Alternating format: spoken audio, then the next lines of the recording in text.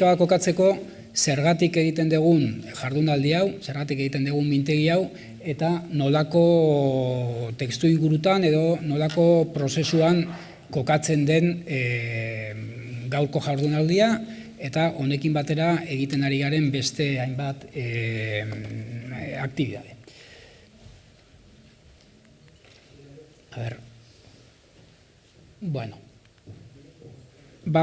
lehenengo, hasi nahiko nuke esplikatzen pixka bat zergatik egiten dugun mintegi hau, eta zein dan ez bakarrik mintegiaren helburua, baizik eta mintegi honetatik ze nolako mintegi hau eta beste hainbeste aktibitate, ze nolako etekin edo ze nolako produktu edo aterako diran. En primer lugar, decir que se enmarca el... Esan beharra dago, lehenik eta behin, hausnarketa prozesu zabalago baten inguruan kokatzen dela hau. Zeinetan aztertzen ditugu gizarte zerbitzuen kudeaketa eta ebaluaketa. Egia da, bai SISek, bai Foru Aldundiak ikusi zutela beharrezkoa zela aurrera pausoak ematea. Ebaluaketa eta kalitate kudeaketa ereduak nola bideratzen diren aztertzeko. Gaur, zehazki, esperientzia batzuren berri izango dugu, iparraldekoak ezagutuko ditugu, Pirinio Atlantikotakoa, eta baita ere Nafarroakoak. Jakiteko zer nolako lan egiten ari diren, politikan ebaluaketan, kalitatearen kudeaketan, bestelako planen gauzapenean, guztiak oroar lotura bat dutelako ebaluaketarekin eta kalitatearen kudeaketarekin. Beti ere gizarte zerbitzuen arloan. Eta batez ere nahiko genukena da ekarpen bat egin. Eztabaida hor dagoelako, proposamenak egin ditugulako, ebaluaketa tresnak hobetzeko. Programari dagokionez, ezagutzen duzu, baina pixka bat egituraren berri eman nahiko nuke. Esparru orokor bat edo testuinguru orokor bat izango ditugu lehenik eta behin, ez da hori da testuingurua, eta da zergatik eta nola eman aurrera pausoak Gipuzkoako gizarte politiken ebaluaketa sistema baterantz. Horretarako hainbat esperientzia eta tresnaren berri izango dugu. Eta eskarmentu bakoitzetik edo esperientzia bakoitzetik bere ikuspegitik azalduko digute. Beti esan duan bezala, ebaluaketarekin eta kalitatearekin lotuta, gizarte zerbitzuetan. Eta amaitzeko mai inguru bat izango dugu, edukiko dugu Pirinio Atlantikotako departamentuko ordezkari bat, baita ere Gipuzkoako Foru Aldundikoa eta Nafarroako gobernukoa, eta azalduko digute pixkat, zer nolako hildoak dituzten martxan, zer nolako jardunbideak kasu honetan, eta berriro diot, ebaluazioarekin eta kalitatearekin lotuta. Eta testuinguru pixka bat eman nahiko nuke. Zer nolako lana egiten ari gara SISan, zer aldaketa gertatzen ari dira. Gizarte zerbitzuen ebaluaketa eta kalitateari dagokionez. Baude joera batzuk, zeregin batzuk, tresna batzuk eta egitura batzuk, aipatu nahi dituanak batez ere hori buruz eztabaidatuko dugulako gaur martxan jartzen dugun lan honetan. Batetik iruditzen zait gero eta interes handiagoa dagoela, politika publikoen ebaluaketari dagokionez. Lehen agian etzenen bistakoa, baina ikusten ari gara gero eta argiago. Eta batez ere, gizarte zerbitzuen arloan ikusten ari gara, egin batean COVID-ak bultzatuta, ikusi dugulako zer nolako arreta erakarri duen mendekotasunaren arretarako zerbitzuetara, baina baita ere, gero eta handiago delako oroar arreta ebaluatzeko interes hori. Eta nire iritziz badaude lau aldaketa nagusi gure ingurunean. Eta gure inguruko jardunbideetan eta politiketan ikus dezakegu, Gipuzkoan ere ikus dezakegu.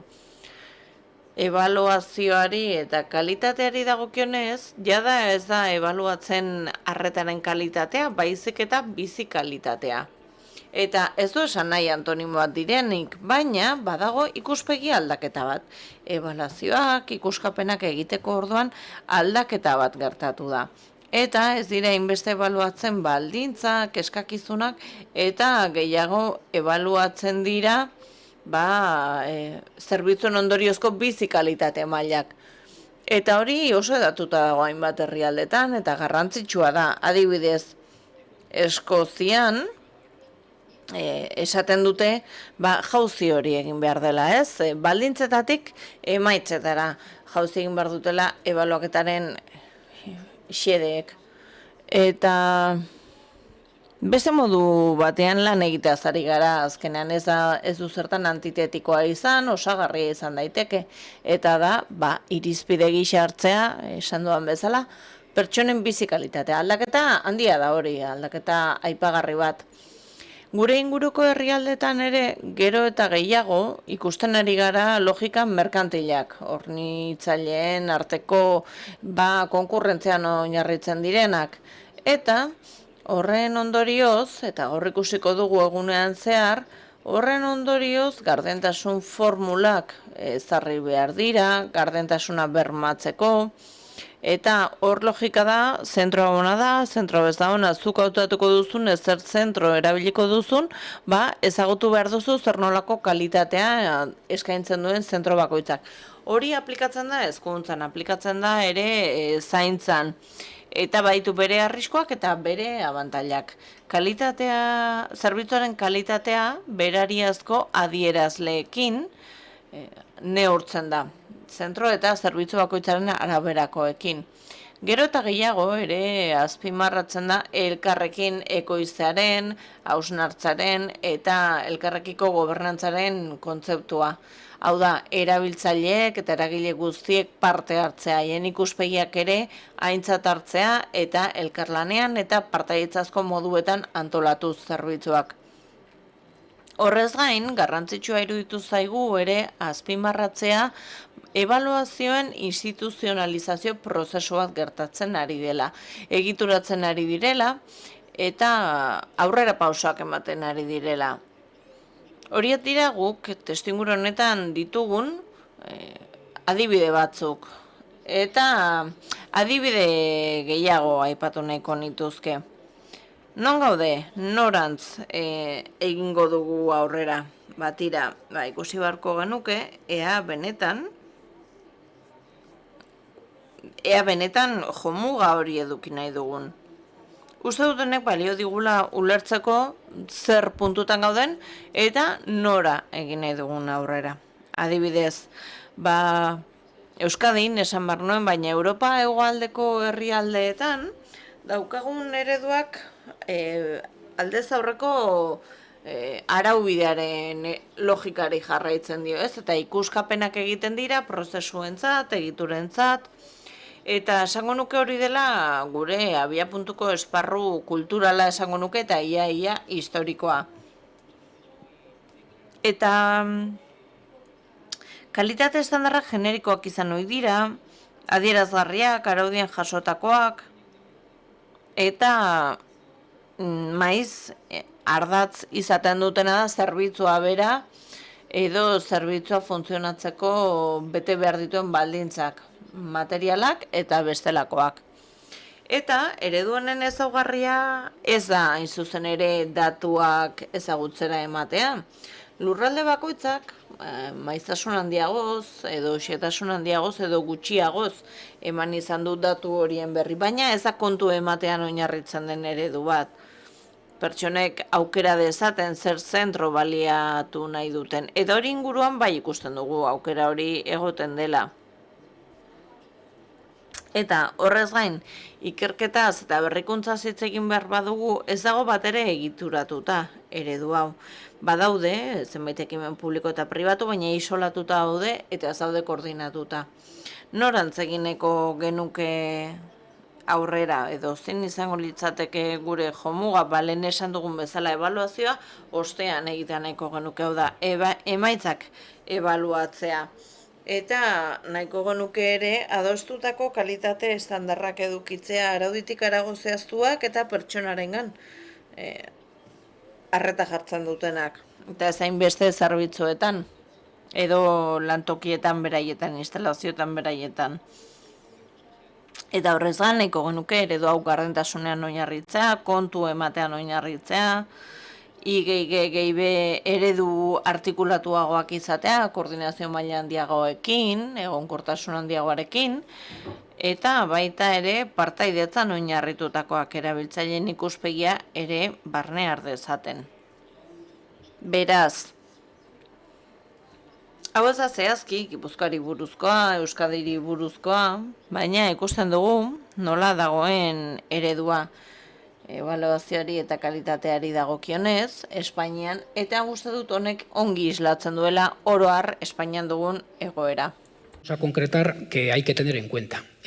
Por una Horrez gain kontuan hartu behar dugu, zenbait garapen egon direla, legeetan, aurreproiektuetan, eta horren adibidea estatuko administrazio orokorraren politika publikoen ebaluazioa instituzionalizatzeko lege aurreproiektua.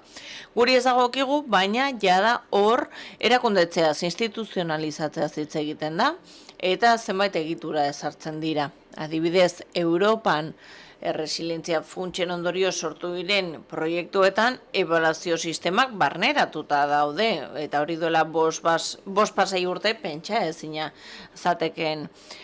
Bestalde, badaukagu ere, oraindik aurrera pauso handirik izan ez duena, baina EAen esku hartze publikoak ebaluatzeko sistema sortzeko proiektua.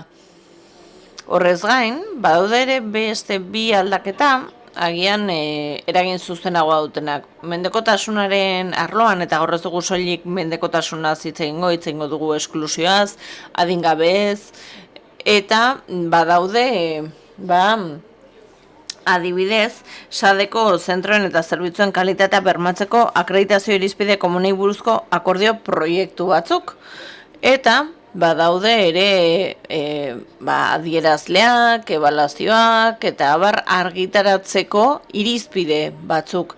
Ezagutzaren kudeaketa objektibo bat egin ahal izateko, mendekotasunaren arloan ere, eta Gipuzkoari dagokionez, baditugu alderdi zehatzago batzuk azpimarratu ditzakegunak, eta gaurko mintegia ere horrekin lotuta dago.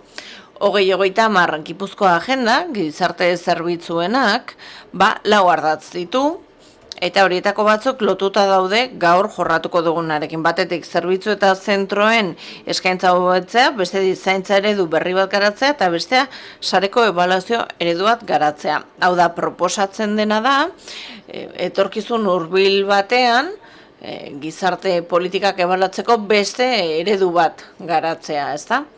Beraz, hortik abiatuta, beharrak, aukerak ikusita, ikusten dugu zehaztasun maila handi batera iritsi gaitezkela. Eta egia da, askotan hitz asko erabiltzen ditugula, gai hau ez hitz egiten dugunean, gauzak nahasi egiten direla, eta askotan beste hizkuntzetako testuak irakurtzen ditugunean ere, ikusten dugu izendapenetan aldaketak daudela. Eta azken batean, esan nahi duguna gauza bera izan ohi da, ez? Beraz, hemen beste eskema eztabaidagarri bat proposatzen dizuet. Pixka bat hitz egiteko Gipuzkoan sor daitekeenaz. Bere garaian bi funtzio mota bereizten genituen gogorrak, hau da, administrazio publikoenak direnak eta ez beste erakundenak, eta gero baude bigunak. Eta horiek egin daitezke administrazioetatik edo beste erakundeetatik. Gaur, aipatuko ditugun gaiak lehenengo zati honetakoak dira, funtzio horiekin lotutakoa daude. Eta garrantzitsua da, gauza bakoitzari bere izenez deitzen. Batetik badago arauak sortzea, bestetik baimenak ematea zentroei, ikuskaritza, azken batean eskumena denarena delako, akreditazioa, zentroena eta profesionalena, itunketa zentroekin, zerbitzuak garatu nahi direnean kanpoko kudeatzaileen bidez, kexak eta erreklamazioak kudeatzea eta zehapenak ezartzea. Hau egiten da, jada, eta jada hobeto egin daitekela, beste modu batera egin daitekela, baina hori jada egiten ari gara. Eta gero badaude esan bezala, funtzio bigun izena hartu dutenak. Eta hauek esan bezala, ez ditu soilik administrazioak egin behar, beste erakundeak ere egin dezakete. Eta hor sartzen dira, ikerketa, prestakuntza, laguntza eta aholkularitza, arreta ereduak ezartzeko orduan, batez ere, aldaketak egiteko orduan, eta zerbitzuak ematari dagokionez, baita ere gida eta estandarrak prestatzea, eta esango nuke hori dela gehien landu duguna hemen Euskadin. Lotesleak ala ez, asko landu dira. Gidak, irizpideak, zuzentarauak garatu dira, eta adibidez Frantzian badute horretan tradizio handia, eta hemen Euskadin, Espainian gidak egiten dira, estandarrak garatzen dira, baina ez dute izaera loteslerik, ez dute arau mailako derrigortasunik beste herrialdetan gertatzen denaren kontra. Emaitzak ebaluatzen dira, zerbitzuen efizientzia ikusteko, eta informazioaren kudeaketari dagokionez estatistikak, adierazleak eta abar sortzen dira eta erabiltzen dira, eta Erresuma Batuan, Alemanian, adibidez Alemanian, Eskozian, Estatu Batuetan, edozein herritar mapa batera sartzen bada, eta ikusten badu egoitza zerbitzu bat, eta sartzen bada egoitza horren atalean, zuzenean ikusi ahal izango ditu, ebaluak eta txosten guztiak, ikusi ahal izango ditu, zentroaren kalitatea adierazleak, langileen datuak, ikusiko dute, eskura dagoen informazio guztia, eta ez da informazio gutxi, Eta horren atzan dagoen logika da, elkarren artean lehiatzen ari direla, zentroak iruditzen zaie horre kalitatea bultzatzen duela, eta iruditzen zaie gainera kalitatea informazio eskuragarri jartzarekin lotuta dagoela. Ikusi beharko genuke, ea logika hori interesatzen zaigun, ea tresna horiek baliatu nahi ditugun. Azkenean kontuan izan behar dugu hori badela, norabaiteko TripAdvisor bat, edo Google bezalako zerbitzu bat, ez da? Non egoitza batek badituen 4 izartxo edo 5, eta gertatzen dena da, badagola literatura handia, ez? Atzetik. Eta nolabaiteko funtsa dutela izartxo horiek. Iruditzen zait horren inguruan hausnartu beharko genukela erabakitzeko ea balio diguten, ala ez, azkarrago noa, denbora gortzen ari zaiteta. Badago ere kalitatearen ziurtapena egiteko hainbat modu, Euskalit hor dago, ISOak hor daude, FQM-ak, eta aurrera pauso handiak egin dira, kasu batzuetan gainera modu oso eraikitzailean kalitatea kudeatzeko, eta hori izan da zuzen ere kalitate egileen bitartez. Eta horrez gain, badago ere sentsibilizazioarekin eta difusarekin lotutako guztia, eta berrikuntzaren sustapenarekin. Gaur, biei buruz hitz egin nahiko nuke agian nahastuz, elementu batzuk eta besteak, funtzio hori guztiei buruz hitz egin nahiko genuke gaur. Bai gogorraz eta bai bigunez. Eta badago beste elementu bat, eta niri garrantzitsua iruditzen zait, eta batzuetan zentro hauei, zentro traktore esaten digu, baina badira zentroa, plataformak, sareak, egitura, bakoitza bere itxura hartzen du, bakoitza bere funtzioa ditu, baina oroar, hasten bagara begiratzen gure inguruko herrialdetan, gero eta gehiago aurkituko ditugu ebaluaketan diharduten egiturak, erakundeak. Eta hemen adibide batzuk ikus ditzakezu, eta desberdinak dira, eta azalduko ditut desberdintasun horiek pixka bat gainetik. Baina, hainbat herrialdeetan, adibidez, Katalunian ibalua daukagu, eta ebaluatzen ditu politika publikoak oso ongi funtzionatzen du, interes handia sortzen du, daukago adibidez Care Quality Commission, hori da Erresuma Batuko zerbitzuak ebaluatzeko, eta horrez gain laguntza, aholkularitza, ebaluaketa, ziurtapena, ikerketa, berrikuntzaren sustapena lantzen dituzte. Alemanian, Suedian, Euskadin, adibidez Arabako Foru Aldundiak ez dauka zentro bat, baina badauka egitura bat. Ekimenak aurrera eraman direlako kalitatea hobetzeko Euskadin ere gure lurraldearen baitan. Eta esan nahi duena da, daudela zentro nahiko potenteak mundu osoan zehar, eta hainbat zereginekin gainera baude estatu mailakoak, eskualde mailakoak, batzuek arreta jartzen duten herri politiken ebaluaketa orokorrean, IREFek, Ibaluak, gastu publikoaren kudaketa egoki bat bermatu nahi dutelako, eta beste batzuek kalitatean jartzen dute, arretaren kalitatean, bai zerbitzu sozialetan eta bai osasungintzan. Adibidez, Andaluziako osasun zerbitzuen ebaluaketa egiten duen zentroak ziurtapenak ere ematen ditu eta estandarizatu egiten ditu ere lanerako prozedurak, adibidez gizarte zerbitzuetan aplikatu daitezkenak. Eta adibidez herrialde nordikoetan baditugu ere lan hori egiten dutenak. Suedian eta Alemanian ebaluaketa eta ikuskaritza bi erakunde desberdinek egiten dituzte, batzuek ebaluaketa egiten dute eta beste batzuk ikuskapena, bi zeregin desberdin ikusten dituztelako, interesgarria ez da, eta beste kasu batzuetan ziurtapena, ebaluazioa, ikerketa zentro berberak egiten du. Eta beste zentro batzuek egiten dituzte ere informazioaren zabalkunde lanak eta sentsibilizazio lanak. Testuinguru honetan eta 5 minutu behar ditut amaitzeko. Guk etorkizuna eraiki zen think tanken jorratu dugunarekin batera eta aldundiarekin berarekin elkarlanean, 2030ko agenda jarraituz, sareko ebaluaketa sistemak hobetzeko lan egiten ari gara, ezta? Sistema bat garatu ahal izatea izango litzateke xedea, proposamen bat egin ahal izatea, Gipuzkoako gizarte zerbitzuak eta politikak ebaluatu ahal izateko. Eta badaude abiapuntuko elementu batzuk, argi egon daitezkenak, batzuk eztabaidagarriagoak dira, beste batzuk ez zain eztabaidagarriak, ezta? Adostasun maila handiago izango dute. Eta jardunaldi honekin eta aurrerago egingo ditugun beste batzuekin, bilatzen duguna da esperientzien berri izatea, irizpideen berri izatea, eta oraindik eztabaidatzeko dauden gai horiek eztabaidatu ahal izatea, dena jorratu ahal izatea, ezta?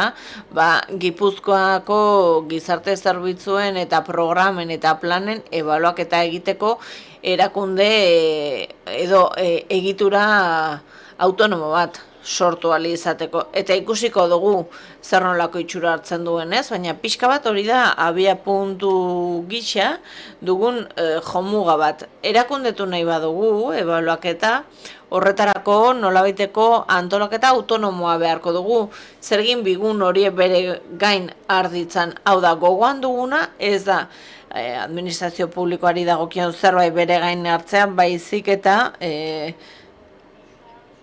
lantzea jardunbide egokien edapenarekin eta bestelako alderdiekin lan egingo duena.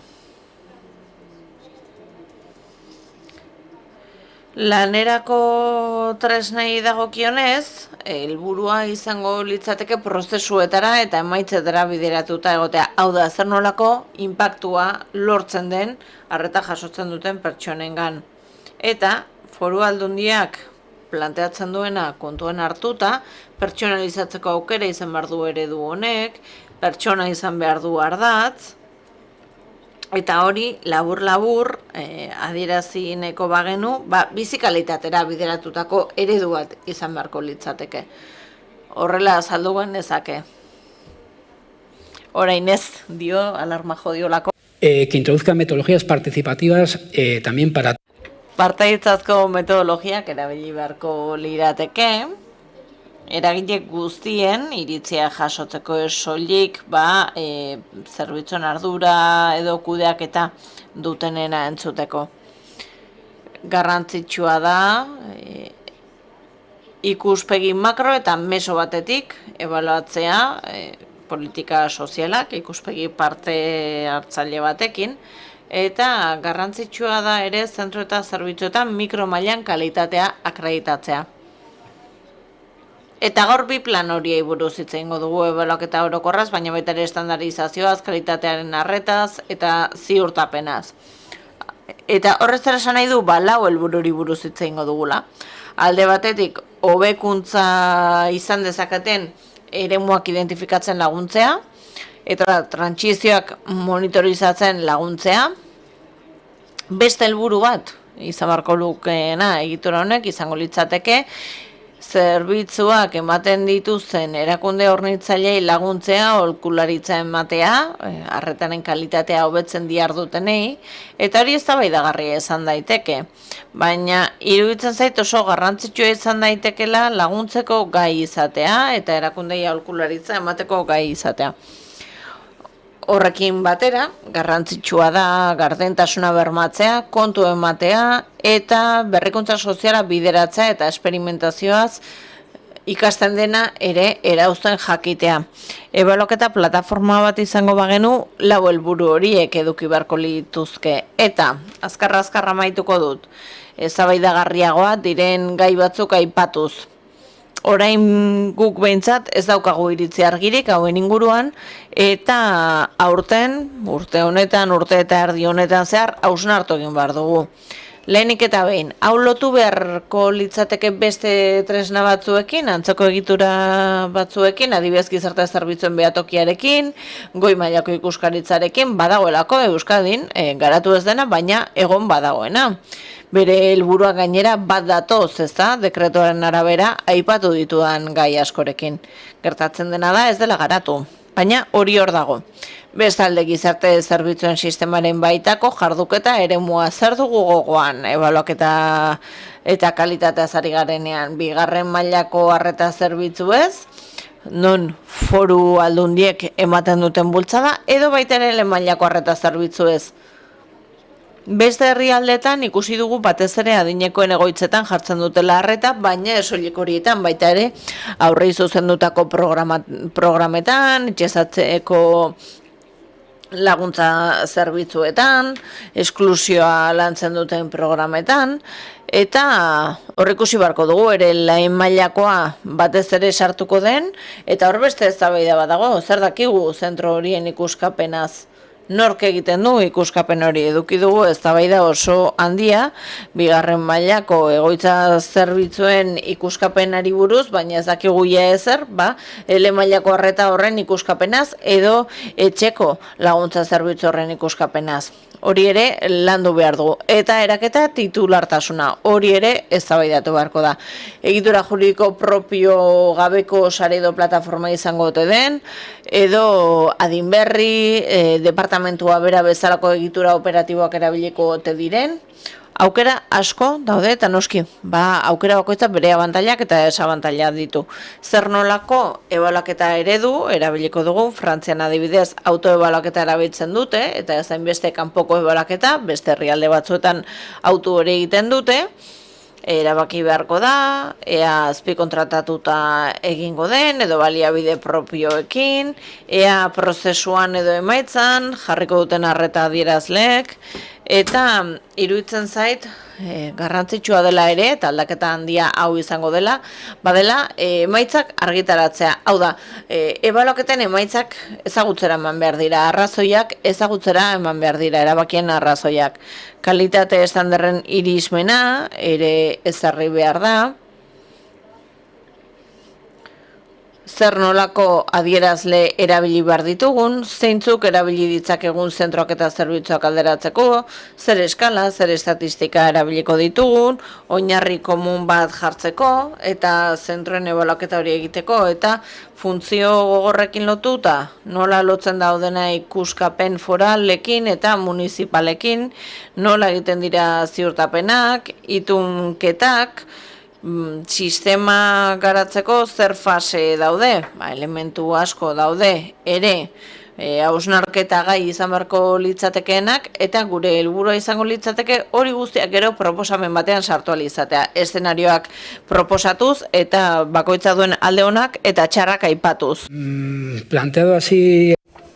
Hau guztia, harin batean planteatuta eta azkar eginda, adierazten nahi izan zuet zein den gure esparrua edo markoa, gure jardunaldi honen markoa. Eta orain, hemendik aurrera, mahai inguru bat abiaraziko dugu eta bertan parte hartuko duzuenok igo zaitezkete gultzara, zuen aurkezpena egin dezadan, mahai inguru bat antolatuko dugu, bertan 6 erakundetako ordezkariak izango ditugu, Gipuzkoa, Nafarroa eta iparraldetik datozenak.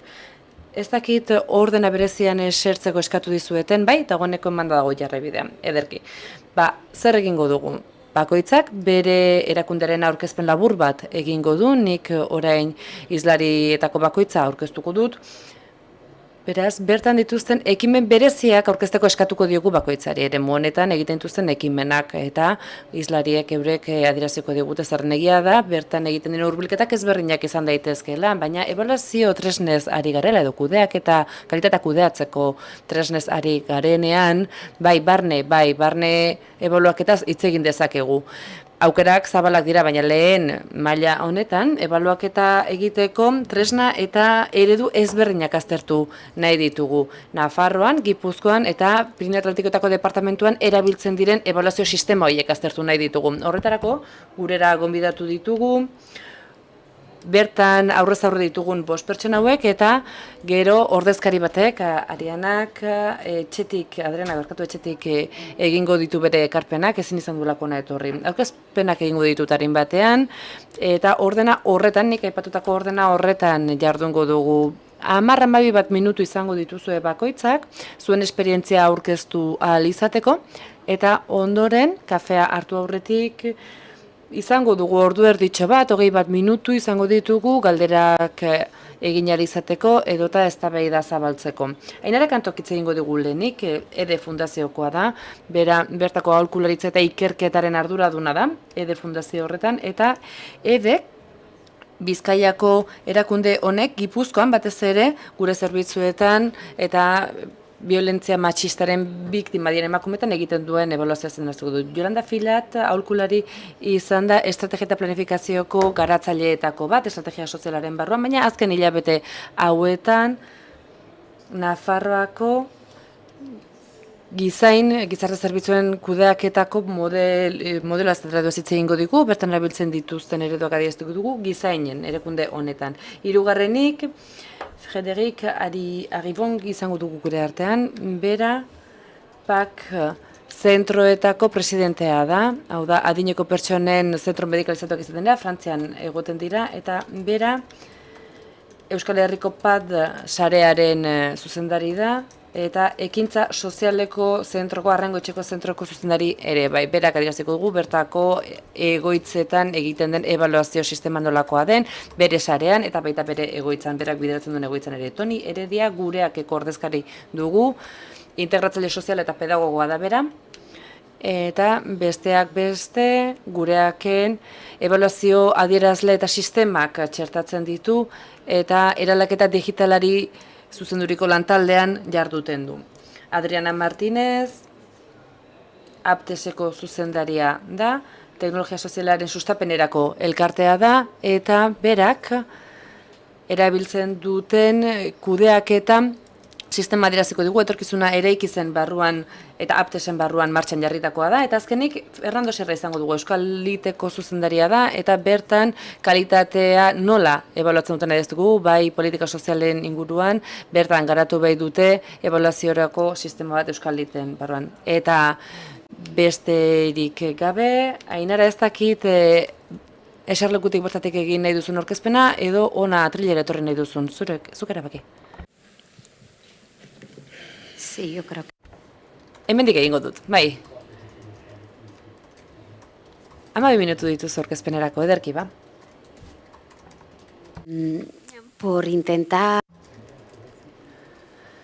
Egunon, Josebek epatutako denbora muga hori betetzearren gure aurkezpena 3 galdera hauetan ardaztu dugu. Zer egin dugun, zergatik eta zertarako, nola egin dugun eta zein izan dira emaitzak, zer lortu dugun. Aipatu moduan, azken urteetan, Gipuzkoako Foru Aldundiak hainbat prozesu jarri ditu martxan ebaluazioari begira, batez ere indarkeria matxista jasan duten biktimei begira egiten diren prozesuek eta guk ikusi dugu proiektu hauek badituztela puntu komun batzuk, hau da, beste prozesuekin. Hau da, aztertu egin behar delenik eta behin ze jardunbide ditugun, eta erabakiak ere hartu behar dira analisi horretatik aurrera, gure ekintzak, gure esku hartze hori ahalik eta gehien hobetzeko eta etorkizunera begira ere balioan jarri nahi ditugu gaur egun martxan dauden praktika egoki edo praktika on hoiek. 2019tik abiatuta gaur daino mugarri batzuk izan ditugu, hor markatuta dauzkazuenak, eta iruditzen zaigu mugarri eta guk aukera bat izan dugula, eta lagundu ahal izan dugu, eta denak konkatenatuta daude, lotuta daude bata bestearekin. Eta hori da, behar bada azpimarratzekoa den ezaugarri nagusietako bat. 2019an ebaluazio sistema bat jarri genuen martxan, ez zen lehenengoa izan, aurretik ere ebaluazio sistemak egin izan ditugu, baina honek zeukan berrikuntza da parte hartzailea dela eta genero perspektiba hori ere kontuan hartzen zuela. Eta beste ezaugarrien artean, eta azalduko ditudan ezaugarrien artean, lehenik eta behin esan ebaluazio mota hau erronka bat zela izan ere lankidetzatik, gure departamentu ezberdinen lankidetzatik jartzen zen. Bertan, emakumen berdintasunerako departamentuak ere parte hartzen zuen, eta denek osagarriak ziren zereginak zituzten, izan ere politika sozialen departamentuak bazituen jardunbideak eta berdintasunaren departamentuak bertako perspektiba, genero perspektiba txertatzea kontuan hartu zuen. Ebaluazio mota berezi honen bidez, beraz, gure erantzunakuk ematen genuen praktika eta erantzunen egokitzapen edo egokitasun maila aztertu nahi izan zen. Eta batez ere, bertako zerbitzuen genero perspektibaren egokitasuna. Eta balorazioa nahiko ambiziutsua izan zen. Izan ere, emaitzen neurketa ere kontuan hartu nahi zen. Ikusi nahi izan zen, gure esku hartzeetan zenbaterainoko arrakasta genukan, hau da neurtu egin zen, eta honek ere eragin izan zuen gero hau aldatu ahal izateko hobekuntza eremuak proposatzerakoan. Ebaluazio egin ondoren, talde bat sortu genuen, bertako hornitzaileen artean, hau da zerbitzuen hornitzaileen artean egindako talde bat, gure gizarte politiken departamentuan. Eta talde honek nolabait hobetu egin nahi zuen bertako hornitzaileen arteko elkarrezagutza, hausnarketa partekatu nahi zuen, eta konfidantza hori sortu elkarren artean horrela, aldaketa horiek martxan jarri ahal izateko. Analisiari begira, interesgarritzak jo ziren aldaketa horiek martxan jarri ahal izateko. Ondoren,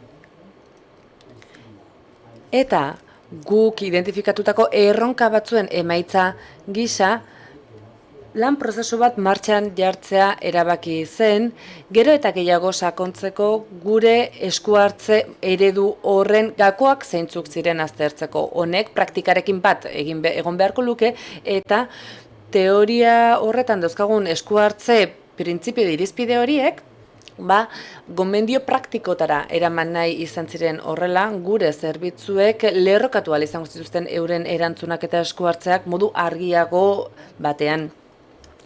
Eta ondoren, egia da oraindik amaitu gabeko prozesu baten barruan gaudela, baina beste adierazle mota bat jarri zen. Hau da, guk jarraipen sistema bat diseinatu nahi izan genuen, sistema horrek neurketak hobetu ahal izateko helburuen artean, erabaki genuen, benetan gure esku hartzak neurtu ziteken sistema bat behar genuen. Gure estandarrak betetzen genituen neurtu nahi genuen, emaitzetara iristen ari ginen aztertu, bertako erabiltzaileen artean, eta era berean identifikatu egin nahi genuen zeintzuk ziren zantzurik esanguratsuenak edo nabarmenenak. Eta horrela, datu bilketa horretan irizpide guztiak bateratu nahi izan ziren. Nola eraman genuen hori guztia aurrera?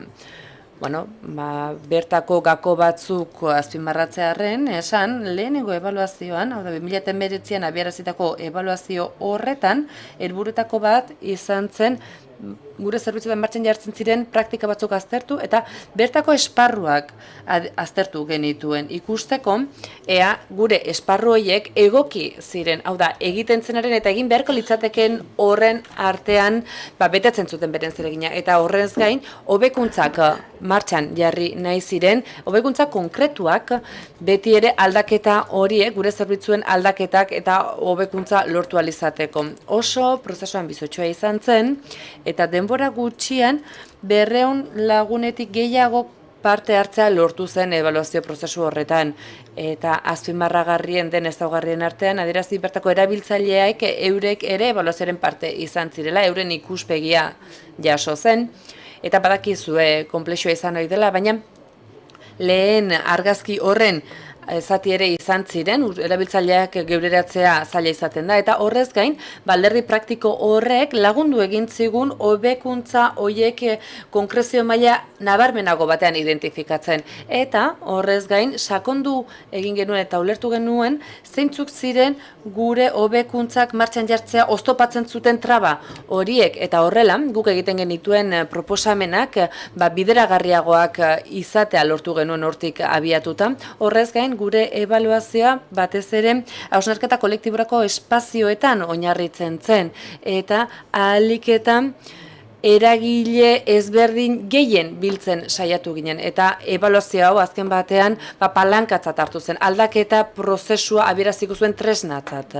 eta eraldaketa hori bideratuko zuen palankatzat dio moduan zertu zen. Eta behin lehen ebaluazio hori egin ostean, erronkak sortu ziren, eta guk aukera hori baliatu genuen, hau da, hornitzaile talde hori sortu genuela, baliatu genuen, ondoren talde hori, horri beste bi erronka horiek erazteko. Hemen, menditontor baterako bideia bat gisa irudikatu nahi izan dugu, eta ikusten dugu hor nola lantalde bat, bertako Foru Aldundiko ordezkariekin batera, eta hornitzailean egiteko, elkarrekin sortuz, prozesua partekatuz, nola, pixkanaka, ebaluaziotik abiatutako erronka horiek lortzen joan den.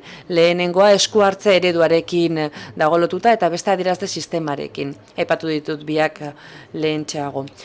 Gure tontorrerako bide horretan estrategia ezberdinak erabilizi den metodologiak noski aztertu egin dugu dokumentazioak zertzioen, esparru ezberdinek eta referentzia ezberdinek zertzioten aztertu genuen, ze euskarri izan genitzakeen identifikatu genituen, baina horrez gain elkarrekin sortzeko prozesu parte hartzaile horretan hausnarketa bat ere bideratu zen, praktikan oinarritutakoa, hori izan da lehen ebaluazioak eta batez ere ondorengo bi prozesu hauek izan duten ezaugarri esanguratsuena, eta pentsatu dugu eta iruditzen zaigu ezagutza hori praktikan bertan dagoela, eta prozesuak lagunduz, prozesuak babestuz, bideratu dugula, eta horrela praktikan dauden horiek ezagutza bera sistematizatu aldezakete eta banatu.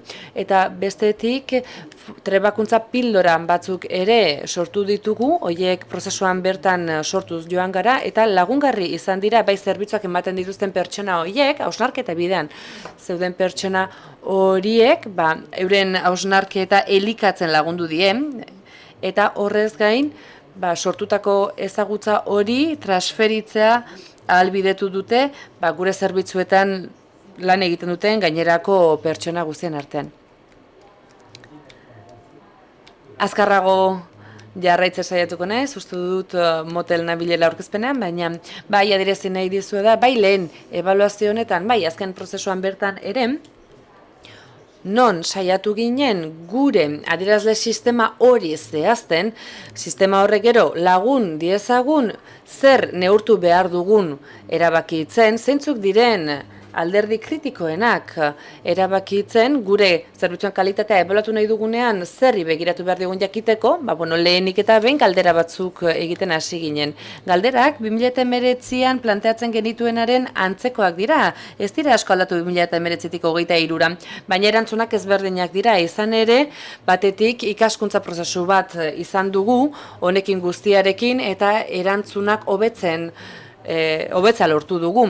Azpimarratu dugu zeintzuk diren adierazlerik egokienak, baita irizpideak nola zehaztu ditugun ere, adierazle horiek ez bakarrik mikro adierazleak baizik eta meso adierazleak ere lortu ditugu, eta Josebak esaten zuen moduan zentratu gara gure prozesuetan aztertu dugu zer egiten ari garen, eta horrez gain emaitzetan ere jarri nahi dugu gure begirada.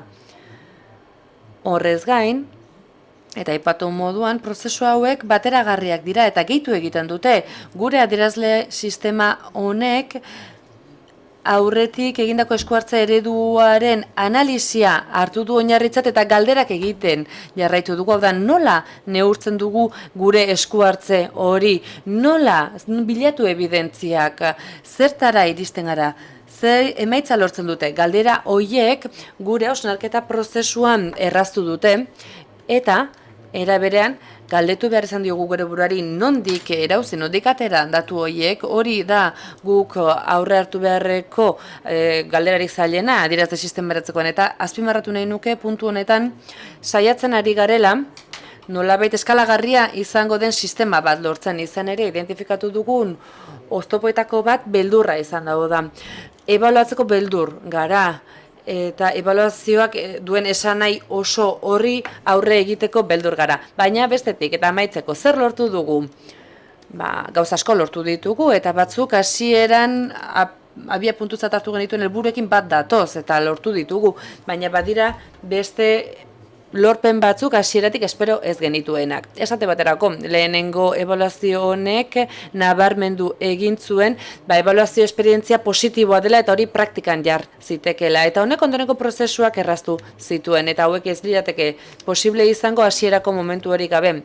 Ze beste emaitza lortu dugu, kontzientziazio bat lortu dugu. Ohartu gara, garrantzitsua dela hornitzaile talde hori hasieratik izatea ondoren elkarrekin sortzeko prozesu hori izateko. Eta behin talde hori, lantalde hori hasieratik edukitzak prozesuak martxan jartzea errazten du. Eta horrela, era berean, konfidantza lortzen badugu elkarren artean, elkarren arteko gobernantza kolaboratibo horretan aurrera egin alezakegu sektore pribatu eta publikoaren arteko kolaborazioa errazten dugu. Horrez gain, pauta konkretu batzuk ere zehaztu ditugu eta printzipioz hitz egiten dugunean, sarritan iruditzen zaigu erraz adoptatzen ditugula eta geureratzen ditugula printzipio horiek, baina sarritan ez dakigu oso zehatz ze kontzeptu zari garen hizketan, eta bestetik aipatu sistema honek lagundu egiten digula datuak identifikatzen, datu nabarmenenak esanguratsuenak zeintzuk diren jakiten, zer esanei izan dezaketen ulertzen, eta iruditzen zaigu, azkenik, zer da gehien merezi duena, eta hau esan beharra daukat. Iruditzen zaigulako asko ikasi dugula prozesu honetan, eta erabilgarri izan daitezkela besteentzat ere. Ulertu dugu eta ikasi dugu, ikuspegi ezberdinak inkorporatuko dituzten eragile ezberdinak izatea oso ideia ona dela. Profesional ezberdinak behar ditugu. Gure zerbitzuetatik kanpo, gurekin parte hartzen duten erabiltzaileak parte hartu behar ditugu. Horrez gain partekatutako espazioak lortu behar ditugu. Bertan elkarrentzako ezagutzak ezagutu eta non elkar banatu ditzakegun gure jarrerak, gure esperientziak eta honek gero adierazleetara pausoa eman. Horrez gain elkarrekin egindako lana artikulatu egin behar dugu, bai Foru Aldundiko departamentu ezberdinetan eta baita hornitzaile eta diputazioaren artean ere. Honek gure ikuspegia eta enfokea lerrokatzen laguntzen du. Horrez gain gure ezagutza praktikoa baliatu behar da. Bestetik inbertsioak egin behar dira informazioa biltzeko dauzkagun tresnetan. Izan ere honek murriztu egiten du esfortzua. Badakigulako ebaluazio batek esfortzu handia suposatzen dura eta jarrepen batek ere bai honek simplifikatu egin daiteke. Horrez gain gure tresnak pixkanaka perfekzionatu joan behar dira, eta egia da perfektua dena, ona denaren etxai dela, beraz pixkanaka joan behar dugu.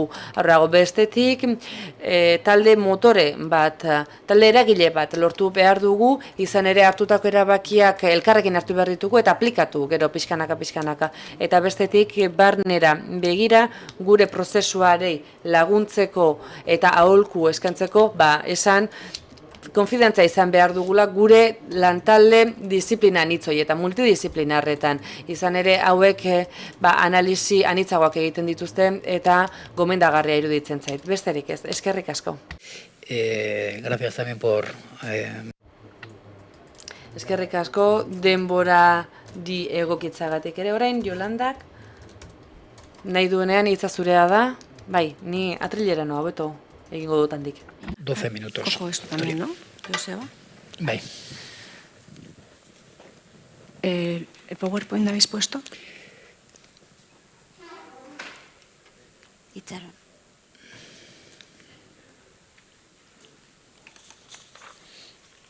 Ahí tienes. Vale, bueno, pues Egunon, bonjour.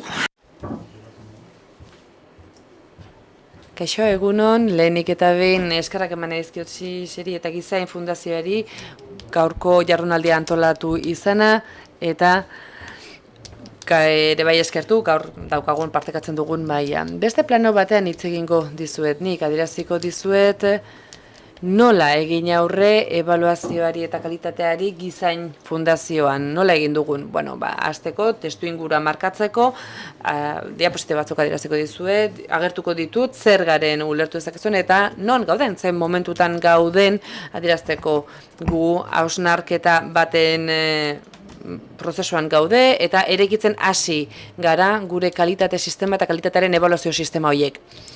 Gizain Fundazioa gaztea da, 2019an sortu zen. Eta lehen kafe hartzen ari ginela ere, komentatu dugu, hainbat erakundek 65 urte betetzen dituzuela, gu 2019ko urtarrilean sortua gara, beraz urte gutxi batzuk baino ez dauzkagu. Eta sortu zen Nafarroako gobernuaren itun edo akordio batetik eta instrumentala den erakunde bat da. Hau da, bertako gizarte zerbitzuen departamentuen menpe gaude. Hau da, gure misioa zein da? Departamentuak, giza eskubideen departamentuak bere politika eta zerbitzuetan markatutako hori eta betearazteko eskatzen digun hori bete behar dugu. Beti ere gure, zer eginetan baldin badago, gure estatutuen barruan baldin badago eta haien arabera guk zentroen prestazioa eta kudeaketa egin behar dugu, bai giza zerbitzuen zentroena eta kasu honetan, Nafarroaren kasuan, giza zerbitzuen zerbitzu hauek gure gizarte sistema honen barruan, honetan ergitzen dira 6 areak. Eta 6 are horietan bakoitzetan zentro bat dago eta horrela artikulatzen dira. Lehen arreta artikulatzeko sistema bat dira. Eta sistema hauek zehatzago lehen arreta ematen dugu eta osatu egin nahi dugu oinarrizko giza zerbitzu horiek, espezializatutako zerbitzuak eskainiz eta gertuko zerbitzuak eskainiz. Hori da gure fundazioaren foko nagusietako bat. Bigarrenik adin txikikoen arreta daukagu eta gazteen justizia arreta ere bai. 2019tik aurrera gure fundazioak hainbat zerbitzu hartu ditu bere gain pixkanaka eta subrogazioa ere erabili dugu eta aurretik zerbitzuiek eskatzen zituen langileak subrogatu ditugu eta 2 ardatzetan lan egiten dugu eta antolatzen ditugu zerbitzu hauek. Batetik dauzkagu, batez ere gizarte zerbitzuen sistemari loturikoak, eta hor daude zerbitzu horiek, eta bestetik beste baliabide espezializatu baten analiziak eta ebaluazioa egin beharreko zerbitzuak ere dauzkagu. Eta 2019ko apiriletik aurrera jarri genuen martxan gure administrazio eta kudeaketa zerbitzua eta 2019ko maiatzetik duela hilabete bat arte, hainbat zerbitzu batu dira gurera. Bai adin txikikoen zerbitzua esate baterako, eta horrez gain, 2022ko maiatzean, tuterako gizarte zerbitzuen zentroa ere batu zen gurera. Eta horrela, pixkanaka gizarte zerbitzuak eskaintzen dituzten zentro ezberdinak gurera biltzen ari gara. Honekin zer esan nahi du, gure erakundea batetik gaztea dela, baina bertako lantaldeak ez dira hain gazteak. Izan ere, profesionalak inkorporatzen ditugu eta profesional hauek badute ibilbiderik aurretik, hainbat prestigio dute, izan ere zerbitzu pribatuetan badute ibilbiderik eta orain kudeaketa publiko honetarako jauzia egin dute pixkanaka. Horrez gain, esan, eraikitzen ari garen zerbitzua dela gurea, eraikitzen eta edatzen ari garen zerbitzu sare bata. Gure organigrama agertzegarrek, gaur-gaurkoz 96 langile gara bertan jarruten dugunak, 75 emakumezko, 11 gizonezko, eta 2021an esate baterako 1700 erabiltzaile hartatu genituen. Gurean ikusten duzuenez, gure egitura dagokionez, patronatu bat dago. Patronatu honen lehendakaritza de presidentzia da giza eskubideen departamentua eta bestetik hor dauzkagu zuzendaritzan eta hauek giza eskubideen departamentuaren baitan daude. Guk bertako area ezberdinetan eskaintzen baditugu gure zerbitzuak. Gero, Natxok, Nafarroko gobernutik adieraziko digu bertako departamentu teknikoa zein den, baina bestetik adin txikikoen inklusio soziala batzen dutena zerbitzuak dauzkagu, eta bestetik bertako ongizate kontseiluak eta Nafarroako gobernuak parte hartzen dute.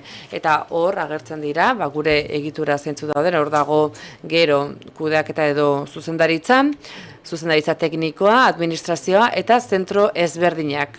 Ikusten duzuen moduan gure zentroetan, batez ere adin txikikoetan erabeen arreta osoa eskaintzen dugu, baita indarkeria biktimoari eta baita lan inkorporazio sozio-laboral horri ere bideratutako zentroak daude. Denak espezializatuak dira, gertukoak dira, eta lehen arreta hori laguntza emateko. Gure gizarte zerbitzu, oinarrizko gizarte zerbitzuei babesa eta laguntza ematen dugu. Hau gutxi gora bera, zuek argazkia izan dezazuen adierazi dizuet, zer garen uler dezazuen, eta orain adieraziko zuet zer egiten ari garen.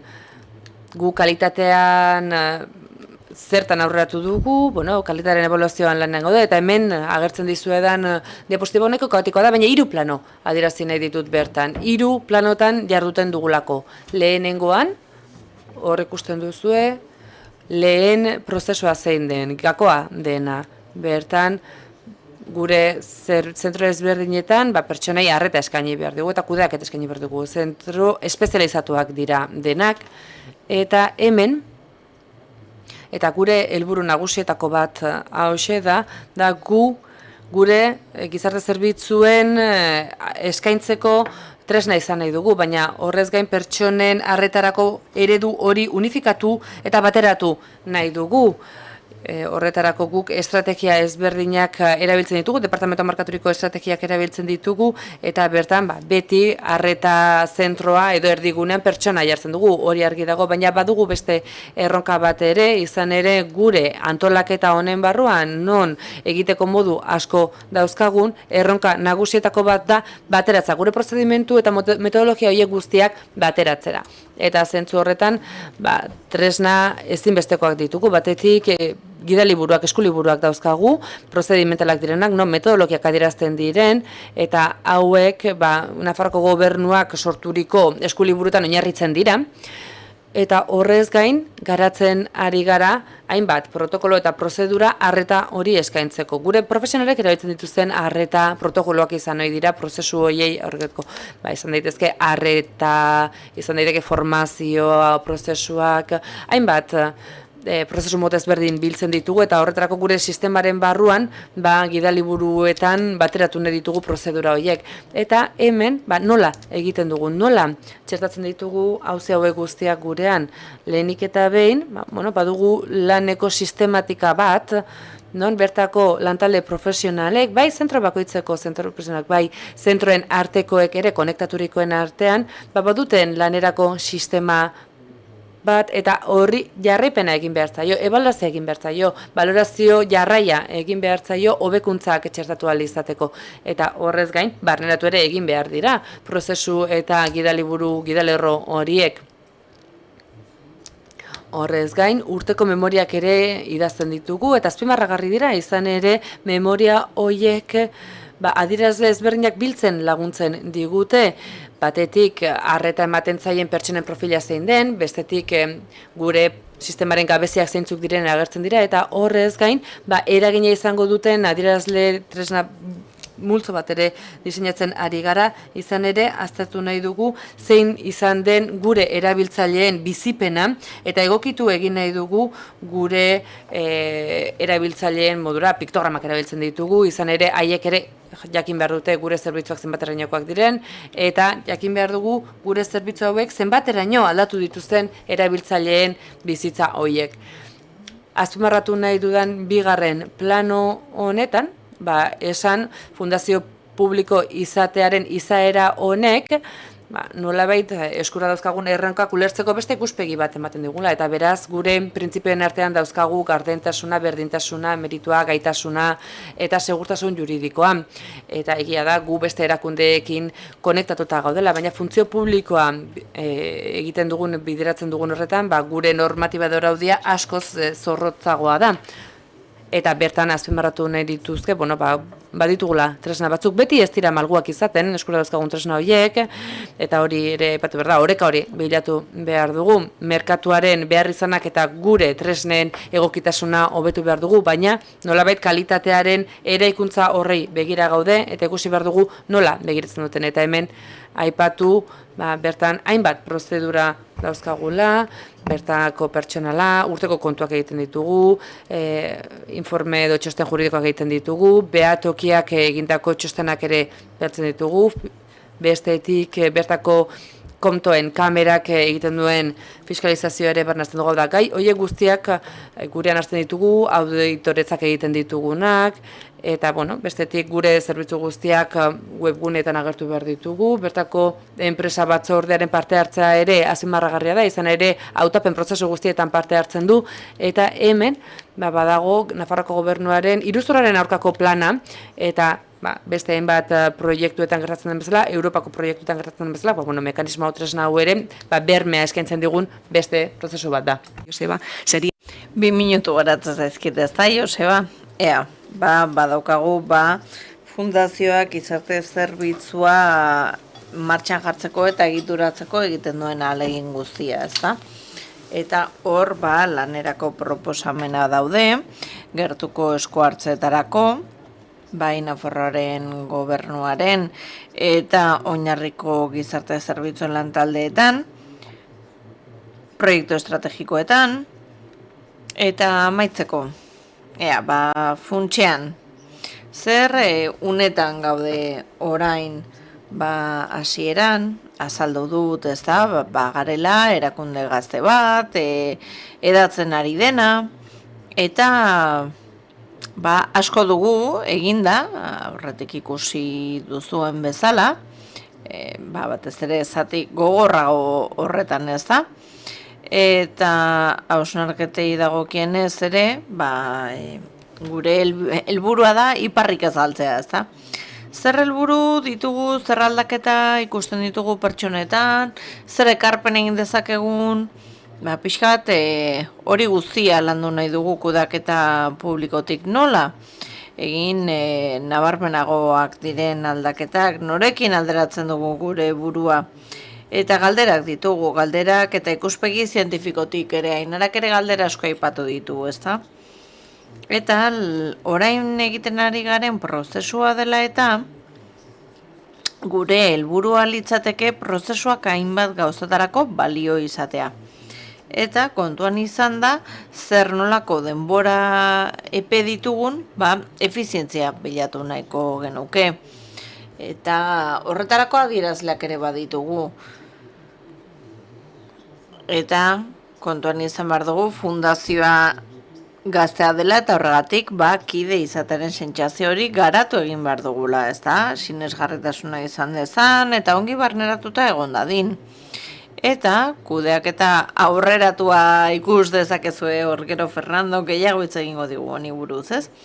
Eta iruditzen zaite pieza hori garrantzitsua dela eta gu ari gara hori jorratzen kalitateko zerbitzu bat eskaini ahal izateko. Eta konektatzeko sortu ditugun lan batzordeak, plan estrategikoaren ondorio sortu direnan, baina baita ere balioko digutenak gure buruari galderak egiten, inpaktuaren eta emaitzen adierazleak garatzeko hori delako gure gabezia handienetako bat. Eta Euskaliten anai txikiarekin egin genuenaren arabera, hala zen, eta gainera aginte panel ongi eratu bat nahi dugu, ez ahazteko zer den garrantzitsuena, ez da? Azken batean hausnarketan guztie parte hartu beharko luketelako eta adierazleak beti hobetzeko tresnak direlako. Eta interes taldeak identifikatu nahi ditugu, hobetzeko aukera eskaintzen duten arloak, eta gu badaukagu egoera privilegiatu bat, hainbat gizarte zerbitzuetako zentroetan gaude, eta horrela herritarrengana iritsi gaitezke, eta horrek abantaila bat dakar, ez eta hori guztia jartzen ari gara ebaluaketaren zerbitzura behatokiaren bitartez. Es todo, eskerrik Muy bien. asko. Eskerrik asko, Hori izan da guztia, eskerrik asko. cumplir. Eskerrik asko Yolanda denbora zorrotz betetzeagatik Frederik nahi duzunean.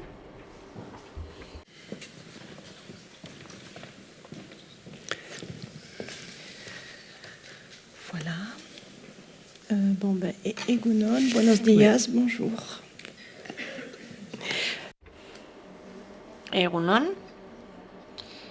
Lehenik eta behin eskerrak eman nahiko nituzke gonbidapenagatik.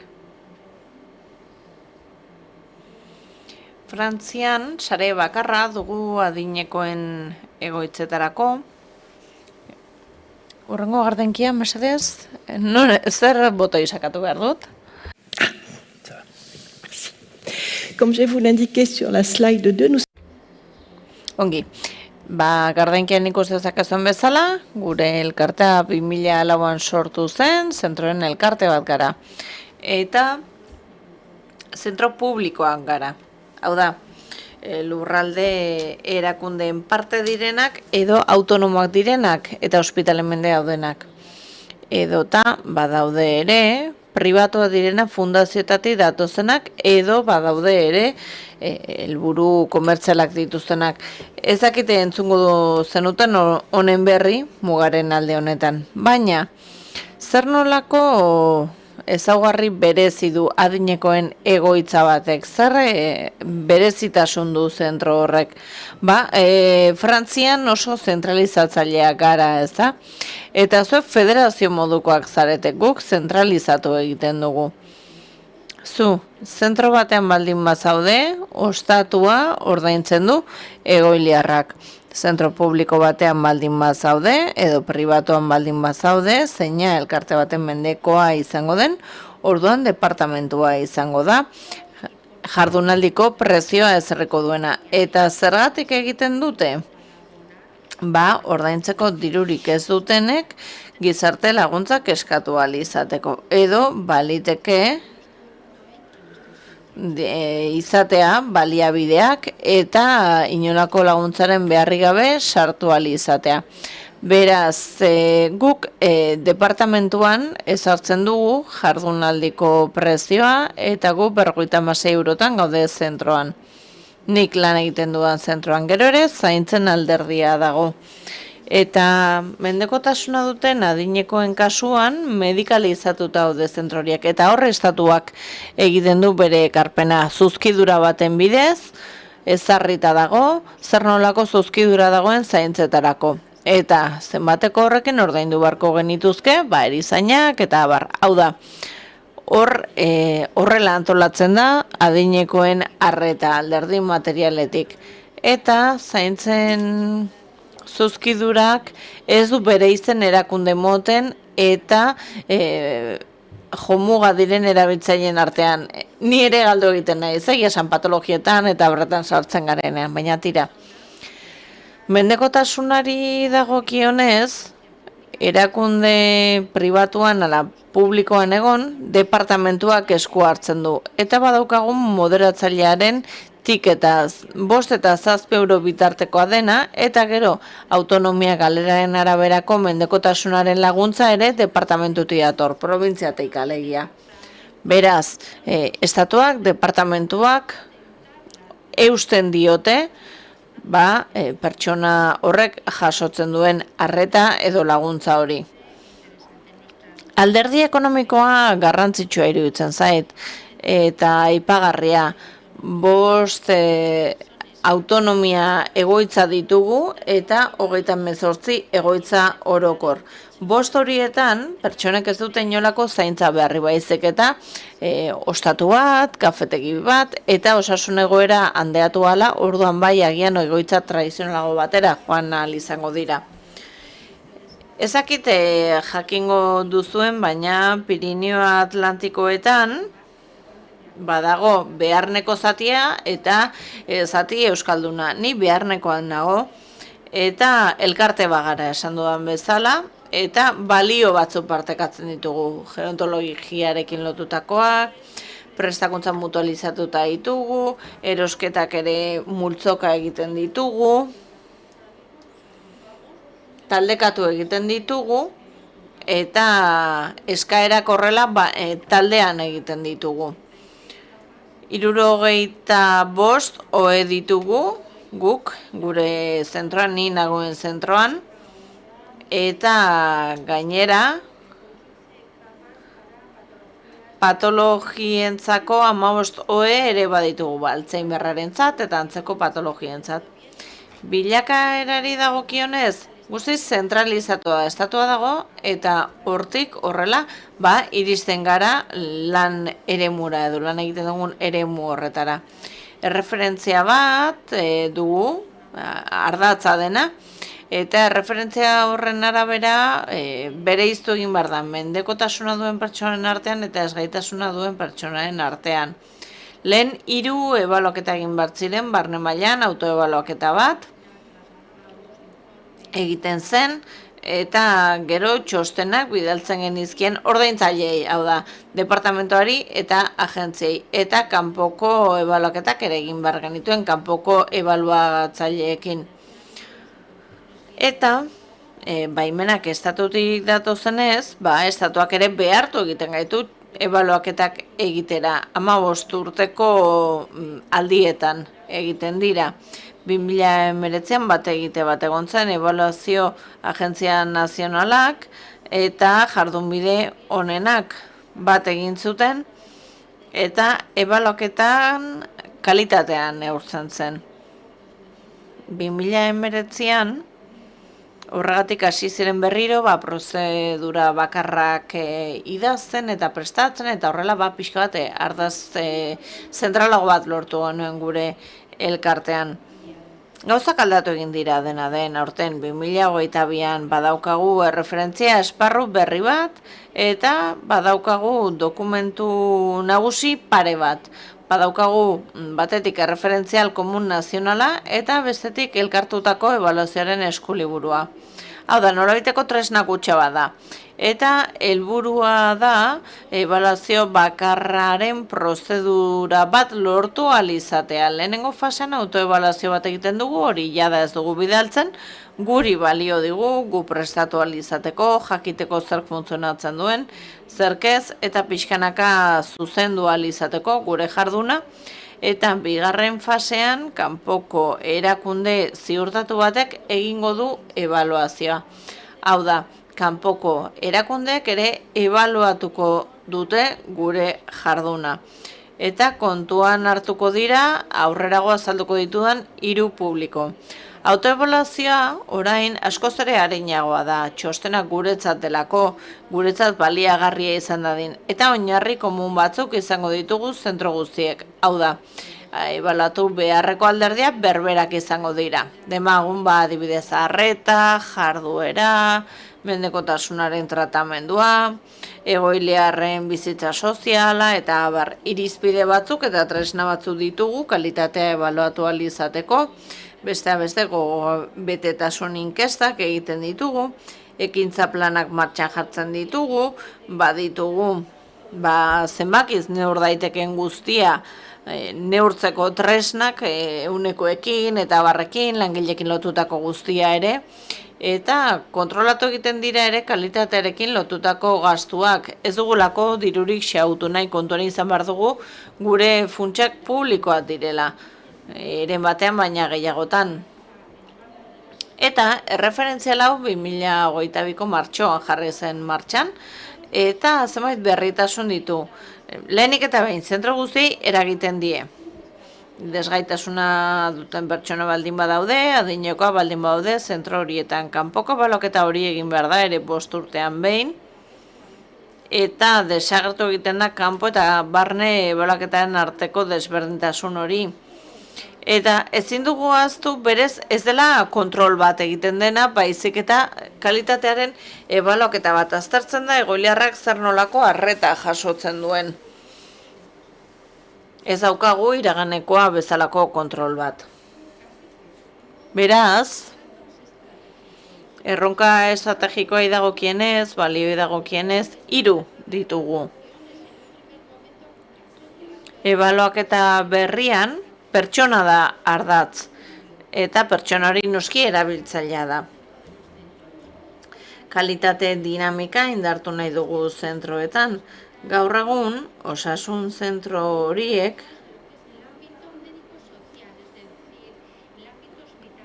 azertzen dute eta lantzen dute ere osasun arloa, ospitalekoa, hor jada egiten dira kalitate ebaluaketak bestelakoak. Eta orain iristen ari gara anbito soziosanitarioetara. Covida baino lehen uste dut arazori partekatu egiten genuela, orain ikusten dugu nola kalitate beharrak gero eta handiagoak diren, langile beharrak gero eta handiagoak diren, eta gero eta zailtasun handiagoak ditugun estandarrak betetzeko orduan. Eta iruditzen zait garrantzitsua dela zentzu bat izatea, jakitea zergatik egiten ari garen gauzak. Eta badaude lehentasunezko 4 balio, batetik egoiliarrak egiteko aukera izatea, oinarrizko eskubideak errespetatzea, pertsonak autonomia galtzen dutelako, baina horrek ez du ekarri nahi eskubideen galera bat. Eta errespetatzen ez direnean zigor kodea dugu. Bestalde, ikuspegi inklusibo batekin lan egiten dugu. Zentroetan integratzeko bai adinekoak bai desgaitasuna dituzena. Orain arte desgaitasuna zuten adinekoak bazeuden babestutako lantegietan eta berretan lanean, eta gaur egun ikusten dugu horiek adin batera iristen direnean beharko dutela bestelako zentro bat, bestelako arreta bat, jada ez direlako gai izango adibidez lan horiek egiteko, eta beraz gure helburua da ikustea ea nola lortu pertsona horiei arreta ematea. Eta adibidez Down sindroma duten pertsonen kasuan ez dute autonomia falta bat, baina adinean aurrera egin ahala behar berezi batzuk sortzen zaizkie. Eta horretan ari gara. Eta beti egiten dugun guztiarekin bilatzen duguna da zentzua izatea gure ekimenek, eta erabiltzaileak adibidez ez ditugu gaixoak izango balira bezala tratatzen. Beraien etxean daude, irteteko eskubidea dute, eta etika horrekin lan egiten dugu.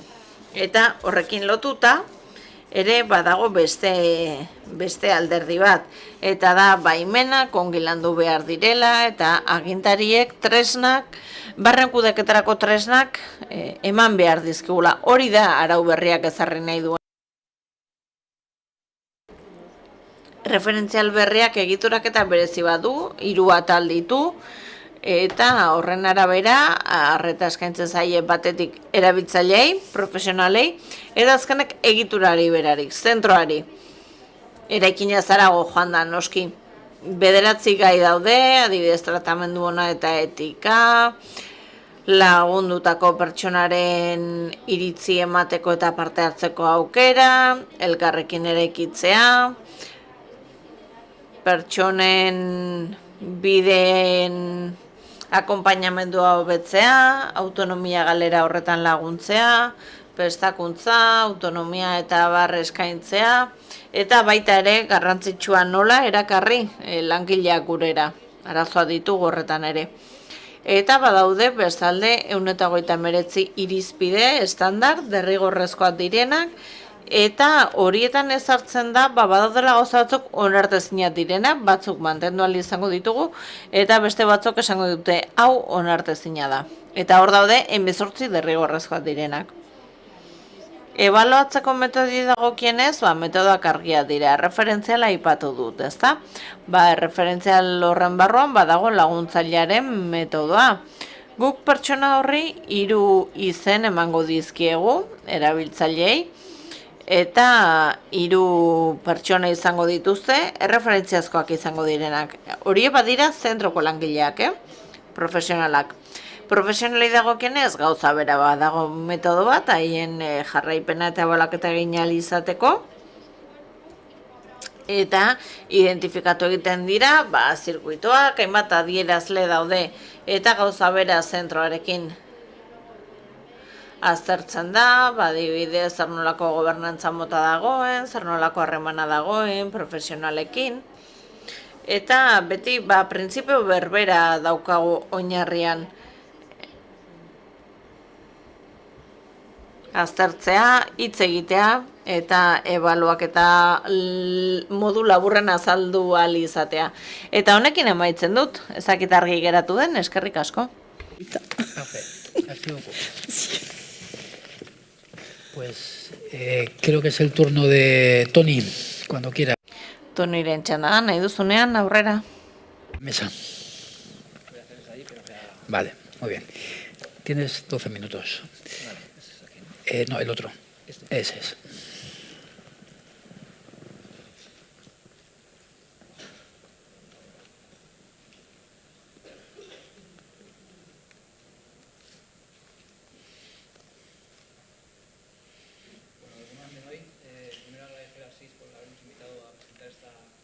Barkatu, baina mikrofonoa ireki behar du, orain bai.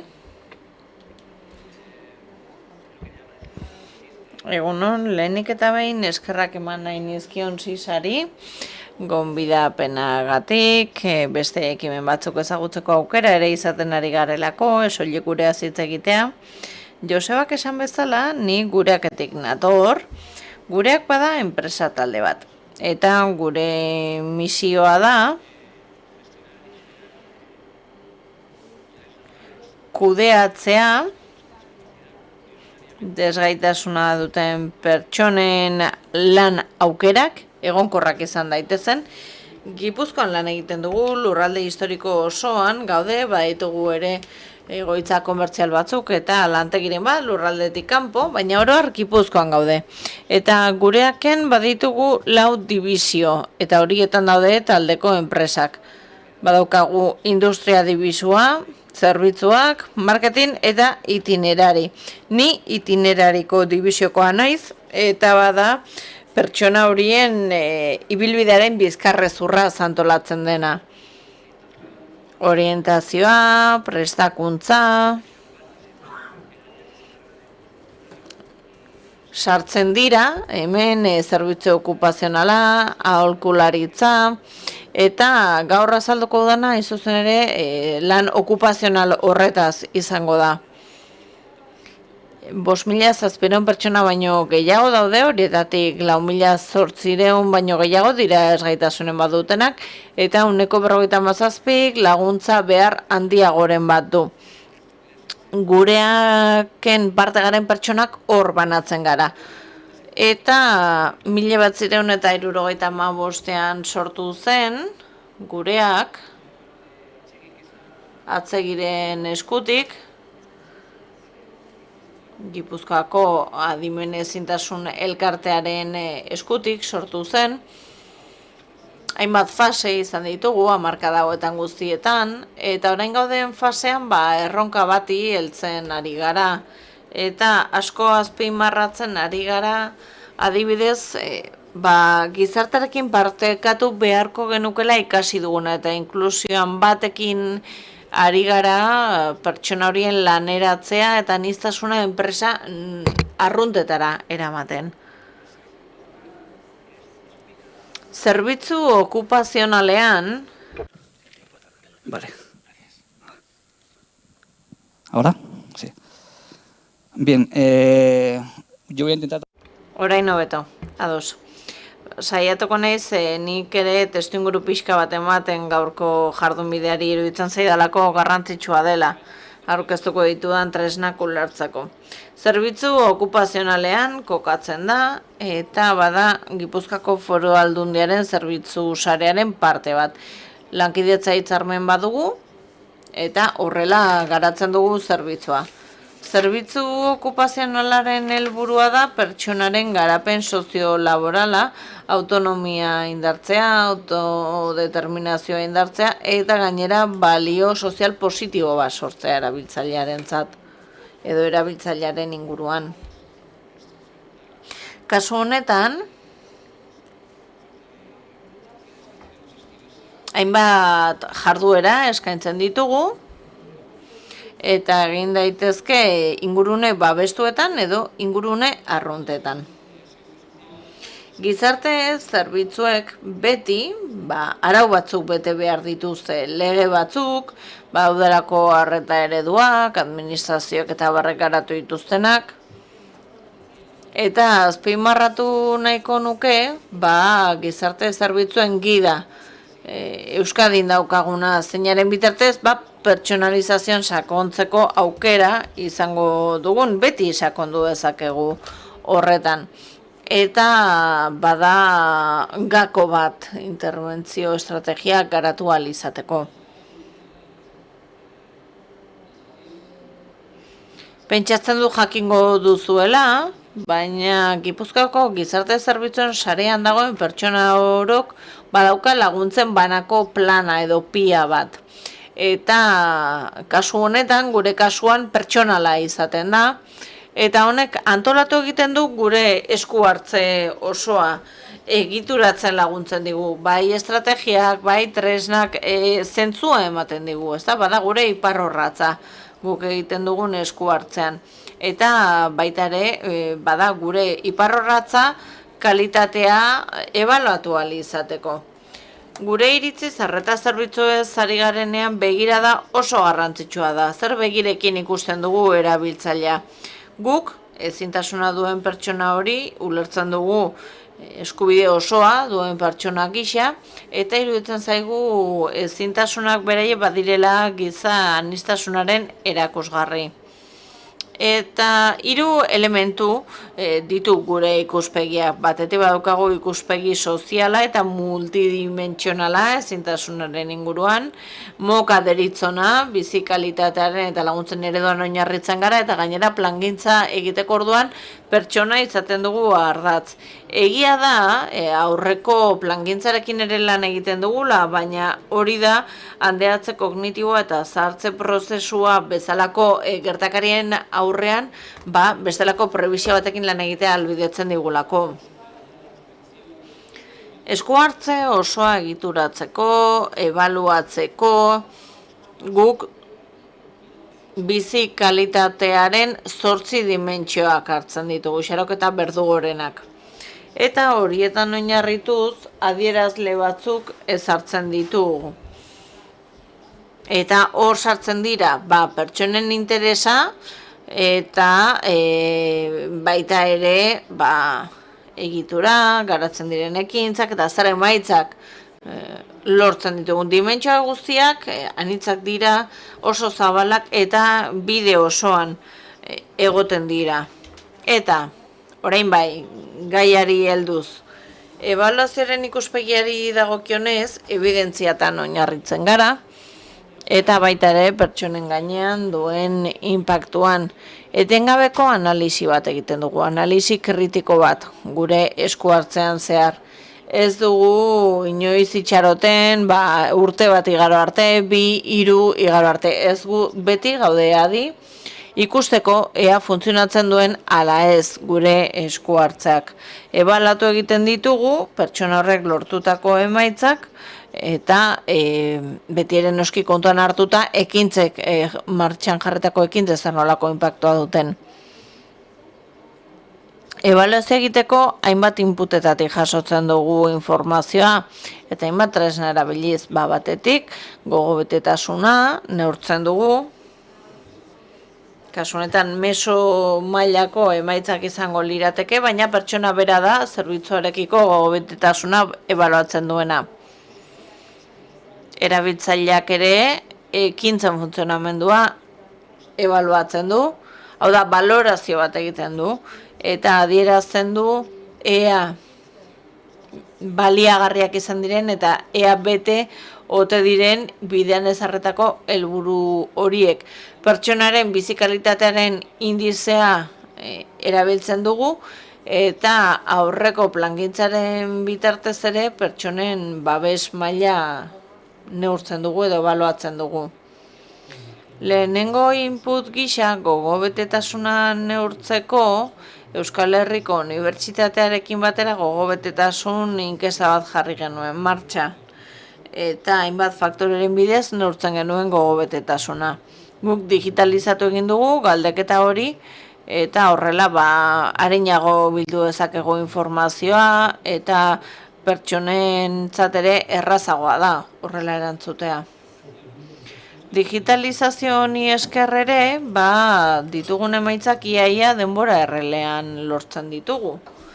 Eta baita ere, egin dezakegu luzetarako azterlan bat, ikus dezakegu zer nolako bilakaera duen zerbitzuaren gogobetetasuna. Cada tasación. Hau garrantzitsua da, izan ere tasazio bakoitzaren ondoren, emaitzetantik egiten den analisi horretan, lantalek parte hartzen dute, gestio plana ekartzen da, eta zuzentzeko ekintzak ezartzen dira, hobekuntzak ikusten diren eremuetan. Horrek zer esan nahi du, bide luzeko konparaketa honetan ez dugula bakarrik uneko argazkia ateratzen. Ebaluatu egiten ditugu, martxan jarri diren ekintzak nolak funtzionatu duten, azken tasaziotik abiatuta ikusteko, ea asebetetze horretan hobekuntzarik suposatu duten. Eta beraz, guri ebaluazio luze honek emaitza positiboak eskaini dizkigu. Esan azken tasazio honetan, beste kontrol panel batzu ditugu, matxremineko elementu batzuk gehitu ditugu, eta horrela modu automatizatuan aztertzen dugu non dagoen gogobetasun gutxien, eta zeintzuk diren hori eragiten duten eragileak edo faktoreak. Eta hau, ebaluatzaileek eta interpretatzen dutenek egitetik haratago, interpretazio hori laguntzeko asmotan egiten da. Gero, lantalde batek egingo du interpretazio osoago bat. Egiten ditugun ibilbide pertsonal horien artean, aipatu dugun, baloratu egiten dugula martxan jarritako ekintza horiek funtzionatzen duten ala ez. Eta kasu honetan pertsonak edo erabiltzaileak berak adierazten du funtzionamentu maila hori bete den edo ez. Eta erabiltzaileak berak honek funtzionatzen duen edo ez esateaz gain, berarekin informazio kualitatibo gehiago bildu dezakegu ere. Informazio kualitatibo horrek erantzuten laguntzen digu ibilbidea amaitu horretik. Hau da, esaten badigute guk martxan jarritako ekintza batek ez duela funtzionatzen, aldatu egin beharko dugu, doitu egin beharko dugu guk dauden edo pertsonak dituen behar izanei erantzun ahal izateko. Beraz, ebaluazio hau erabiltzailearekin batera egiten da. Eta behin ibilbide pertsonalizatu hau amaitzen denean, normalean 2 urteko ibilbide izan ohi da. Ibilbidea amaitu aurretik eta berriarekin hasi aurretik 2 ebaluazio mota egiten ditugu. Batetik, neurtu egiten dugu erabiltzaileak emandako informazioa eta hor kontuan hartzen dugu ea lortu duen helburu hori ala ez. Hori lehenik. Eta ikusi badugu helburuetako bat bete ez dela, erabiltzaileak hala erabakiz gero hurrengo ibilbidera helburu hori trasladatzen da. Badirelako helburu batzuk, behar bada oso mardulak direnak edo esanguratsuak direnak eta ibilbide bakarrean bete ezin direnak. Eta beraz, hurrengora pasatzen dira. 2 urte horretan bete ez den helburu hori hurrengo ibilbidera pasa daiteke. Ibilbideren amaieran bestetik, ebaluatu egiten dugu pertsonaren emaitzak bera, pertsonaren balorazioa eta tresna bat egokitu dugu bertako bizi kalitatea neurtzeko. Kasu honetan bertako testuinguru sozio-laboralera egokitu dugu eta lehen aipatu dudan moduan bertako adierazleak aiten bihurtu ditugu. Eta hor galdera sorta bat bideratzen dugu eta honek bertako bizi kalitatearen indizaren profila ematen digu. Hau, baliagarri zaigu, bai mikro datuak lortzeko, bai meso datuak lortzeko. Mikro mailan ondorioetako bat da hurrengo ibilbiderako proposamenak ateratzea eta erauztea. Eta hori landu nahi badugu, ekintza forma ematen diogu hurrengo ibilbidean. Meso mailan bestetik lortzen ditugu hainbat emaitza, guk hartatzen ditugun 800, 600 pertsona horien egoera zein den aztertzeko eta haien bizikalitatea nolakoa den. Beraz, hartzen ditugun erabakiek gure eskuhartze modeloa ere ebaluatzen dute eta eskuhartze modelo edo eredu hori aldatzen laguntzen digute. Bestetik, aurre plangintzari dagokionez, aipatu dudan moduan ikusten badugu pertsona bat, zahartze prozesu batean badago edo gaitasun mentalak agortzen ari bazaizkio, ikusten badugu momentu horretan dagoela, guk orduan tresna honen bidez, tresna hau ere egokitzapen bat da, beste testuinguru batzuetan daudenak, eta bertan laguntzak eskaintzen digu. Honek zer eskaintzen digu? Batetik, kontrastatu egiten dugu. Ea, eskaintzen dugun babes hori bere behar izanei egokituta dagoen, eta horrela ez bada, egokitu egin behar izaten dugu, eta momentu horretan, ebaluazio momentuan dauden behar izanei doitzen gara. Hortik abiatuta, beste ekintza batzuk esku har ditzakegu. Ez bakarrik eskaintzen ditugun laguntza horiek aldatzea, baizik eta beste programa batzuetan ere programa batzuetara bidera dezakegu pertsona hori hartatzeko. Bestetik, aipatu dugu guk babes programa ezberdinak ditugu. Batzuk mugatuak dira, beste batzuk mugarik gabekoak, eta ikusten badugu pertsona batek babes orokorra behar duela, hori detektatuz gero, esan nahi du pertsona horrek epe ertainera beste zerbitzu mota bat beharko duela. Izan ere, bere laguntza edo behar izanei intentsitatea handia da. Orduan, etapa horretan egokitu egin behar izango dugu, eta zerbitzua aldatu beharrean, gure zerbitzuaren barruan beste ekintza batzuk jarriko ditugu martxan. Horrela, pertsona horrek programa espezifiko ezberdin eta parte hartu ahal izango du, eta bizitzako etapa berri bati aurre egiteko prestatuago egongo da. Hori garrantzitsua da gure eredua modu pertsonalizatura egokitu ahal izateko. Eta horraino esateko nuen, eskerrik asko.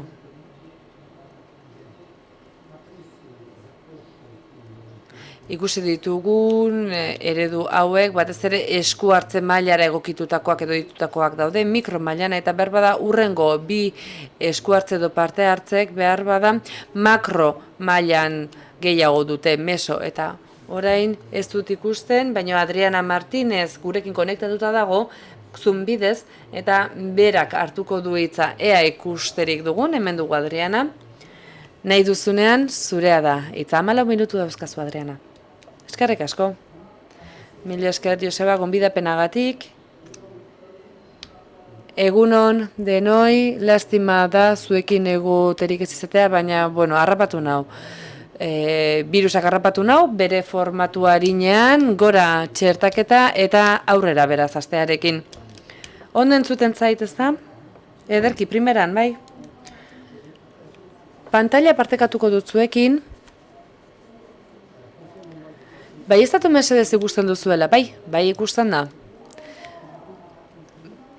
Nik zer aurkeztuko dizuet. Guk gizakunden, meso mailan zer egiten dugu, uste dut, Joseba oso ondo adierazi duzula zuk ere, guk egin dugun lana, Gipuzkoa taldea deialdiaren markoan egindakoa da, etorkizuna eraikiz deialdi barruan, eta lankidetzan egin dugu Afagi, Altamendi, Zorroaga, Emausekin batera, eta Aptesek koordinatuta.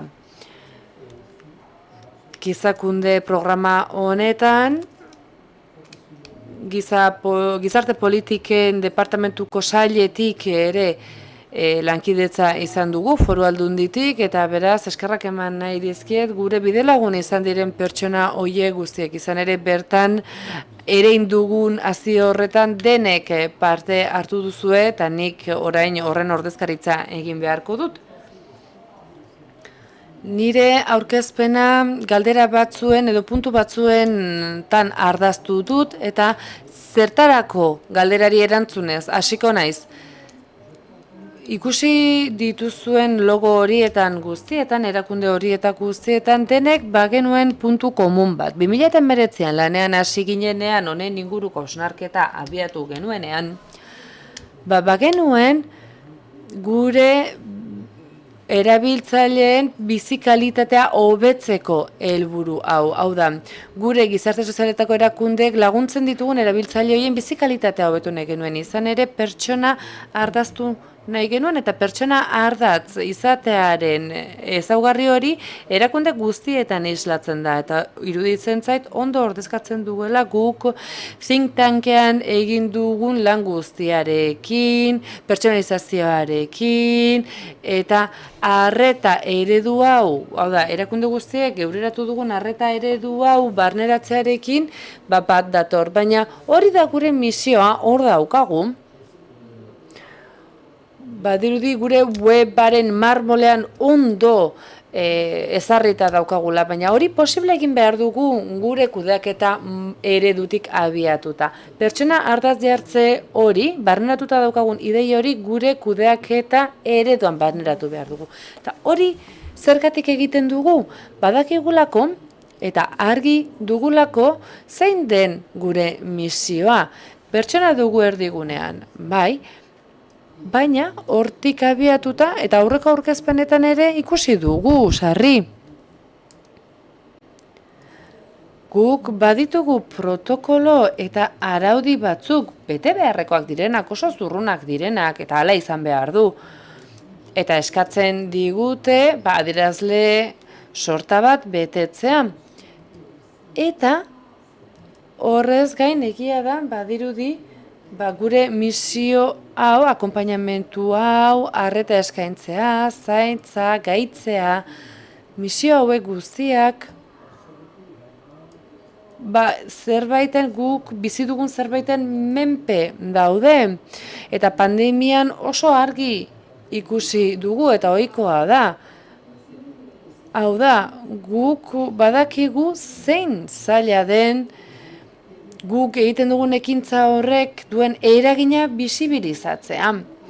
Eta errealitate baten menpe ere badago gure eragin hori. Izan ere, badira adierazle batzuk, esparru kontzeptualarekin kudeatu ditzakegunak eta gure kudeaketarekin kudeatu ditzakegunak eta erakunde guztiek, guk lan egin dugun erakinde guztiek aitortzen dute gure kudeaketa ereduak ze orden ezarri duen, baina hala eta guztiz ere beste testuingurutatik egokitutako kudeaketa eredu dira denak. Jarriko dizuetan eredua behar bada muturrekoa da, baina 27. poligonan mekanizatu enpresa batean martxan jartzen den eredu bat egokitu dugu pertsonak edo aurrak, menpekotasuna duten pertsonen akonpainamentura bideratu dugu edota beren bizitzako momentu jakinetan laguntza behar duten pertsonen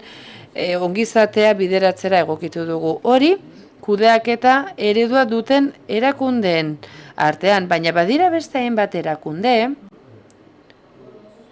pertsonei arreta eskaintzen dietenak, baina kudeaketa eredurik ez dutenak. 3. sektoreko enpresa ugari daude, esku hartze soziala bideratzen dutenak, baina eredu hori barneratu gabe dutenak. Uste dut argi geratu dela esan nahi dudana, baina adierazi nahi dut orain norentzat egiten dugun hau. Hau da, erakunde hauek sortu ziren beren bizi kalitatea hobetu nahi duten pertsonentzat eta ez ahaztu hemen aditzeko egokin abilatu behar dugu, izan ere hor daude laguntzaileak, babesa eskaintzen dute, gaitzaileak, arreta eskaintzaileak hor daude, baina eta horien atzetik filosofia oso zabala dago, baina badago izendatzaile komun bat, eta da humanismoa, giza izaera hori. Hori oso presente daukagu, baina egia da egunerokotasunak presazko izaera hori duela eta bultzatzen gaituela hori galtzeera. Bueno, orain bai, ekingo diot benetan zer garen adieraztera. Guk gizak erakundeen kudeaketa eredu bat sortu dugu, 5 dimentsiotan eta faktore eta azpifaktora kontuan hartuta. Eta galdera oinarrizat hartuta. Aurreko hizlariek ere aipatu dute, askotan galdera egokiak egitea asmatzea da. Izan ere horrek bideratuko du gure kudeaketa eredua zenbaterako den. Modu estrukturatu batean, kudeaketa eredu batek aurre egin behar dio. Edo planteatu behar ditu erakundeen erantzunak. Erantzun nabarmen eta esanguratsuenak planteatu behar ditu. Ikusten duzuen moduan, guk komiki izaera duen irudiak erabili ditut gizakunde aurkezteko. Izan ere, kudeaketa ereduak nahiko astunak dira, bisualki ere astuntzeko. Horregatik erabili dut ikonografia hau. Eta ikusten duzue bertan pertsona jarri dugu erdigunean, zentroan.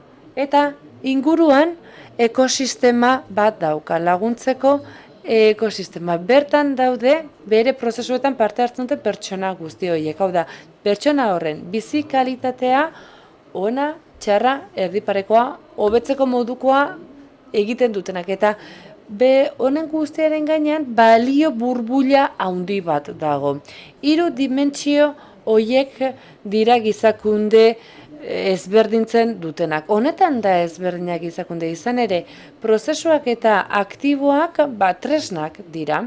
Hor daude, beste prozesuetan ere, beste sektoretako prozesuan ere, egongo dira prozesuak eta aktiboak. Hori beti daude kudeaketa ereduetan. Eta orain, fokoa 3 dimentsio horietan jarriko dut. Pertsonei dagokien dimentsioan. Zera galdetzen diegu gure buruari? Erabiltzailea den pertsona hori. Erabiltzailea, onuraduna, laguntzen diguna, deitzen digun moduan deiturari. Zeintzuk dira bere bizitzaren emaitza positiboak. Galden hori egin behar diogu geure buruari. Hori jarri behar dugu mai gainean. Ekosistemari dagokionez, eka deitzen diogu guk akonpainamenduaren ekosistemari. Eta bertan ez dira inguruan, pertsonen inguruan jarduten dugun profesionalak bakarrik aipatu behar. Bertako familiak ere bai, izan ere familiarekin bere bizitzan inpaktu positiboa izango dugu. Eta hemen badira beste hainbat pertsona erakunde barruan edo kanpoan eragiten dutenak, bere hilea apaintzailea izan daiteke, psikologikoki arreta eskaintzen dion pertsona, edo taberna bateako zerbitzari bat ere izan daiteke erakunde barruko taberna edo kanpokoa, izan daiteke bertako apaitza edo garbitzaileak keinu agur batekin, zer modu zaude batekin, edo besarkada edo ukitze huts batekin eragin positiboa izan dezaketen pertsonak dira, edo harreran dagoen pertsona horren agurrak, horiek denak gure pertsonen bizitzen inpaktu positiboa eragin dezaketen eragile izan daitezke. Eta 3. dimentsioa balioak dira. Zeintzuk dira gako diren balio horiek, webgunean ageri diren horiek, baina benetan gure balio horiek betetzen ditugu leialgaraiekiko. Zer planteatu behar dugu hemen? Az gaitezen, gure pentsamoldea humanizatzen, ondoren gure kudeaketa humanizatzeko. Pentsamendua humanizatzeak esan nahi du mai gainean jarri behar ditugula 3 gai hauek. Lehenik, identifikatu egin behar ditugu zeintzuk diren pertsonaren emaitza positibo horiek.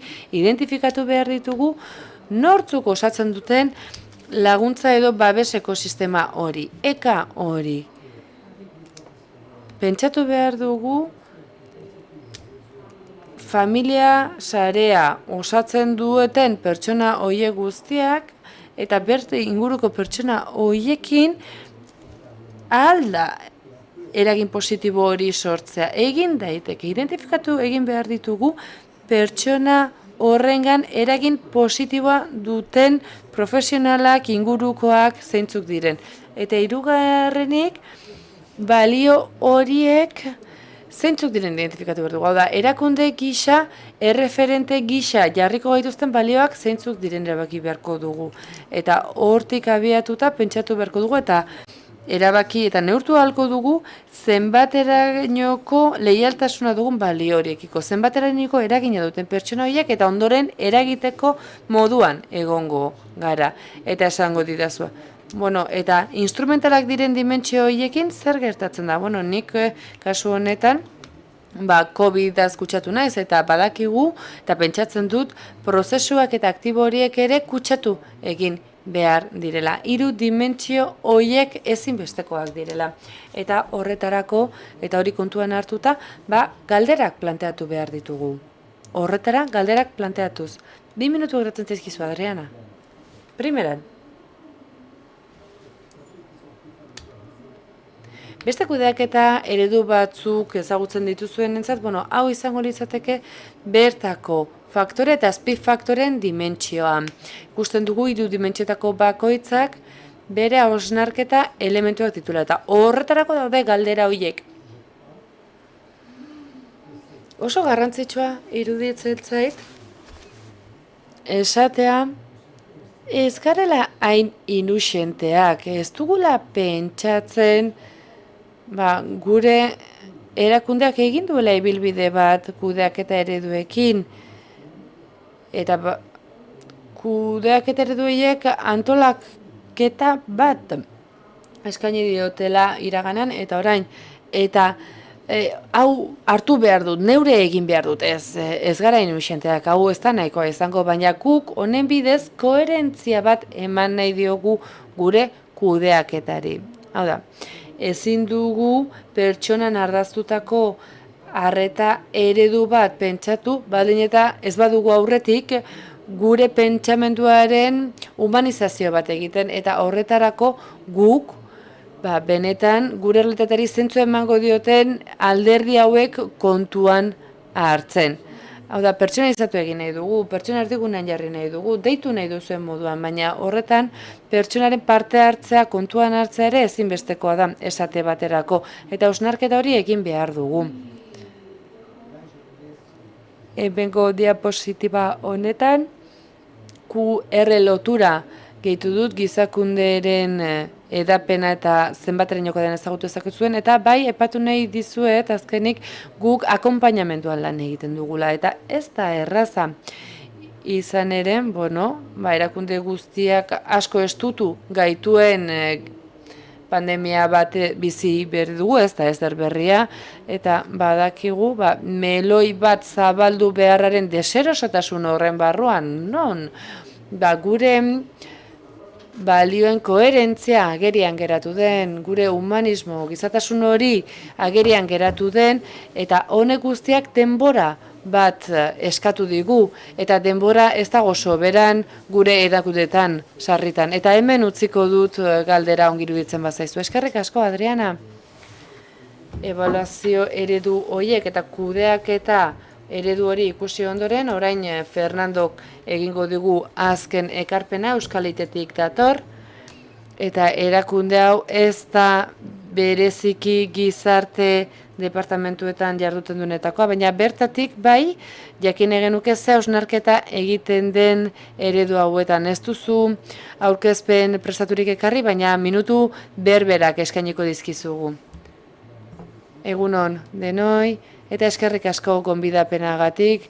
Lehenik eta behin zoriondu egin ditut, mahai inguru honetan ditudan hizlari guztiak, ikusi dut sintonia handia dagoela, interes handia dagoela denen artean, eta iruditzen zait bat egingo duzuela, eta nik dakardan honek bat egingo duela beren personan. Lehenik eta behin Euskal Hitz zer den, kudeak eta aurreratutako Euskal Erakunde bat. 30 urte beteko ditugu datorren urtean, gure patronatua publiko-pribatua da, erakunde pribatua handiek parte hartzen dute bertan, Iberdrola, CAF, Sener, IPP, Mondragon, esate baterako, alderdi publikoan dauzkagu Osakidetza 3 foru aldundiak, EAeko 3 foru aldundiak, eta bertan batez ere garapen ekonomiko, jasangarritasun eta ingurumen departamentoak parte hartzen dute. Patronatu zabala eta edatua dugu, eta gure misioa da erakundei euren kudeaketan hobetzen laguntzea. Erakundeak handiak, txikiak, publiko, pribatuak izan daitezke, eta edozen jarduera sektoretakoak, bai industria sektorekoak esaterako, administraziokoak, aholkularitzak eta baita gizarte zerbitzuak laguntzen ditugu. Eta hori 3 jarduera lerro nagusien bidez egiten dugu. Lehenengoa, guk edapena eta sentsibilizazioa deitzen dugu. Guk kudeak eta praktikak identifikatzen ditugu eta erakundeetara gerturatzen ditugu. Edozein sektoretakoak izan daitezke, ulertzen dugulako erakunde guztiok berezitasunak ditugun arren, eta horrela sentitzen dugunean, fokoa pixka bat igotzen dugunean eta kudeaketa aztertzen dugunean, badirela hainbat elementu parteka ditzakegunak eta elkarrengandik ikasteko ditzakeguna, baita sektore ezberdinetakoak bagara ere. Beraz, lehenengo zeregina edapena eta sentsibilizazioa da. Bigarren lerroa, formakuntza edo trebakuntza, prestakuntza da, eta hemen ulertzen dugu trebakuntza edo prestakuntza ez dela bakarrik ezagutzak geureratzea, baizik eta eraldaketara bideratu behar dugun zerbait da, eta hau lotu egiten dugu proiektu ezberdinekin, erakunden proiektuekin. Eta 3. ardatza edo lerroa, eta behar bada ikusgarritasun handiagoa dugu horretan, guk kanpo ebaluazioak eta aitortza eskaintzen ditugu. 1993tik abiatuta guk ebaluatu egiten ditugu mota guztietako erakundeak eta euren aurrera pausoak ebaluatzen dugu. Gure jardueraren lehen 20 urtetan FQM modeloa sustatu dugu, oso modelo potentea izan da, bertako erakundeak aurrera egin dezaketan, hasieran gu kalitaterako euskal erakunde ginen, azken 10 urteetan kudeaketa aurreratua bideratzen dugu eta iruditzen zaigu kalitatea baino kudeaketa aurreratuak mezu zuzenago ematen dugu. Ez dugu bakarrik ziurtagiriez zertifikazioa hitz egiten dugu, baizik eta ere organizazio erakundea bera osotasunean aztertzen laguntzen digu. Eta 2 zerbitzu mota eskaintzen ditugu. Batetik, erakundei laguntzen diegu euren indarguneak eta hobekuntza puntuak zein diren identifikatzen eta hobekuntza hori zein mailatan dagoen ikusten. Urtean zehar 21 ebaluazio sendo, sakon egiten ditugu, horretarako lantalde sendoak aipatuz, eta gero, Eusko Jaurlaritzak eskaintzen dituen aitortzatarako irizbidea izango dute, baina hori elite talde txiki bat baino ez da. Badugu beste zerbitzu bat, guretzat zerbitzu izarra dena.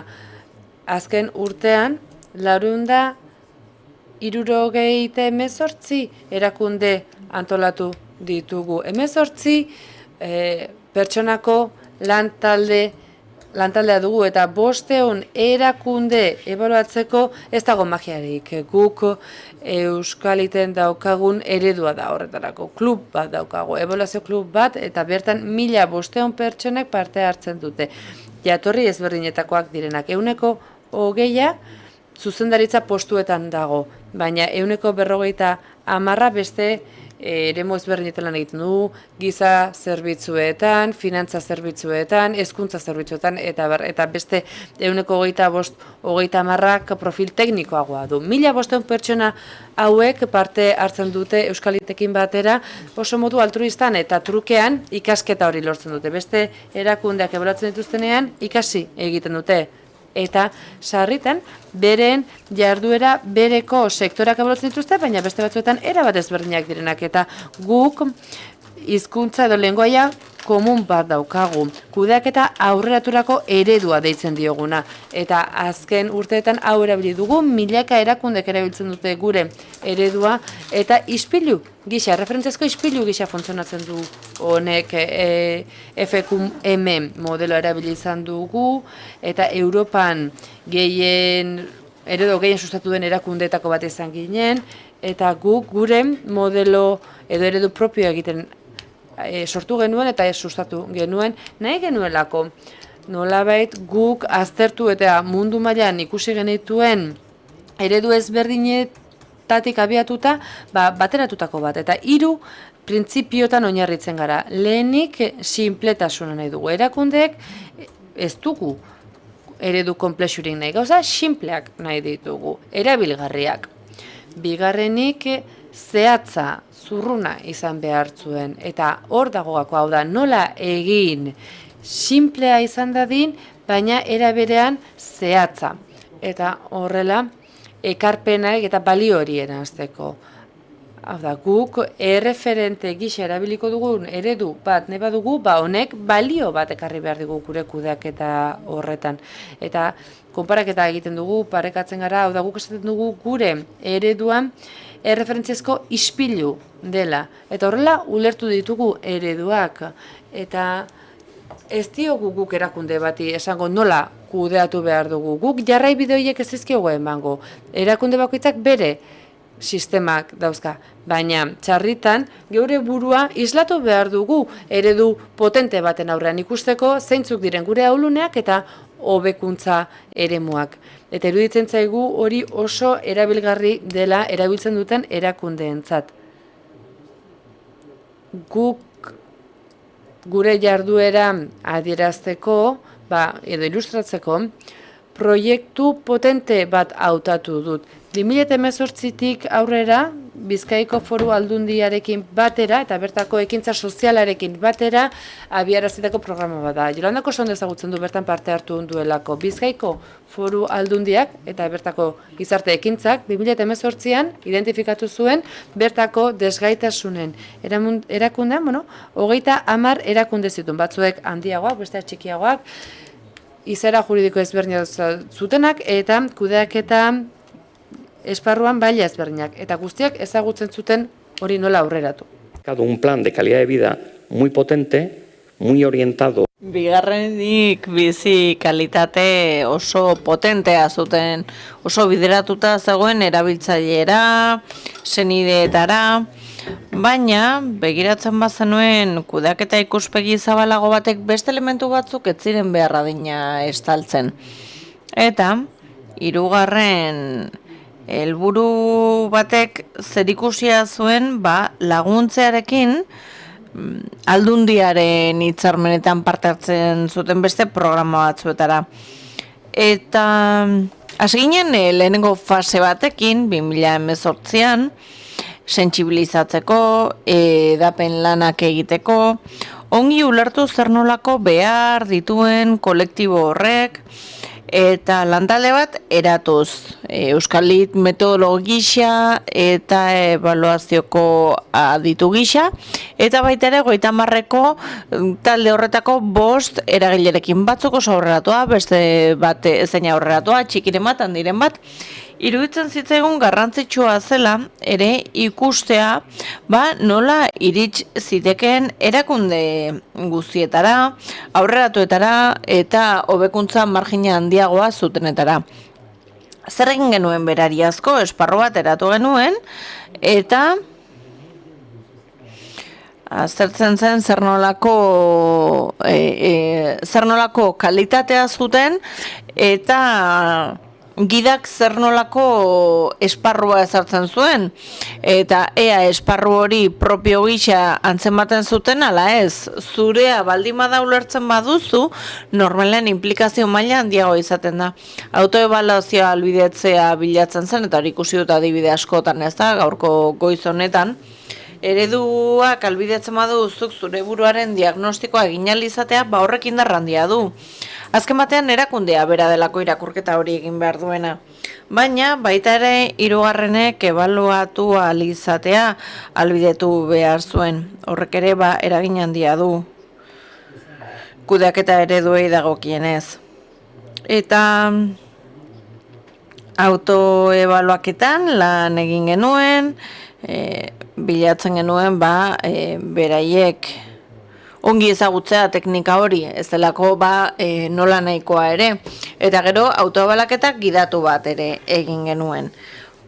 26 erakundek parte hartu dute, eta hori esker jakin ahal izan dugu zer nolako aurrerapen maila duten, erakunde horiek beraiek eta aldundia babesten duten erakunde horiek. Eta jakin genezake zer nolako lan egiten zuten, estrategiari dagokionez, erabiltzailei dagokienez, pertsonen kudeaketari dagokionez, gizartean duen inpaktuari dagokionez, eta elementu horiek guztien emaitzari dagokienez. Emaitzak bezeri dagokienez, pertsonei dagokienez, gizarte ereduari dagokionez, eredua oso simetrikoa denez, oso ongi ikus dezakezu zer egiten duzun eta zer emaitza lortzen duzun egiten duzun horrekin. 2019tik aurrerako fasean akonpainamendu lana egin genuen. Hau da, behin identifikatuta zeintzuk ziren hobekuntza puntuak, zeintzuk ziren puntu komun horiek, orduan errazago aurki genitzake zeharkakotasun izaera zuten gabezia horiek adibidez. Eta horrela, taldeko lantegi batzuk egin ahal izan genituen hobekuntza gaietan prestakuntza adibidez, pertsonen kudeak eta hainbat elementurekin lotutako kudeaketak guztiz beharrezkoa hainbat erakundetan. Urtean 6-7 lantegi egin ahal izan ditugu, 80 bat parte hartzaile izan ditugu eta gogo betetasun maila handia izan da. 8-9 bidartean lortu dugu 10-etik. Taldeko lantegiaz gain ere banako proiektuentzako aukera ere sortu genuen. Erakunde batzuek batez ere aurreratuenak kezkatuen zeuden horiekin, talentuaren garapenarekin eta erakarpenarekin. Gure helburua zen pixka bat guztiei erantzun bat eman ahal izatea, guztiei eskaini ahal izatea arreta. Eta kanpoko kontrasteak ere egin genituen. Nahi genuelako autoebaluaketa horretaz gain ere kanpoko kontraste bat egotea, azken batean begirada garbi batekin zoazenean lagundu egiten diozulako autodiagnostiko horretan. Eta horrez gain ere, hau guztia oso lagungarria da sare bat osatzeko.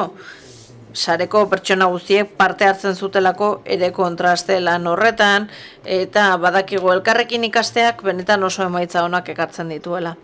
Eta bestalde ere aurrera pausoak ikusgai jarri nahi izan ditugu, eta pixka bat kudeaketaren uraren maila gora egin duela ikusi dugu eta hori erakutsi dugu. Batzuek bide handiagoa egin dute, beste batzuek txikiagoa, eta iruditzen zitzaigun oso garrantzitsua dela ikusgaitasuna ematea eredugarriak diren erakunde horiei. Batzu benetan jardunbide oso ona dituztelako.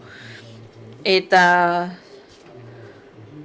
azken urteotan brontzezko 2 as eman dira, Eusko Jaurlaritzak ematen duen aitortza bada.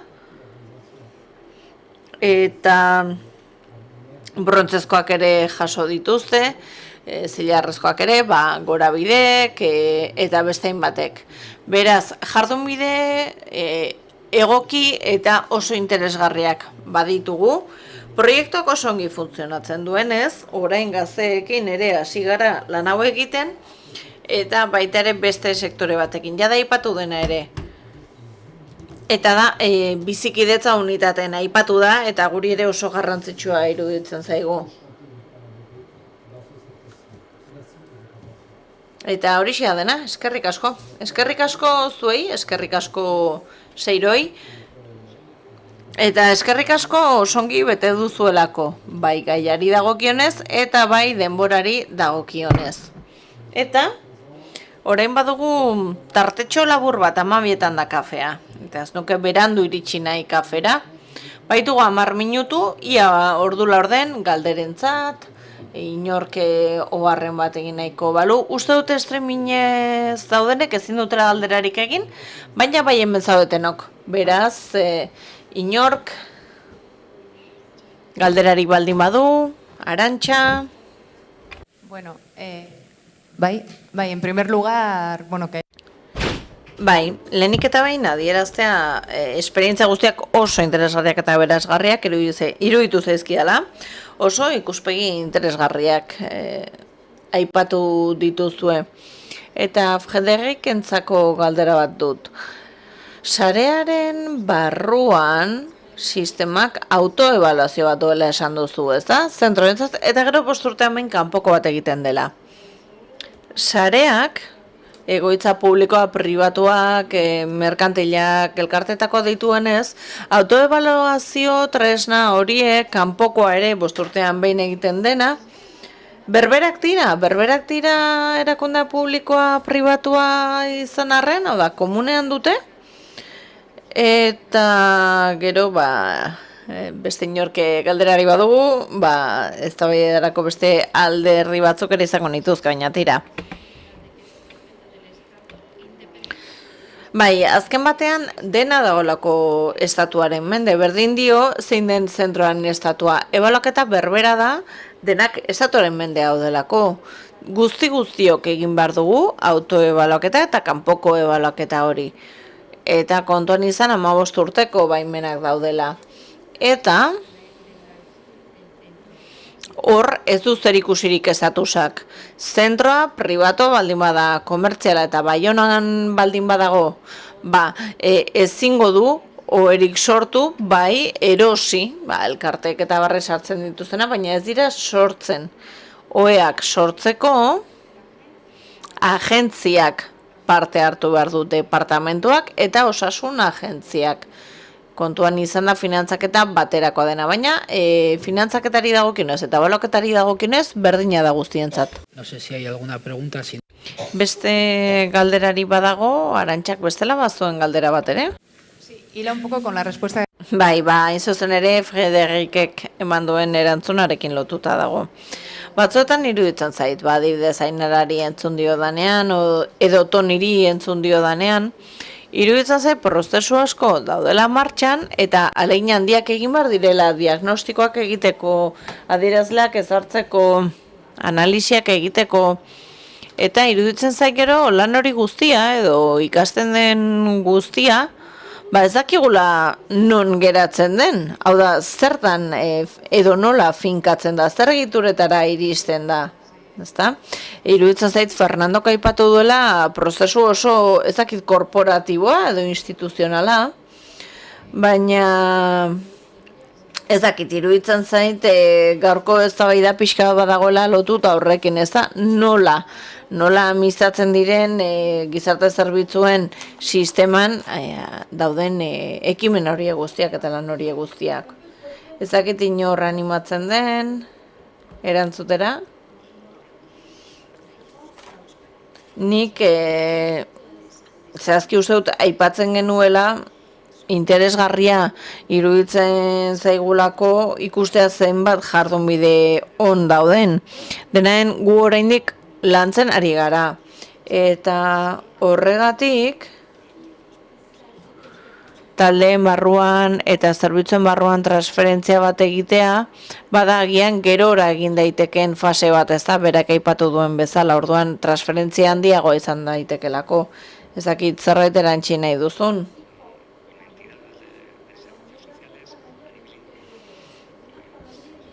Lan egin dugu, adibidez, banako mailan asko, ez da?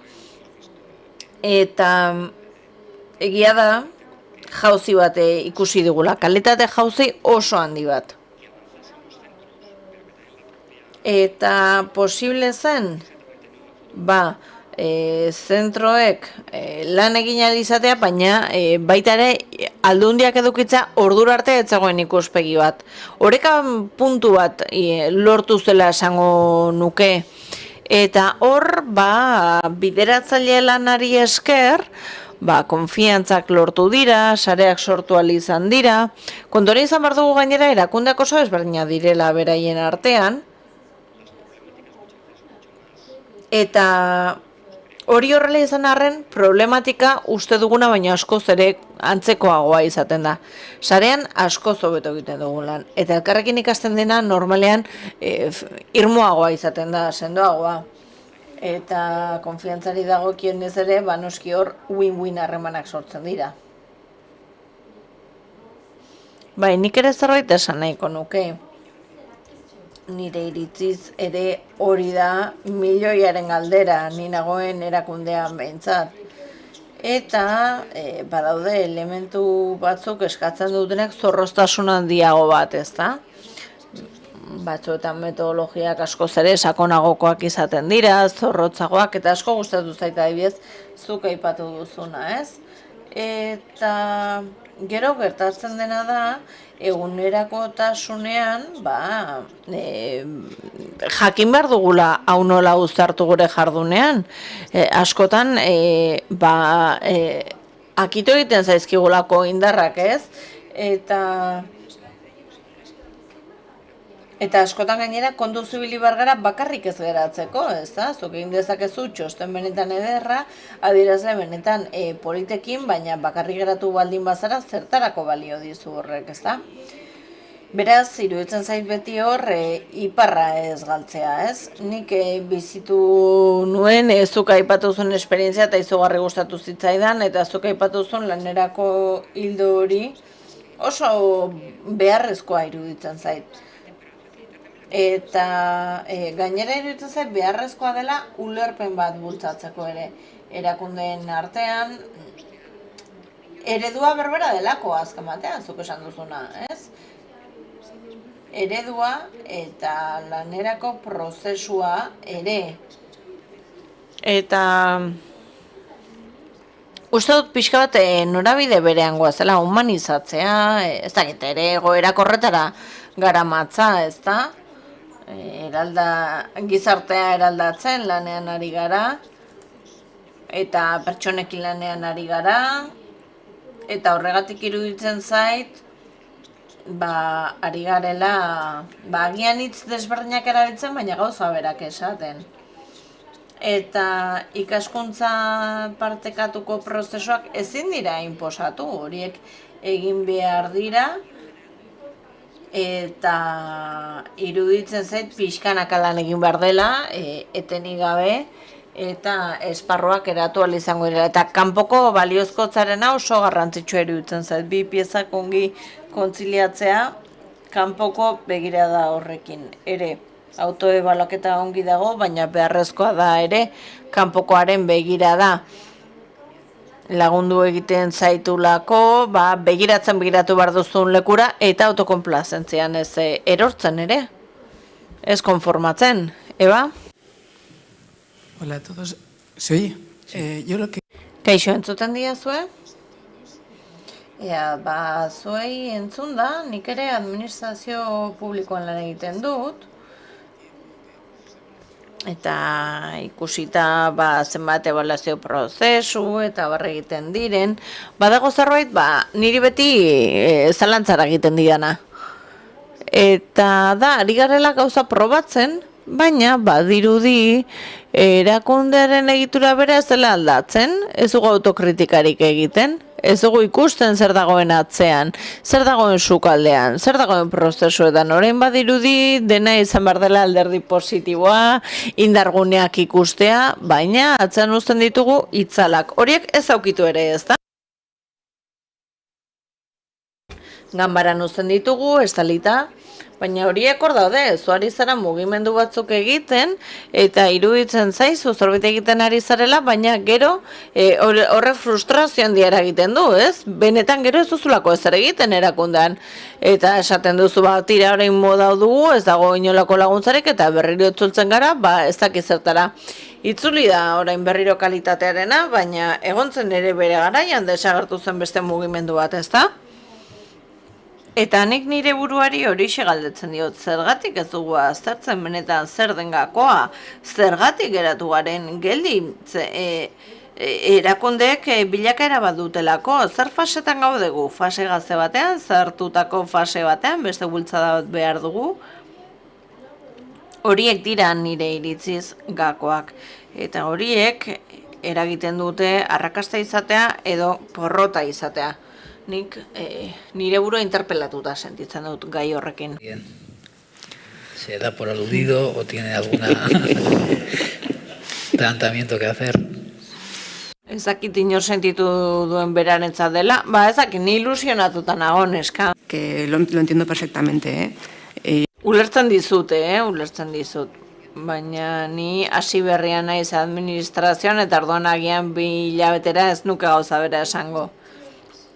Erakunde sozialetan ere, nik askotan eduki du sentsazio hori, diskurtso berberak, ez? Ezintasuna nola ulertu eta berri osatuz lan mailetara eta ematen du gauza berarekin ari garela, ez da? Baina, pixka bat urruntzen batzara ikusten duzu badagoela hazkunde bat. Eta iruditzen zait, ez dena galdu dela, ez dakit, Erantzunkizun bat dugu eta hor lidergo bat eduki behar dugu eta ekarpen bat egin beharko dugu, hausnarketa kritikoak egin daitezen. Eta langileak ere bere buruari galdetu diezaiuten eta zertarako nago hemen, zer da nire lan, hau da pixka provokatzea, bideratzea hausnarketa horiek, aldaketa horiek, pixka bat nolabait astintzeko erakundea. Kanpoko kudeatzailearena eta barne kudeatzailearena, ez da, hor sartzen da. Jendea motibatzea, errefortzu positiboaren bitartez, baina baita ere, ebaluatuz eta hobekuntza eremuak identifikatuz. Niri asko gustatzen zaititz hori, hobekuntza eremuena. Nik daramadan denboran, iruditzen zait hori garrantzitsua dela. Iruditzen zait asko aurreratu dela, dena den diskurtso mailan ere. Ni ere pixka bat ados Jolandak esan duenarekin. Nire ustez ez da inbeste ez dela ebaluatu nahi, edo ez dela iritsi nahi ondoraino, baizik eta sartzen dela akonpainamendu beharraren alderdia horrez da, erakundeak iruditzen zait bide errazak behar dituztela. Beldurra galtzeko, urratsak eman ahal izateko, eta ez ulertzeko mundu honetara ez garela inoiz iritsiko, ez da? Eta gure bizipena agian horrekin lotuago egon da, ez da? Eta batzuetan, aipatu duzue, ebaluaketa batek lan handia eskatzen dizula. Baina, garrantzitsuena da ikustea, ea horrek laguntzen digun, beste urrats batzuk ematen, adibidez. Batzuetan, egin ditugun urratsak agian, ez direlako izan jasangarriak, eta iruditzen zait, jasangarritasuna bai dela funtsezkoa, bai dela garrantzitsua. Eta nik ere itxaropena ikusten dut urrats txiki horietan. Nire iritziz gurean ere problematika hori da, ez da? Partekatu egiten dugu iparraldean eta hegoaldean. Eta iruditzen zait aldaketak iritsiko direla esparru osoari emango diogun informazioaren eskutik.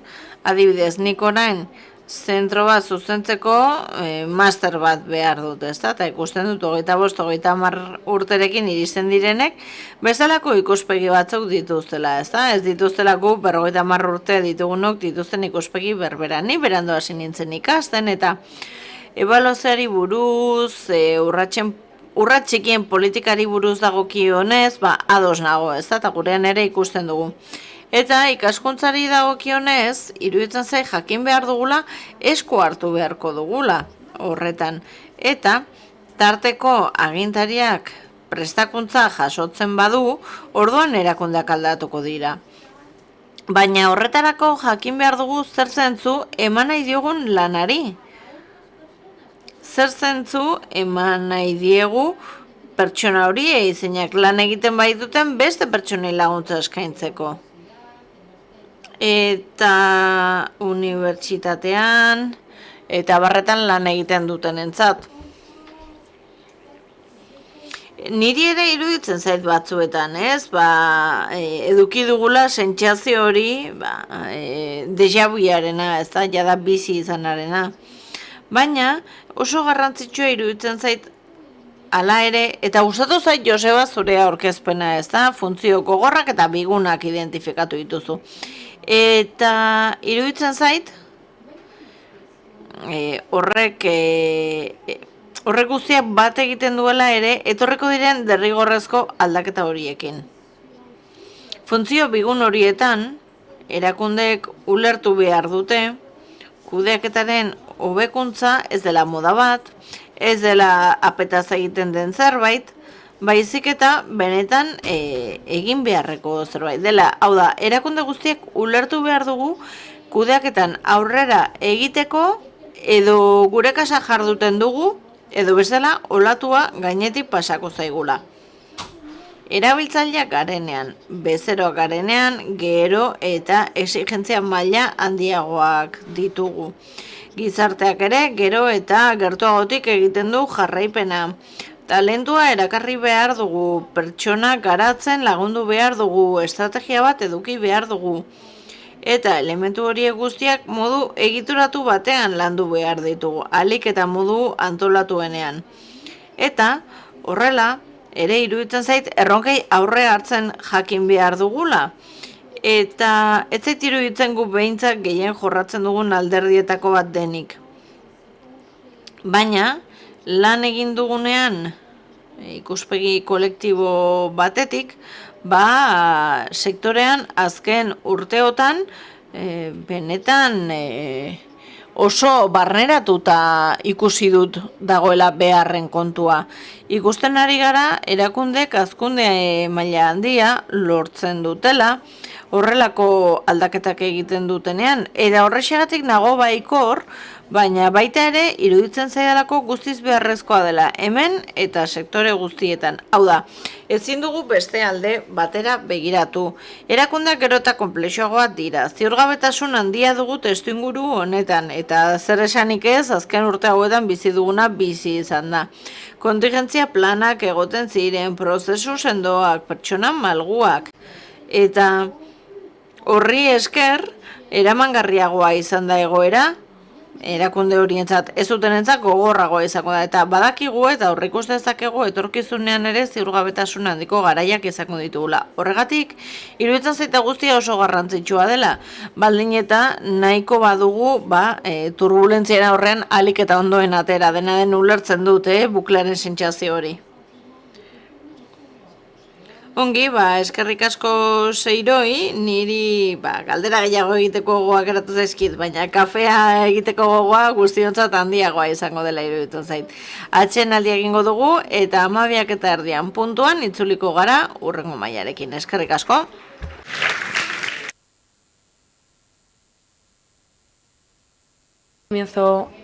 Esperientzia eta tresnak zehatzak ikusi ditugun bezala, bigarren parte honetan sartuko gera gehiago ezagutzera ze eredu ezartzen ari diren gizarte zerbitzuen ebaluaketa eta kalitate eremuan mugaz bi aldetan.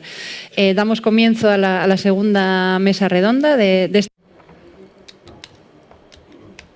Gaur goizean esperientzia ezberdinak eta ekarpen ezberdinak ikusi ditugu ebaluazio eta kalitateari dagokionez, gizarte zerbitzuen ereduetan gaur bigarren mai honetan zehatzago ezagutu nahi ditugu zeintzuk diren Nafarroan, Pirineo Atlantotako departamentuan eta Gipuzkoako Foru Aldundian dauden esperientziak zer ari diren garatzen gizarte zerbitzuen ebaluazioa eta kalitatea neurtzeko. Horretarako Ignacio Iriarte izango dugu lehenik gurekin. Nafarroako gobernuko giza eskubideen idazkaritza teknikoko kide da, ondoren Nikola Lepereur izango du gurekin, Pirineo Atlantikotako departamentuko arduradun izango da, Zunbidez esku hartuko du gurean, eta Maite Peña izango dugu Gipuzkoako Foru Aldundiko gizarte eremuko arduradunetako bat. Bakoitzak 20-25 minutuko denbora tartea izango du aurkezpenak egiteko, eta ondoren aurrekoan egin dugun bezala, galderetarako txanda bat zabalduko dugu. Besterik gabe, Ignacio nahi duzunean egunon, eta eskerrik asko, bai Jolandari bai niri, ona gure esperientzia kontatzera etortzeko eman diguzuen aukeragatik. Nafarroan kontu hauek nola garatzen ditugun aipatuko dut, eta batez ere 3 auzi aipatuko ditut, kalitatea, ebaluazioa eta behaketa. 3ak ere ondo loturikoak dira, eta ondoren aurretik abiarazi den galderari nire erantzun propioa edo pertsonala emango diot. Kalitateari dagokionez, nik aukera hau eta aurretik esandako guzti hau baliatu beharko nuke nire hitzaldiaren hasieran, izan ere bertan aipatu diren elementu guzti horiek osatzen dute gure ikuspegia, gure begirada. Eta Tonik aipatzen zuen gisa gure begirada pertsona izan behar du, gizaki izan behar du, ardatz eta kalitateak eremu horretan, naiz eta erratioekin, titulazioekin eta espazioekin zer ikusia izan, foru dekretuak ere horrela jasotzen du, baina ulertzen dugu hori baino gehiago behar dugula, eta begirada horrek gizatearrago izan behar duela. Eta pertsona erdigunean jartzen dugun momentu horretan, erakundea berak antolatu eta egokitu beharko duela pertsonarengana, eta bertan beste ikuspegi bat ere aldatu behar da. Hau da, pertsona jarreta egiten den pertsonengan ere jarri behar dugu gure fokoa, eta hirugarren instantzia batean, edo hirugarren maila batean, gure erakunde horiek enfoke hori izan behar dute beti ere pertsonei begiratu behar di, pertsona guztiei, eta gure lanbidea, jardunbidea hau izanik, logikoki helburu eta irizpide beretara iristen gara. Guk 2/2020 dekretua sortu genuen, 21-koa ordezkatzeko, eta bertan baldintza eta izapide fisikoak aipatzen ziren, bertako langile kopuruak eta bar, eta gure dekretu horretan beste alderdi oso bat, zati oso bat gitu genuen, bertan estandar ezberdinak aipatzen ginen, eta ebaluaziorako metodologia bat txertatu genuen. Hau guztia, bildu eta labur bildu genezake esanez, misioa eta ikuspegia denok argi daukagula. Hau da, pertsonak hartatu behar ditugu eta bizi kalitate lortu behar dugu. Ez dugu zerbitzu integral bat behar, ez dugu behar izan guztiak erantzuteko zerbitzu bat izan berrik. Hau da, pertsona horien bizi kalitatera heldu behar dugu. Badakigulako bakoitzak bere bizi proiektu bat daukala eta pertsonalizatua izango den zerbitzu multzo bat eskain dakiokegula. Eta horretarako planifikazio behar dugu, tonik aipatzen zuen moduan, eta bertan bere behar izanei erantzutetik haratako euren interesei, euren gaitasunei erantzutea lortu behar dugu. Eta ikuspegi horretan ibilbide bat behar dugu. Fernandok aipatzen zuen hori kudeaketa dela. Etengabeko hobekuntza izango duen kudeaketa bat beti ere bizi kalitatea hobetzeko. Guk pertsonen bizi kalitatea lortzea baldin badugu helburu eta pertsonak zer nahi duen argitzen baldin badugu, bere ekintza gaitasun hori zabaluko dugu eta kudeaketa eta ebaluazio horretan parametro kualitatiboak txertatu beharko ditugu kuantitatiboetetik haratago. Adierazle malguak beharko ditugu, errentagarriak izatetik haratago, aurretik ere aipatu den moduan. Badago, hirugarren faktore bat bertako kalitatearekin lotuta, gure dekretuaren kalitatearekin. Eta hemen malgutasunen aldeko apustua egin dugu, eta aurreko izlariek ere halaxe adierazi digute. Guk, horrez gain, ohikoak diren prozedurak, aipatzez gara, hau da zerbitzuak eskaintzeko prozedura ohikoak, hauek mantendu eta atzera ez egiteko galderak, aurre baldintzak zehaztetik haratako, prozesu berezi bat prestatu dugu esperientzia pilotuak txertatzen dituen zergatik. Ulertzen dugulako, batetik zerbitzu baten motivazioa, arrazoiak eta enfokeak egon behar dutela pertsona baten bizi proiektuari erantzuteko prest, hori gakoa da, baina helburu horietara heltzeko moduak ere kontuan hartu beharreko da. Eta evidenteak edo nabarmenak iruditzen zaizkigun horiek are eta egokiagoak izango dira baldin eta lortzen badugu emaitza hori beste bitarteko batzuen bidez ere lortzea. Ainarak aipatu duen moduan, 3 irizpide dira gako. Pertsona da lehentasun handiena duena eta guk pertsonalak, antolaketak, erakundeak bidelagun gara, tresna gara. Eta hala izanik guk ere esperientzia pilotuetan badugu ereginik ikusteko guk gure esperientzia pilotuen bidez bizi kalitatea hobetu eta esperientzia berriak sortu ditzakegun. Guk bagenuen erazkin bat 2021 batean bertako zerbitzu mota guztien baldintzak zehazten zituena 5 eremuetan. Eta baldintza guzti horiek bete behar ziren. Eta norbaitek baldin bazuen edo zerbitzu batek baldintza guztiak betetzen ez bazituen, analogiaz antzekoen ziren zerbitzuekin osatzen zen. Kontua zer da, guk jar dezakegu martxan zerbitzu bat badugu berrikuntzarako gune bat beti bizi kalitate helburu izanik eta denboran batean esperimentatu egingo dugu eta ondoren ikusiko dugu ea baldintza horiek nahikoak diren eta gero malgutasunari esker esperimentatu eta emaitzak lortuko ditugu. Asko gustatu zait Frederikek egindako aurkezpenean ere aipatu duela haiek garrantzitsua zer den aislatu edo bakartu dutela eta horretan 50 alderdi aztertu dituzte eta haiek azpi azpi markatu egin dituzte eta bertan helburu ezberdinak dituzte. Eta guk pentsatu behar dugu kalitatea gauzak, minimo batzuk baieztatzearen araberakoa izango dela. Minimoiak izan daitezke 18. Eta gero, espazio bat utzi beharko dugu gure bizikalitatea hobetu dezaketen aspektu ezberdin horiek bide ezberdinen bidez ahal izateko eta emaitza berarekin, bizikalitatea hobetzeko amaitzarekin. Nik bigarren blokean ebaluazioaz ere hitz egingo dizuet. Aipatu dugu gure ikuspegia pertsona erdigunean duen arreta baldin bada, bidea, hori lortzeko bidea, kudeaketa izango da. Baina kudeaketa horretan planifikatzeaz gain, baieztatu egin beharko dugu emaitzak lortzen diren ala ez. Eta aipatu ditugun estandar horietan, eta dekretuan biltzen diren estandar horietan esan dugu, alderdi tekniko kuantifikagarri horietatik haratago joan garela, eta txertatu dugula ebaluatzeko behar izan bat. Ebaluatu galdetegien bidez eta erabiltzaileen esperientziatik abiatuta eta baita ere pentsatu behar dugu baldin eta iruditzen bazaigu beren bizi kalitatea eta ebaluazioa hobetzen ari den. Eta zuzendaritzak berak ere hobekuntza hori nabarmen ikusi behar du. Horretarako denbora muga bat eman diogu eta Fernandok aipatu du. Izan ere, pertsona hauek ibilbide bat dute, eta denak ez daude maila berean. Lortu behar dugu, dauden maila horietatik gorago joatea bakoitza.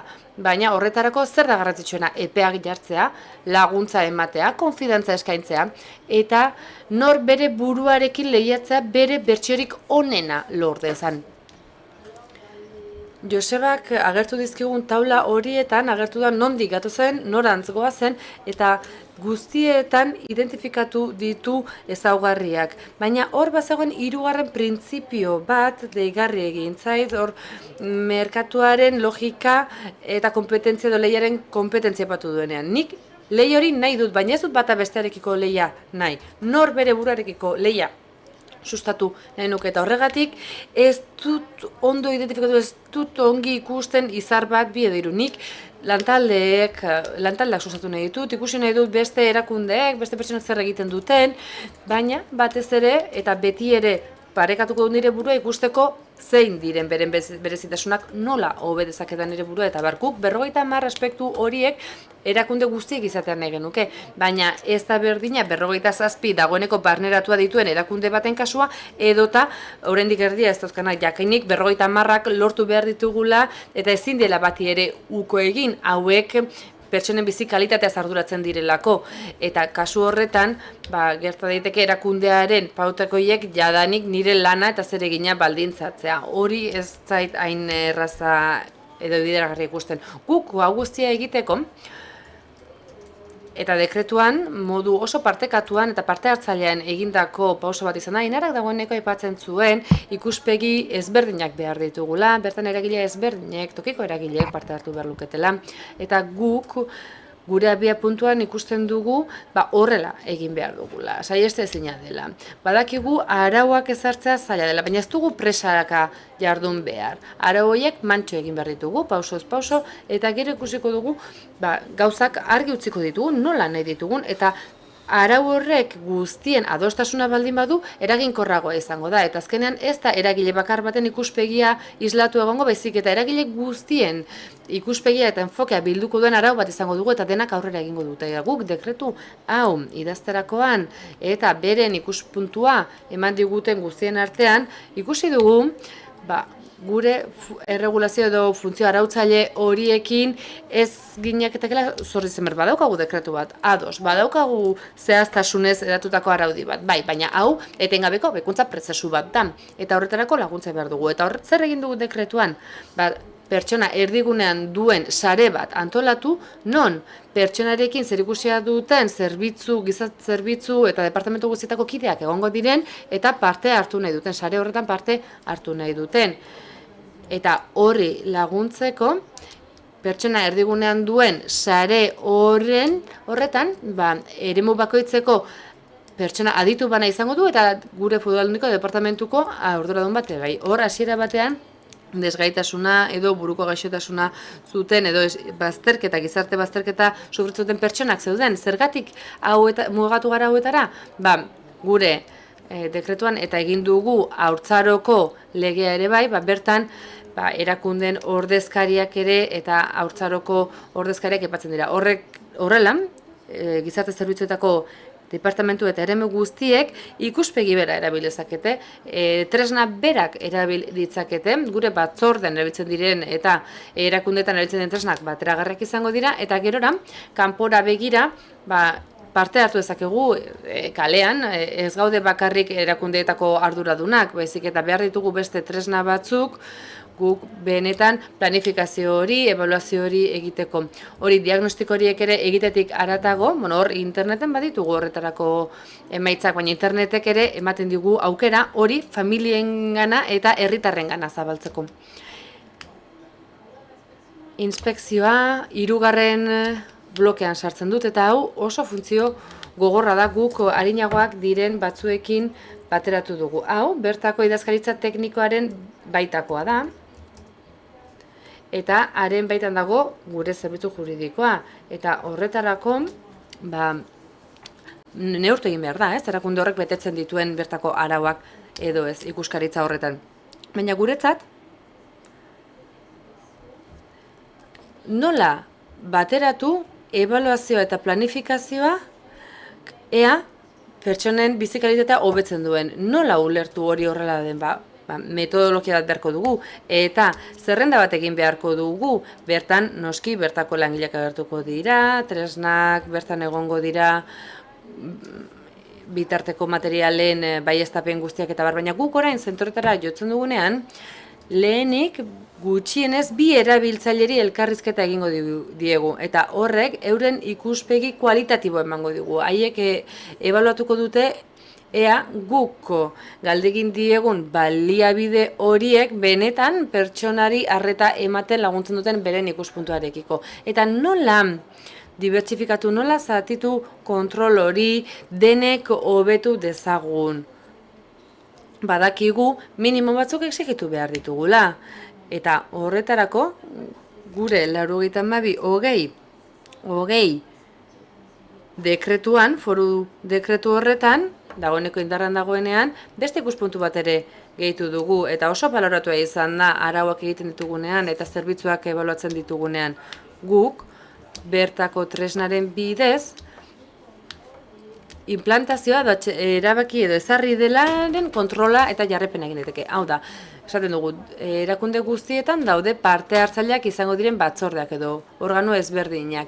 Bertako erabiltzaileen ingurukoek, familiek euren iritzia emateko eta erabakitzeko aukera ere izan dezaten zerbitzuen inguruan eta beraz parte hartze prozesu horiek erabiltzen ditugu edota gure itunen arabera ezarritako zerbitzu horiek aztertzen ditugu ikusteko ea guk zerbitzu horiek betetzen ditugun eta badakigu horiek biek baliagarri izango zaizkigula kanal gisa administrazioak uler dezan nola bizitzen den zerbitzuen hobekuntza hori eta zerbitzuen hobekuntza hori ulerturik ondoren bizikalitatearen berme izango dela. Eta lehen foru arauaren arabera, pertsonen arreta, da, desgaitasuna duten pertsonen arretarako lehen foru arauaren arabera, egintzen prozesu parte hartzaile batekin eta bertako erakundeekin, herritarrekin eta desgaitasuna duten pertsonekin berekin egindako bileretan talde ezberdinak osatu genituen. Eta egoera ezberdina bizi duten aurrei elkarrizketak ere egin dizuk eta aurren kasuan, eta desgaitasuna duten pertsonen kasuan, joan gera adingu txikikoen kasuetara, institutuetara, bestetik jo dugu unitate berezietara, bestetik joan gara desgaitasun fisiko organiko edo adimen desgaitasuna duten pertsonak artatzen dituzten zentroetara, eta zentro horietako batean, buruko osasuna lantzen duen zentro batean, esaten ziguten batzuetan frustratuta sentitzen zirela. Bazutelako arau bat, nik dagoeneko esaten nuen hori biltzen zuena, eta ezinbesteko eskubideak aipatzen zituena, Frederikek berak ere aipatu du egiteko gaitasuna, eta ezinbesteko eskubideak, eta hori ezinbestekoa da. Baina hor, gaur egunerokotasunean dagoen egoera bat da, egia da hor badaudela pertsona batzuekin zailtasunak izaten dira, ez dutelako lortzen horraposorik, eta badago pertsona zentro bat kontentzioak inoiz egiten ez dituena, eta badago beste zentro bat Guantanamo ditzen dutena, etengabeko kontentzioan dagoelako. Eta hor guk bi ideia gehitu ditugun, batetik. Pertsona hauek euren zentroetan, ez bakarrik bertan bizi direnei, baizik edo erabiltzaile, baizik eta bertako langileei eta bertako familiarrei aukera eskaini diegu jardunbide txarra den hori salatzeko aukera bat, eta era berean gure zentro horrek behar izana du horrelako kasurik detektatuz gero ikusgaritzara jotzeko. Eta hori adieraziko dio ikuskaritzari eta bertako sareari, bertako sektoreko profesionalei barkatu esateko zein den egoera, nola ikusten duten, eta izan ere egoera horretan ez gara bizikalitatzeari, hor limite, muturreko egoerazari gara, oinarrizkoak diren 18 eskubidezari gara, mugikortasun eskubidea, askatasun eskubidea sartzen dira hor, eta horrela gure ikuskaritza egokitu egin dugu, ebaluazioa ere egokitu egin dugu, kalitatea lortzeko beti ere, pertsona erdigunean jarrita eta pertsona horien bizikalitatea ardatz harturik. Eta Tonik bere PowerPointean aipatu ditu, hor Berru eta Xaloken irudi horiek, eta horiek elikatzen dituzte guk gure batzordean garatu ditugun irizpide horiek. Horretarako galdetegi bat osatu dugu, eta pertsona eta erakunde bakoitzak ikusiko du bere egoera zein den, non dagoen, zeintzuk diren minimoak, eta horri esker bere 50 arlo horietako jardunbide egokiak ezar ditzake. Argi izan dezaten denek zeintzuk diren minimoak eta bikaintasunara iristeko zeintzuk diren eman beharreko urratsak edo pausoak. Bakoitzak dagoen egoeratik eta ahaliketak helburu gehien lortzeko asmoz.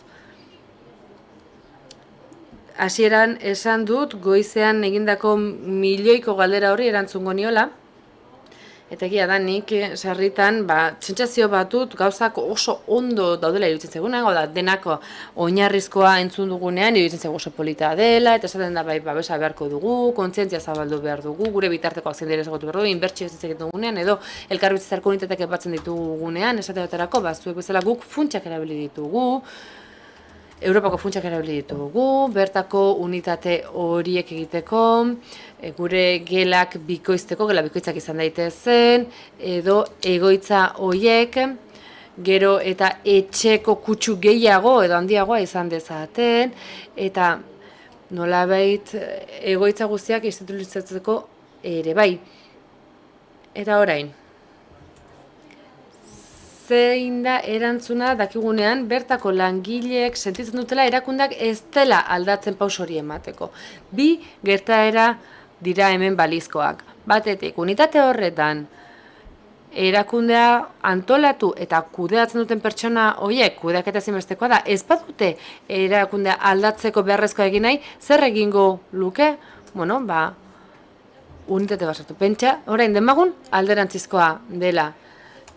Ze gertatzen da, bertako zuzendaritzak guztia egiteko pres badago erakunde aldatzeko, eta bertako langileek ez dute, langileak dira, egoera hori aldatu zutenak. Zailegia iruditzen zaizuelako planteamendu berri bat martxan jartzea, kalitate horri erantzutea zaila iruditzen zaigu. Hor, 4 egoera mota berezi behar dira.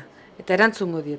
4 egoera mota horiek erantzuten dute guk erakundetan lan egiten duten pertsonek zergatik duten jokabidea azertzen dugunean. Guk gure langileak bokazionalak baldin badira, eta gustatzen zaielako egiten badute lan hori berehala konpontzen eta ebazten dute. Langileak arduratsuak barkatu baldin badira, eta ikuspegi etiko hori baldin badute, eta beren zeregina bete behar baldin badituzte, eta gauzak ondo egin nahi baldin badituzte, orduan konponduta dago auzia. Ikuspegi etikoa ere beharrezkoa izan daiteke, nik zereginaren izaera hori edo egin behar izan hori hain presente ez baldin badaukat, pertsonan erdigunean duen enfoke etiko horrek errazten ditut, hau da, ni ez nahi ulertuko dut berehala, nire erosotasunetik ez ateratzeak eragina izango duela pertsona horietan, eta zaurgarritasun egoeran duen pertsonak direla besteak, eta sektore horretan beren egoera oso larria izan daitekela, eta beraz behar bada nire jarrera aldatu eta bestera batera eskaintza errazagoa dela, eta noski badago laugarren egoera bat, edo pertsona mota bat, eta honek ez du inolako konponbiderik, eta nik, zuzendaritza aldatu nahi zuen kasuetan, beste unitatea bilatzeko langilea, esango nioken bezala langileari, kasu honetan, zer gomendatuko nuke, hemen aipatu den bezala, beste sektore bat bilatzeko eskatuko nieke bokaziorik edo ardurarik ez duten pertsona hauei egin ditzatela torlojoak edo bestelako zergin bat, beste sektore batan jardun dezatela. Eskerrik asko. Muy bien. Bien, ahora vamos a tener la oportunidad de escuchar a... Osongi, Nikola izango dugu orain gurekin, Zoom bidez konektatuko da gurekin, bera Pirineo Atlantikoetatik dator, lehen aipatu moduan, eta bere aurkezpenean adieraziko ditugu zeintzuk diren Frantziako estatuan erabiltzen diren tresna nagusiak, batez ere kalitatearen ebaluazio eta ikuskaritza egiteko, bai gizarte zerbitzuen zeretan. Egunon, Nikola, ongi etorri, ongi entzuten diguzu, ezta? Zurea da hitza.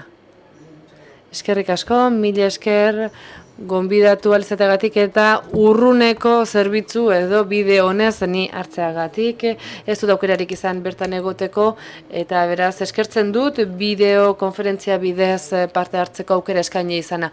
Nire aurkezpena partekatuko dut zuekin, pantailan. Ondo ikusten duzu, ezta? Beraz, guk Frantzian erabiltzen dugun ereduari buruz hitz egingo dizuet, gure kalitatearen ebaluazio dagokionez gizarte zerbitzuetan. Testuingurua adieraziko dizuet lehenik eta behin, adierazteko gure administrazioa nola antolatzen den, arin egingo dut aurkezpen hau, eta gero, jarraian, eredu batzuk partekatuko ditut zuekin, jarraipen hori errazago egiteko, eta gure zerbitzuen kalitatea nola ebaluatzen dugun, nola kontrolatzen dugun adierazteko. Testuinguruari dagokionez, arin zertzela batzuk emango dizkizuet, dagoeneko aipatu dira gisa honetako aurkezpenak, eta Frantzian lehenik eta behin, egia da, sektore honetan, sektore sozialean, erakunde ezberdinen kompetentzia izan ohi dela, batetik bertan badaude alde batetik estatuaren erakundeak direnak, bertan daude osasunerako eskualdeko agentzia ezberdinak, eta honez gain, badago beste erakunde mota, tokiko elkarteak, izan daitezke departamentuak, kasu honetan Pirineo Atlantiketako departamentuak antolatzen ditu, sektore honetako esku hartzeak ere bai, hau da, bi kompetentzia hauek betetzen dira, administrazio maila hauek betetzen dira, eta hemen administrazioak badauka bertako kontrolerako autorizazio edo eskumena eta eskumen finantziarioa ere. Berak finantzamendu eskaintzen badu eta tarifikatu egiten du etxean bizi diren pertsona horien arreta zerbitzuak nola ematen diren. Eta printzipioei dagokionez bai estatuak berak, hau da osasunaren eskualdeko agentziak eta lurraldeko elkarteek estrukturak dituzte, medikalizazioak eta zerbitzu hauek eskaini ahal izateko. Hauek zaintzaren ingurukoak izaten dira eta bertan estatuak dauka eskumena bertako estruktura medikalizatu horiek eskaintzeko. Baina medikuntza zerbitzurik ez duten zerbitzuak baldin badira eta pertsonen akonpainamendurako zerbitzu diren kasuetan izan daiteke hezkuntza jarraipena egitea edo jarraipen soziala egitea, orduan eskumena bertako departamentuarena da eta badira beste estruktura konbinatu batzuk, hau da izan daiteke bide lagun edo laguntza horretan zaintzak, medikalizatuak diren zaintzak ematea, eta beste gizarte edo heziketan motako zaintzak eskatzea. Eta kasu horretan, biek dute eskumena, bai estatuak, bai departamentoak. Eta beraz, bertan jarduten duten erakunde guztien artikulazioa oso konplexua da, eta elkarlanean jardun behar izaten dute, batez ere hirugarren aspektu honetan, koordinazioa ezinbestekoa izaten da instituzioen eta erakundeen artean. Esate baterako, zahar egoitza batean, hor, departamentuaren eta osasunaren agentzia, eskualdeko agentziaren kompetentzia izango da berari arreta ematea. Eta hemen daukazue adibide txiki bat, harin aipatuko dizuet. Hor ikus dezakezue, zer nolako egiturak dauden,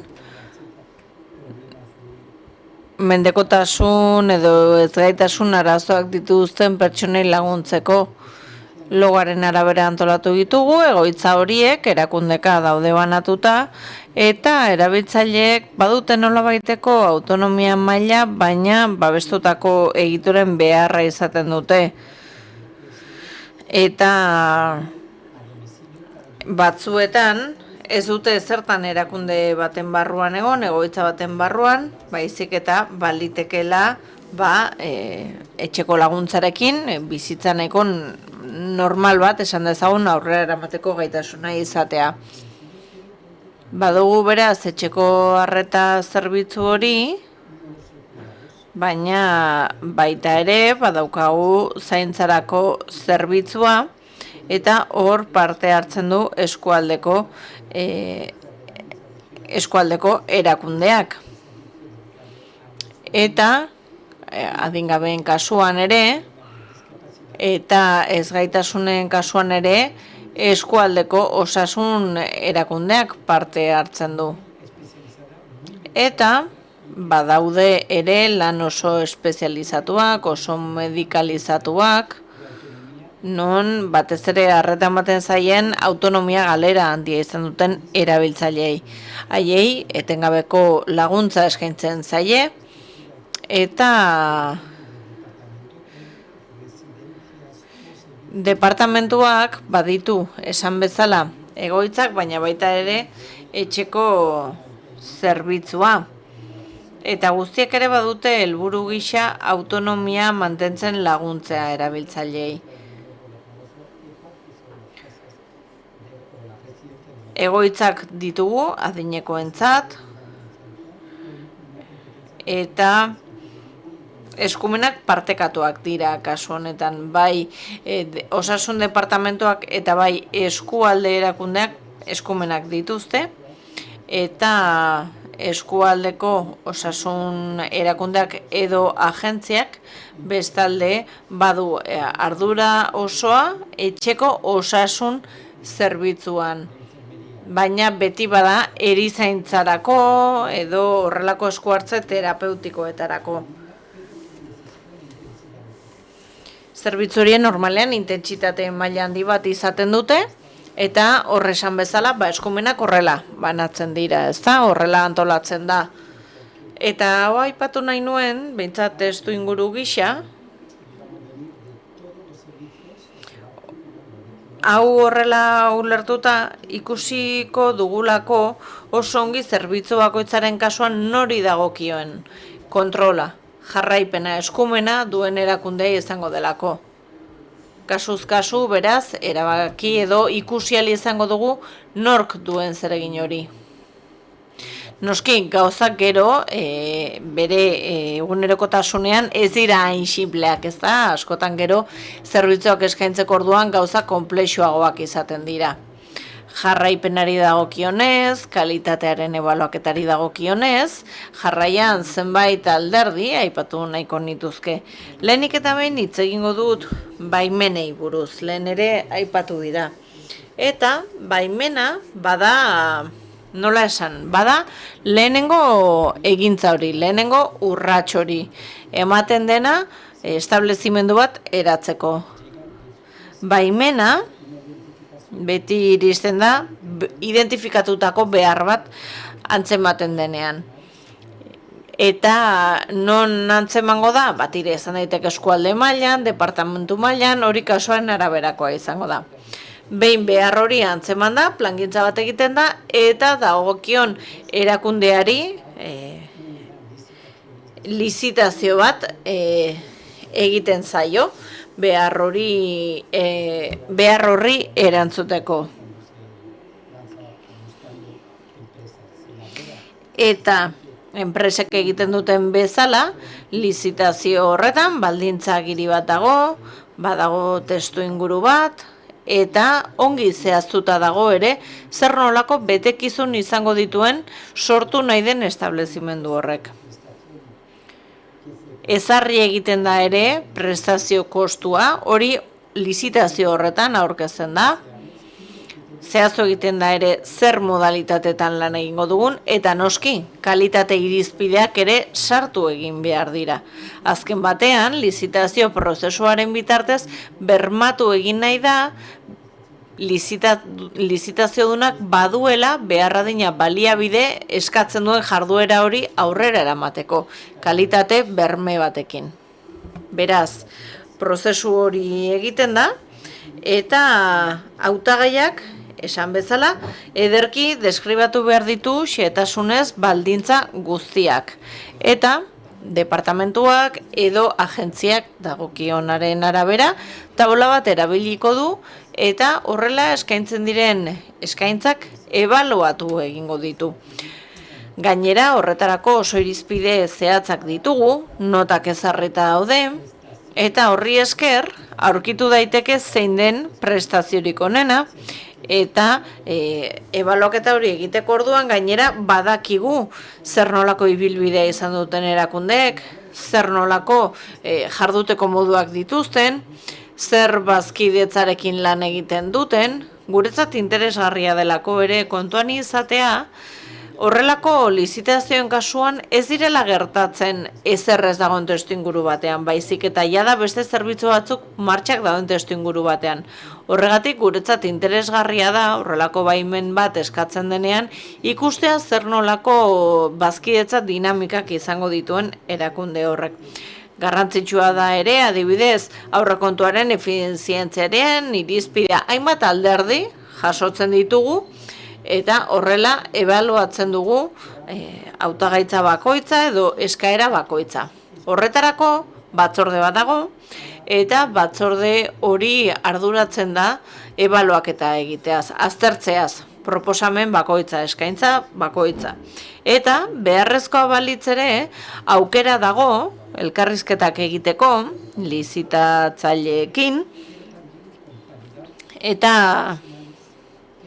beti bilatzen da ahalik eta irizpenik onena eman ahal izatea, kontuan izanik onuradunak, kontuan izanik zer profesionale parte hartuko duten, eta ebaluazio prozesua bera ere aipatu dena kontuan hartuz. Eta horrelako prozesu bat betetzen denean, prozesu hori guztia egiten denean, baimena lehen esan den bezala 15 urterako ematen da. Eta 15 urteko baimen horrekin kudeatzaileak bere zerbitzua eskaini ahal izango du. Eta zerbitzua ematen hasten direnean, guk bere prestazioak ebaluatuko ditugu, aztertuko ditugu.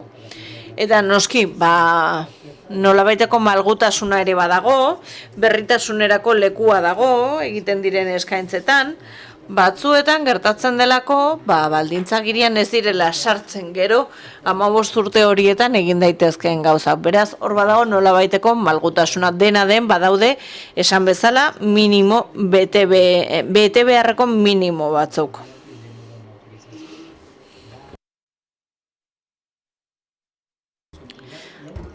Baimena jasotzen denean, eta prestazioa martxan jarri aurretik adostasuna emateko bisitaldi bat egin behar da. Demagun, ateak zabaltzear dagoen instituzio bat dagoela, prestazio bat dagoela, zerbitzu bat. Orduan, baimena behin betikoa izan dadin, egiaztatu egin behar da benetan hasierako baimena ematea eragin duten baldintza betetzen jarraitzen dutela. Eta aztertzen da eraikina bera, aztertzen da profesionalen taldea, aztertzen da nola erabiliko diren baliabideak, nolako hornidura zerbitzuak erabiliko diren, zer nolako laguntza eskainiko den, hori guztia, elementu horiek guztiak, aintzat hartzen dira, ikusteko ea benetan hautaketa prozesuan adierazitakoa betetzen ari diren. Hau da, egiaztatzeko ea hasieran ikusitako hori betetzen ari diren. Beraz, horrela badaukagu jada lehenengo urrats bat. Ikusteko, benetan betetzen ari direla baldintza zehatz jakin batzuk. Hori da baimenari dagokiona. Bestalde, edo bigarrenik, kontratua garatzeko orduan badaukagu kontratu eredu bat. Kudeatzailearekin lotzen da hori, eta egiten dena da hainbat urteko kontratu bat sinatu. Kontratu horiek normalean orokortuta daude, nahiko orokortuta, 2017tik hala izan da, eta horrelako ereduak erabiltzen dira, osasun arloko erakundeekin ere. Eta derrigorrezkoa da horrelako kasuetan kontratuak sinatzea. Egoitzei buruz ari garela, derrigorrezkoa da legearen arabera. Eta kontratu horretan 3 alderdik parte hartzen dute. Departamentuak, agentziak eta interesunak ere.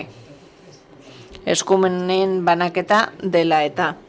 Beraz, kontratua sinatu egin behar da, legeak hala ezartzen duelako, eta berdin dio zer nolako dimentsioa edo egutegia dagoen aurre ikusita.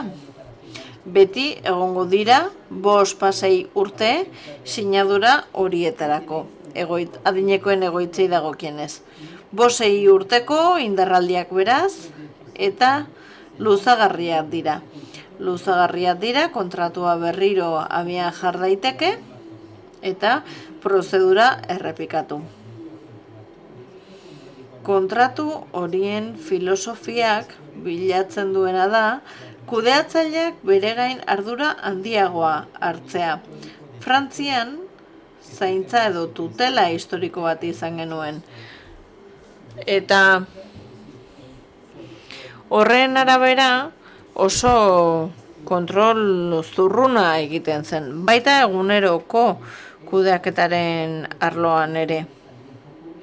Eta gaur egungo kontratu horiekin bilatzen dena da eguneroko kudeaketarako malgutasun handiago bat ahalbidetzea.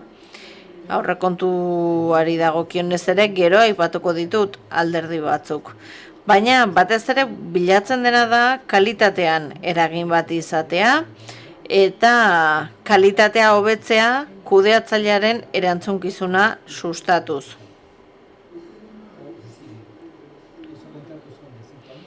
Esan dut, kontratuen indarraldia 5 urtekoa izan ohi dela, eta kontratu horietan ezarrita daude helburu batzuk edo xede batzuk, eta baita ere bitarteko batzuk. Ezarri egiten da ere aurrekontuetarako zer nolako arau jarraituko diren bete ahal izateko. Kudeatzaileak betetzeko xede gisa hartu dituen helburua betetzen direla bermatzeko. Sinatu horretik noski badago ere aurretiko lan bat. Ebaluatu egin behar da, establezimendua, nire aurretik hitza hartu duenak kalitatea hitz egin du, ez da, etengabeko ikuspegi batez, eta horre kalitateari dagokionez inoiz ez dugu esango amaierara iritsi garenik. Ez dago amaierako helburu bat, bere horretan beti dagoelako aurrera egiteko eta hobetzeko aukera. Beraz, etapaz etapa eta fasez, pixkanaka, hobekuntzak egin ahal izango dira, pixkanaka hobetzeko kalitate maila horiek. Eta hor sartzen da adibidez, koordinazioa beste bazkideekin, edo erabiltzaileari laguntzea, edo adibidez etxeko arreta zerbitzari dagokionez, nola hobetu kontaktua, ezakit adibidez farmaziarekin. Beraz, hor ere bilatzen dena da pixka bat, bilakaera bat bultzatzea eskaintzen diren prestazio horietan. Eta horre pertsonalizazioa ere bilatu egiten da. Beharrak desberdinak izaten direlako pertsonatik pertsonara. Eta kalitatea oso lotuta dago ere osasunaren segurtasunarekin kasu honetan, ezta? Eta hor sartzen da ere, adibidez, botiken zirkuitoen segurtasunaren hobekuntza, edo minaren kudeaketa, akonpainamenduaren pertsonalizazioa jada aipatu dudana, garrantzitsua baita. Eta hor sartzen dira, hainbat alderdi, prebentzioa, animazioa, bizitza soziala, nutrizioa, hau da, jakin behar dugu egokitzen, ez bakarrik kolektibo gisa, baizik eta baitere kolektibitateren barruan, hau da, kolektibo bakoitza bere beharrak izango ditu, baina horrez gain, erabiltzaile bakoitzak ere berak izango ditu. Helburua beraz da kalitatea kudeatzea, eta tresnak eskura jartzea. Kudeatzaileak eskaintzen duen zerbitzua ahalik eta kalitaterik handienekoa izan dadin erabiltzailearentzat, baina baita ere profesionalarentzat. Hor sartzen da, profesionalaren bizi kalitatea, prestakuntza, laneko arriskoen prebentzioa, eta noski, badago ere jarraipena egiteko logika bat, eta oreka finantzario bat bilatza ere egoitza horietan. Hau da, aztertuko da ere, ea beharradina baliabide dagoen gure kalitate helburu hori bete ahal izateko. Eta hor, egiten den analisiari esker, jakin dezakegu zer egoeratan gauden eta zer norabideetan goazen kontratu honekin. Kontratu honek, xedearenak eta bitartekoarenak ez du finkatzen zer den gutxieneko soldatapeko kopurua. Inoiz ez da ezartzen, legeak ez duelako aurre ikusten, eta eztabaida ere garrantzitsua da. Galdera asko daudelako horren inguruan. Ea beharrezkoa ote den gutxieneko arau batzuk ezartzea langile kopurari dagokionez ere. Baita ere, kontuan hartzen da, mediku koordinatzaileak zenbaterainoko presentzia duen, hau da, zenbat denbora zegoten den bertan, baina hori da, arautzen den irudi bakarra.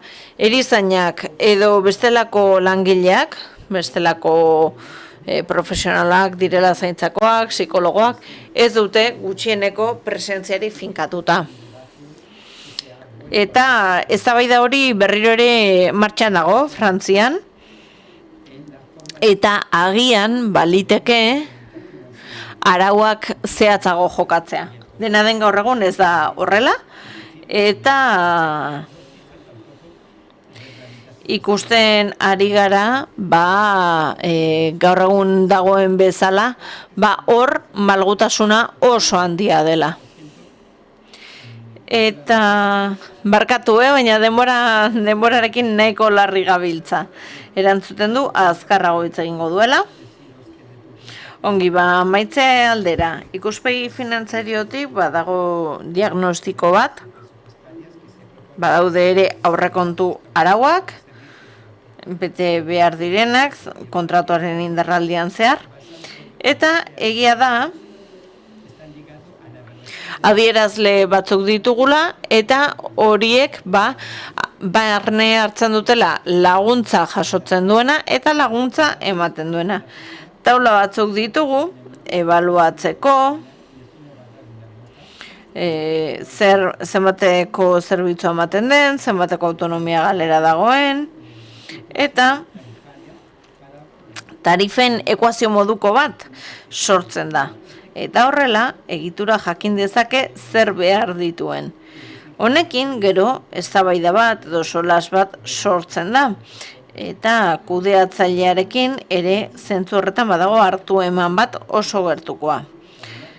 Beraz, finantzen aldetik hori. Horrez gain, badaude ere ebaluazio batzuk. Lehen esan dut baimenak 15 urtekoak direla, baina ez da horra amaitzen egiten dira ebaluaketa erregularrak, eta oraintxe bertan ezarri da, gainera, legez, ebaluaketak 5 urtean behin egin behar direla. Eta ebaluaketa horiek kanpoko erakunde batek egin behar dituela. Herrialde mailako izan behar da, eta herrialderen baimena izan behar du, baina kanpokoa izan behar da. Egitura guztiak daude behartuta ebaluaketa horiek egitera, eta pantailan ikus ditzakezuen alderdi horiek guztiak ebaluatu behar dira. Ez ditu denak aipatuko, baina batzuk aipatzearren erabiltzailearen eskubideak eta parte hartzea zaintzen, kalitatearen maila eta abar. Eta ebaluazio egiten denean, emaitza osasunaren goi agintaritzari bidaltzen zaio, eta ari dagokio nazio mailan eskaintzea egitura guztia jarraitu beharko duen taula, sistema eta eredua. Egitura guztiek bete beharko baitituzte. Zerbitzuak gainera barne mailan ebaluazioaren berri eman beharko du. Barne mailan eta baita ere kanpo mailan edo erabiltzaile mailan. Eta badago ere gizarte kontseilu bat, eta bertan pertsonen ordezkaritza ere badago, eta han ebaluaketen emaitzak ezagutzera ematen dira. Argitaratzeko ere maiztasun batzuk daude ezarrita, baina oraindik ez dago guztiz abiaratuta sistema. Laster amaituko dugu horrekin. Baina tira, azkeneko kontutxo bat. Ebaluazioaz gain, erreklamazioen jarraipenak ere egiten ditugu. Salaketenak ere. 2 prozesu ditugu. Erreklamazioak badira erabiltzaileen kexen baliokideak izan daitezkenak. Erabiltzaile horiek izan daitezke etxean daudenak edo adinekoen egoitza batean daudenak. Eta salaketak kudeatzaileak jasotzen du, antzematen du eta jakinarazten du. Beraz, hor badago bereizketa bat. Batetik badago egiturarena, berarena dena eta erabiltzailearena dena. Beraz, horrekin lotuta ere badago dena antolatuta, egituratuta eta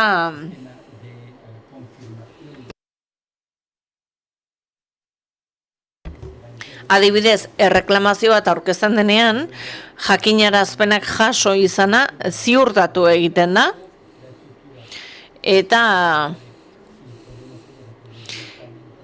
kexaren arabera edo erreklamazioaren arabera egin daitekene izan daiteke erantzun bat eman eta horren berri eman dagokion agintaritzari, edo agian agintaria bera, departamentoa berak esku hartu beharko du. Hori izango da, pixka bat egoeraren araberakoa, agian neurri zuzentzailea beharko dira, eta azken batean egiten dena da azertu ea kexa hori edo erreklamazio hori den arrazoi larriren batengatik, ala ez. Eta ikuspegi teknikotik ikuskapen bat egiteko beharra antzeman daiteke, ere eta alabada egiten da, eta gero noski erantzun bat eman behar zaio. Egiturari dagokionez, emagun badaukagula berri ematen ez duen egoitza bat. Hori ezin da gertatu, derrigorrezkoa delako agindariei berri ematea, gertatzen diren gora bereen berri eman behar diete. Eta horren ondorioz ere neurri zuzentzaileak ezarri ahal izango ditu agintaritzak. Eta batzuetan egoerak ala behartuta edo aurrez ala aurreikusita dagoelako guk ere egiaztatu egin dezakegu lekuan bertan gertatzen dena. Ikuskapenak lekuan bertan ere egin ditzakegu. Eta hori egiteko askatasuna daukagu. Revisio edo berrikuspenen programa bat dugulako. Eta horrela ere egiaztatu daiteke. Ea erreklamazio funtsa duten ala ez. Eta garrantzitsua da aipatza ere jakinarazpenik gabe egiten direla ikuskapen horiek. Baliteke izatea zehatzak edo orokorrak. Eta ez da inoiz ematen horren berri. Bisitaaldia egin ondoren, kudeatzailearekin ere beste prozesu bat jartzen da martxan, txosten bat prestatzen da, eta kudeatzaileak horren aurreko erantzun bat eman ahal izango du. Eta agian, gerta daiteke datu gehiago eskatzea, edo zuzenketa batzuk egitea txostenari, agian etzegolako berradinako informazioa, eta prozesu hori egin ostean, behin betiko txostena egingo da, eta kudeatzaileari bidaliko zaio. Baliteke hor gomendio batzuk jasota egotea, edo ikusiren akats batzuk zuzentzeko proposamenak, edota derrigorrez bete beharreko alderdi batzuen berri ematea. Baliteke ez betetze larriak egotea. Gertalitekelako, adibidez prestazioak ez betetzea jasotakoa. Eta zerbitzuak ez direnean modu zuzenean ematen,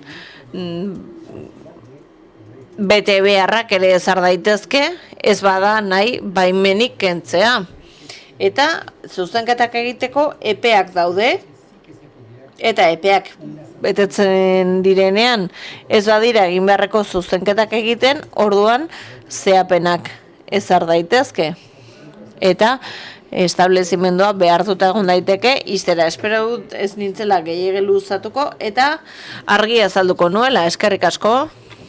Damos ahora la palabra a Maite Peña, que nos hablará de la visión. Maite Peñari emango diogu hitza orain, berak azalduko digu Gipuzkoako Foru Aldundiaren ikuspegiaz, eta azalduko du zer nolako lana egiten den kalitatea hobetzeko, eta zer egiten dute eraldaketaren alorrean gizarte politiketan. Eguerdion guztioi gaurko goizeko saio honi amaiera emateko, nire dagokite nola baita zuei guztiei azaltzea ez, oain arte zer egin dugun, eta mendik aurrera ere zer egitea aurre ikusten dugun. Harin jungo naiz, saiatuko naiz harin jutia ez dakite lortuko dudan, baina saiakera egongo da. Pasaden legaldian oso argi eduki genuen etorkizuna begira, ez, eta gizarte politikan aurrera juteko burua altza behar genula. Begira da, epe luzera jarri behar genula, ez? Eta horregatik etorkizuna eraikiz aterpean, ez? Bultzatu genuen prozesu parte hartzaile bat, lehenik eta behin atzemateko etorkizuneko erronkak, gero lantzeko eta bidea emateko ere, eta ez edo nola helburua garrantzitsua zen, baina helburu bezain garrantzitsua zen nola egin nahi dugun hori guztia, ez? Eta egin nahi genuen modu partekatuan eta berrikuntzatik abiatuta, ez? Eta hori egin genuen, martxa jarri genuen, nik uste dute hasieran helburu bat besterik ezala, baina gaur egun ja proiektu pila bat ditugu esku artean eta ja egiteko modu hori errealitatea bihurtu da, ez?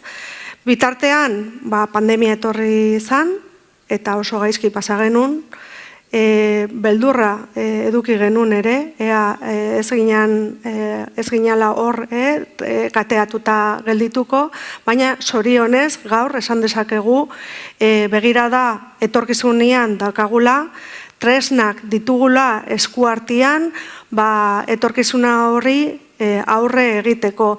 Eta, Josebak aipatu du, ez, horietako bat, eta da Agenda 2030.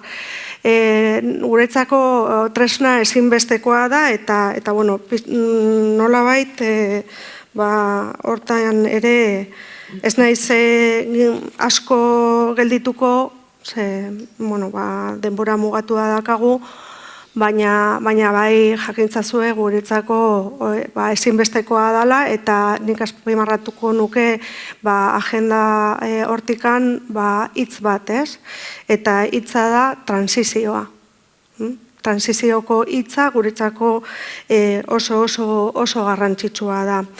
La evaluación como pilar de la... Ebaluazioa da transiziorako zutabeetako bat. 2030 agenda honetan, etorkizuneko politika horiek diseinatu nahi ditugu. Eta diseinu horretan, oinarrizko ezarri ditugu bertako trantsizio horiek. Hori azpimarratu beharra daukagu. Norantz jo nahi dugu? Ze transizio mota egin nahi dugu? Gizarte zerbitzuetan oinarritutako politika batzuetatik abiatu eta pertsona zentratutako politika batzuetara jo nahi dugu. Hau, honek erraza dirudi, hasiera batean, baina nola egingo dugu hori guztia. Hau, ahalbidetu ahal izateko, trantsizioak berak ezinbesteko garrantzia du. Bertako PowerPointen ere aipatu dugu pertsonalizazioa izango da horretarako gakoa. Eta bertan lan eremu handia dakagu, erabaki beharko dugu zer den pertsonalizazioa eta nola ekin behar dugu horri. Trantsiziorako politika sozial horietan 4 zutabe aipatu nahi nituzke trantsizioaren barruan. Lehenengoa eredu aldaketa bat da, geure burari galdetu behar diogu zer den aldatu nahi dugun hori. Zerbitzuetan inortutako eredu batetik abiatuta, pertsonetan oinarritutako eredu batera jo nahi dugu, eta horretarako ze pauso eman behar ditugu, ze ibilbide trazatu behar dugun, erabaki beharko dugu. Bigarren zutabean berrikuntza eta esperimentazioa dauzkagu. Nola aldatuko dugu, nola aldatu eredua, ze tresna dauzkagu horretarako. Hori hasiera batean planteatzen genuen premisa batetik abiatuta, izan ere sinetsita geunden, gaurko irtenbide, konponbide horiek ez dituzte etorkizuneko oztopoak gaindituko. Beraz, beste tresna batzuk sakondu beharko ditugu guk erabiltzen ditugunetatik haratago. 3. zutabea gobernantza da. Gobernantza parte hartzaile edo kolaboratiboa. Nola egingo dugu? Bakarrik egingo dugu, bulego batean diseinatu eta martxan jarri, hau da, nola bideratu prozesu hori guztia. Pertsonalizazioa aipatu dugu. Ze zerikusi du, ze errol dute pertsona erabiltzaile horiek, ze erabiltzaile mota dauzkagu, zeintzuk dira gure profilak, ze profil izango dugu etorkizunean. Galdera horiei erantzun behar izan diegu eta gure lanaren ardatz izan dira galdera horiek eta gure ekimenak horretatik abiatu ditugu, hau erakundeekin batera egin nahi dugu eta gizartearekin batera, baina erabaki beharko dugu, gizarteak trantsizio horretan ze errol izan beharko lukeen, ze zer egin duen, gizarteak ze zer egin duen etorkizuneko gizarte politiketan. Eta gaurko izarra izan den gaia da ezinbestekoa ebaluazioa eta monitorizazioa. Jarraipena egin behar diogulako trantsizio horri. Eta zer ikasi dugu bidean? Nola zuzendu, nola hobetu, nola eman aurrera pauso horiek badaukagu gaitasunik aldaketa sustatu nahi dugu, baina ez edozein modutan. Erantzun egin behar diegu lau galdera hori beraz aurrera egiteko, zer aldatu, nola, norekin eta zer ikasi bidean. Eta zentzu honetan eta ebaluazioa oinarri hartuta hau baita laugarren trantsizio edo eraldaketa horren laugarren zutabea, hemen bi galdera nagusi ditugu zer ebaluatuko dugun eta nola ebaluatuko dugun. Izan ere gauza bata edo bestea ebaluatzea ez da bera eta ebaluazio motaren arabera emaitzak ere ezberdinak izango dira. Bestetik ebaluatu nahi dugu eredua bera, pertsonalizazioa bera ebaluatu behar dugu eta horretarako lan sakon bat egin beharko da. Baina berrikuntza ere kontuan hartu beharko dugu. Ze berrikuntza maila du gure ereduak badauka berrikuntzarik? Esperientzia batzuk emaitza bitxiak eman dizkigute, gerora sakonduko dut, baina gobernantza bera ere ebaluatu behar dugu. 3 gauzak ebaluatu behar ditugu. Hau da, gobernantzari dagokionez badakigu zer egin eta norekin, baina ematen ditugun pauso horiek ebaluatu egin beharko ditugu norabidea zuzentzeko batzuetan hanka sar dezakegulako edo oker egon gaitezke. Lehen instantzia batean ilusioz eta gogotsu definitzen dugun horren jarraipen egin beharko dugu, ebaluazioak esan diezagun ea bide edo norabide honean gauden, ala zuzendu beharreko norabidea den. Eta gero nola ebaluatuko dugu, ze metodologia erabiliz? Hemen badakigu ebaluazio parte hartzailea izango dela gakoa.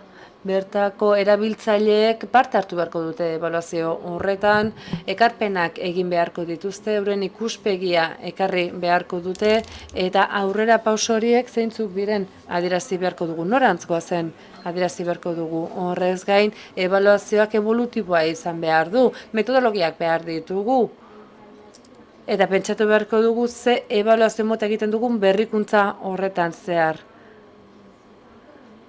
Hau ere oso konplexua da, eta hirugarrenik ebaluazio kooperatiboa daukagu, baitela konplexua, hau da, prozesuan parte hartzen duten guztiak, ebaluazio prozesuan hartzen duten guztiak kontuan hartu beharko ditugu, ebaluazio prozesuko eragileak erabili beharko ditugu, eta beti da elkarrekin edo denen artean ebaluatzea konplexagoa modu vertikalean egitea, baina sinetsita gaude erabat hau dela bidea.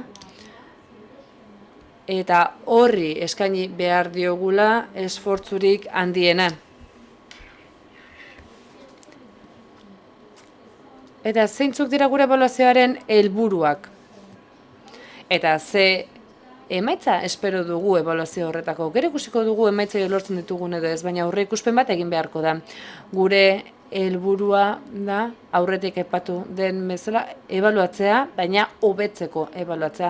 Gure zaintzen eredua hobetu nahi dugu, bertako pertsonen bizi kalitatea hobetu nahi dugu, eta azken batean guk arreta eskaintzen dugun pertsona horien bizi kalitatea eta bizi modua hobetu nahi dugu. Baina aurre ikusteko gaitasuna lortzeko ere ebaluatu nahi dugu, pandemiatik hori ikasi dugu, aurre ikusi behar ditugu eszenatoki ezberdinak. Zergatik ez dugu ebaluatuko beraz bertako joera ezberdinak?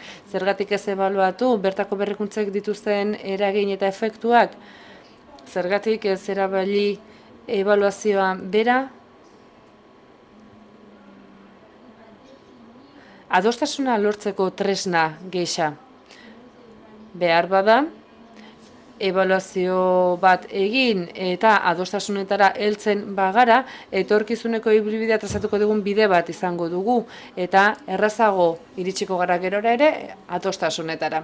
Eta hori, evidentziak sortzearekin lotuta dagoela iruditzen zaigu. Evidentziak behar ditugu abiapuntu bera izan dezagun eta abiapuntu horretatik adostasunak lort ditzagun. Partekatua izango den zerbait lortzeko denen artean. Eta ze emaitza espero dugu ebaluazio horretatik. Batetik, eragina nahi dugu, bizi kalitatean eragin nahi dugu. Eredu honekin pertsonen bizi kalitatea hobetu nahi dugu, ebaluazio interesgarriak egin ditzakegu bertako zerbitzuen inguruan, baina gutxi ebaluatzen da gure berrikuntzak eta ereduak bizi kalitatean duen eragina neurtzen dutenak. Hori ezinbestekoa da, aldaketa hori kualitatiboa izango da. Ebaluazioaren emaitzak ere bai, etorkizunari begira. Behar ditugu emaitzak joera horien eragina zein den neurtuko dutenak, baita berrikuntzan ere. Hau guztia aurre ikusteko daukagun gaitasun hori, da aurre hartzeko dugun gaitasun horrekin lotuago. Eta lehenik aipaturikoa ere, adostasunak behar ditugu, trantsiziorako, aurrera pausoerako, progresorako, eta erabat sinetsita gaude, hau izango dela guztiaren gakoa.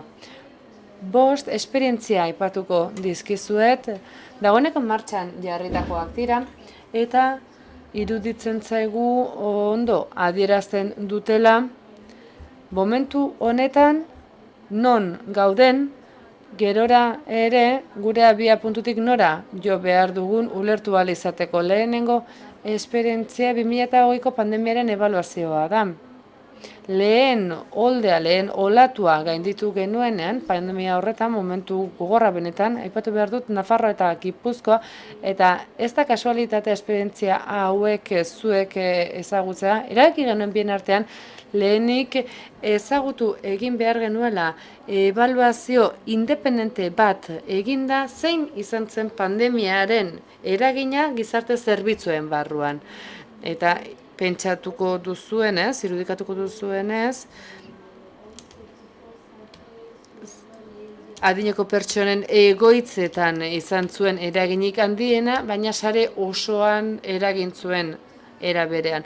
Horretarako galdetegiak egin ziren, taldeko dinamikak, buruz buruko elkarrizketak, eta hortik abiatutan ikusi zen, eta ondorioztatu zen, hainbat gai interesgarri neurri gisa erabili behar genituela. Hau da, gertatutako horren ebaluaziotik ikasi egin genuen, etorkizunera begira, hurrengo kudeaketa bati hobeto aurre egin ahal izateko, edo COVID-ak izan duen eragin horiei aurre egiteko etorkizunean izan dituenak eta gaur egun dauzkanak ere bai. Ikerketa horren emaitzek zer diote? Batetik erantzuteko edo reakzionatzeko gaitasun handia izan zela, batez ere hasieran, egia da erantzuteko gaitasun handia izan da. Eta, bueno, gero gaitasun txikia ere bai agertzen hori ez genuen ikusi, baina, bueno, hori ez da gure sektorean bakarrik gertatzen, gizartearen babes handia, eta hau oso garrantzitsua izan zen, indargune nagusietako bat izan zen, gure etorkizuneko hildoak indartzeko, bestetik ahultasunak nonbaitu genituen koordinazioan, material falta ere ikusi genuen, hori da aurre ikuspen txikiaren ondorietako bat, eta hau ere esanguratsu da, eta bestetik eragin ekonomiko, psikoemozional handia eta teknologiaren inguruko eragin handia sektorearen barruan.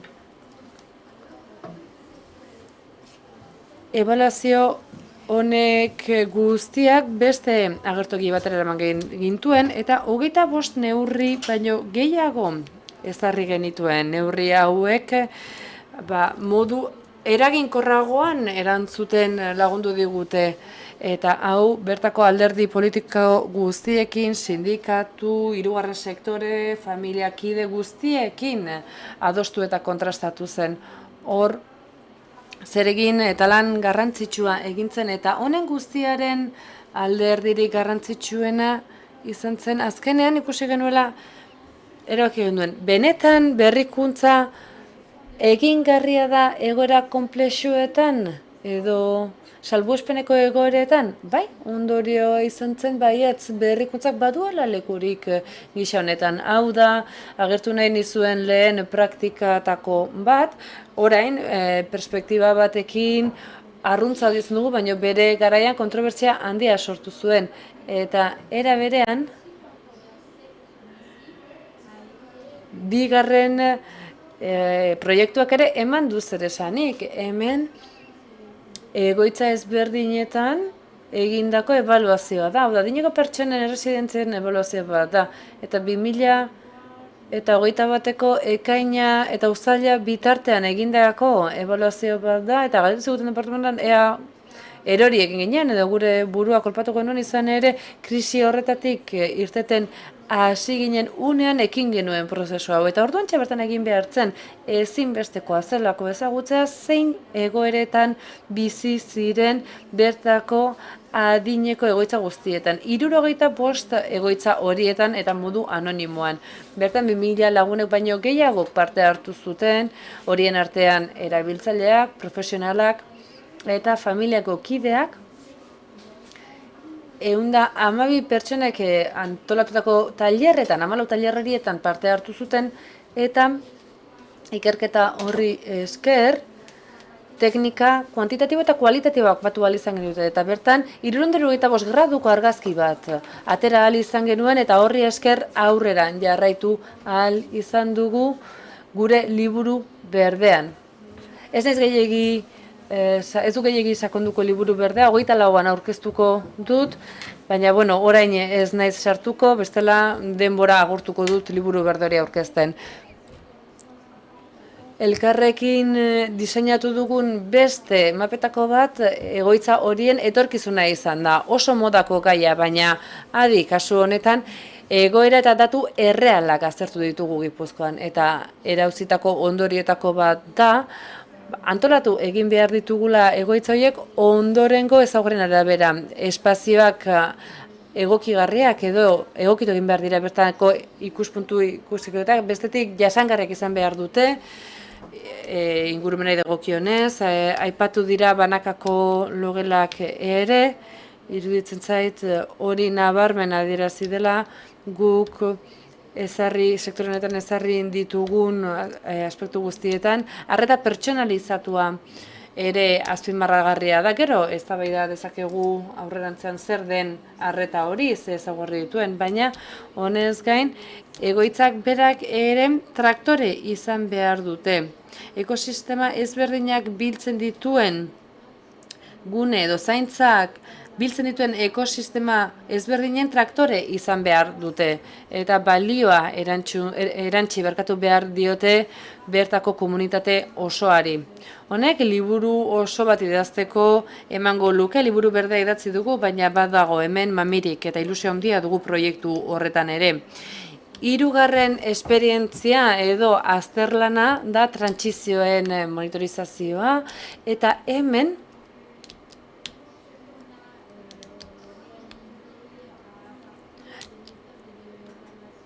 evoluzioa neurtzeko ebaluazio sistemak erabiliz aztertu dugu zer gertatzen ari den gaur egun eta nola txertatzen eta ezartzen diren trantsizio hauek. Hau da, ez gara zain geratuko dauzkagun prozesu ezberdinen implementazioan emaitzen zai. Hau da, aztertu eta denbora errealean monitorizatuko ditugu prozesu horrek eta honek norabide hori zuzentzen lagunduko digu.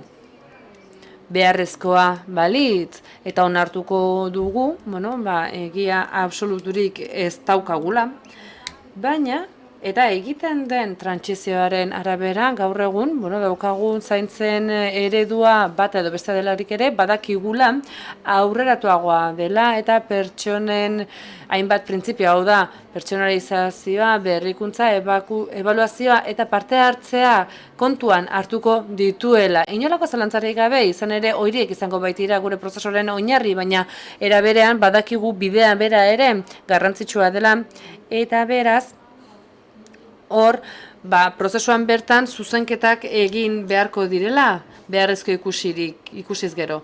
Eta honek, albidetuko digu, unean gure trantsizioen ezarpenak nola doazen aztertzea, eta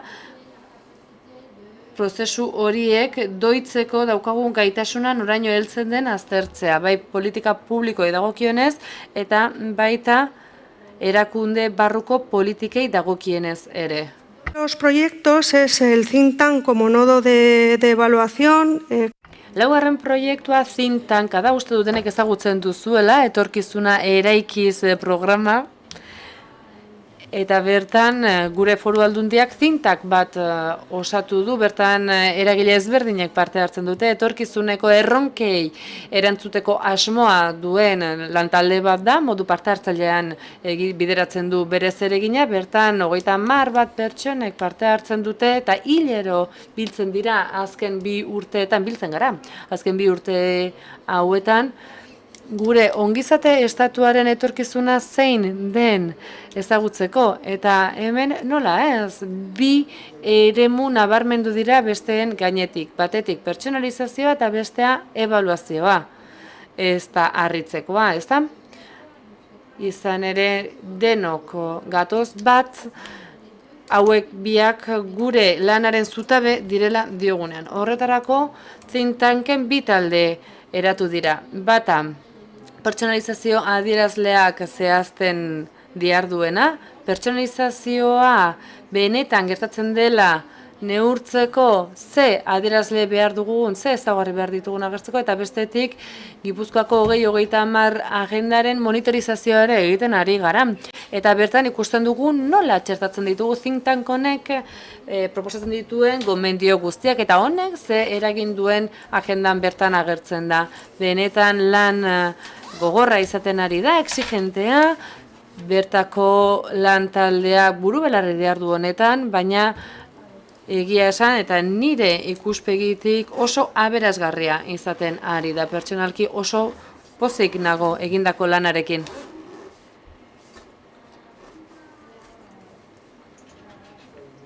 Eta aipatu nahi nuen 5. esperientzia, eta honek dagoeneko fokoa bai jartzen du bertako etorkizuneko ekintzetan. Izan ere, gizarteko politika hauen, transizioko gizarte politika hauetan guztietan, eta ebaluazioaren esparruan agenda bat, edo agentzia bat zehaztu beharko genuke ebaluaziorako, zergatik ez, eta benetan jauzi hori egiteko prest gaude, sinesten dugu apustu bat egin behar dela kualitatibo eta kuantitatiboki ebaluazio honetan guk argi dugu baiet, eta horregatik agentzia honetan lanean dihar dugu.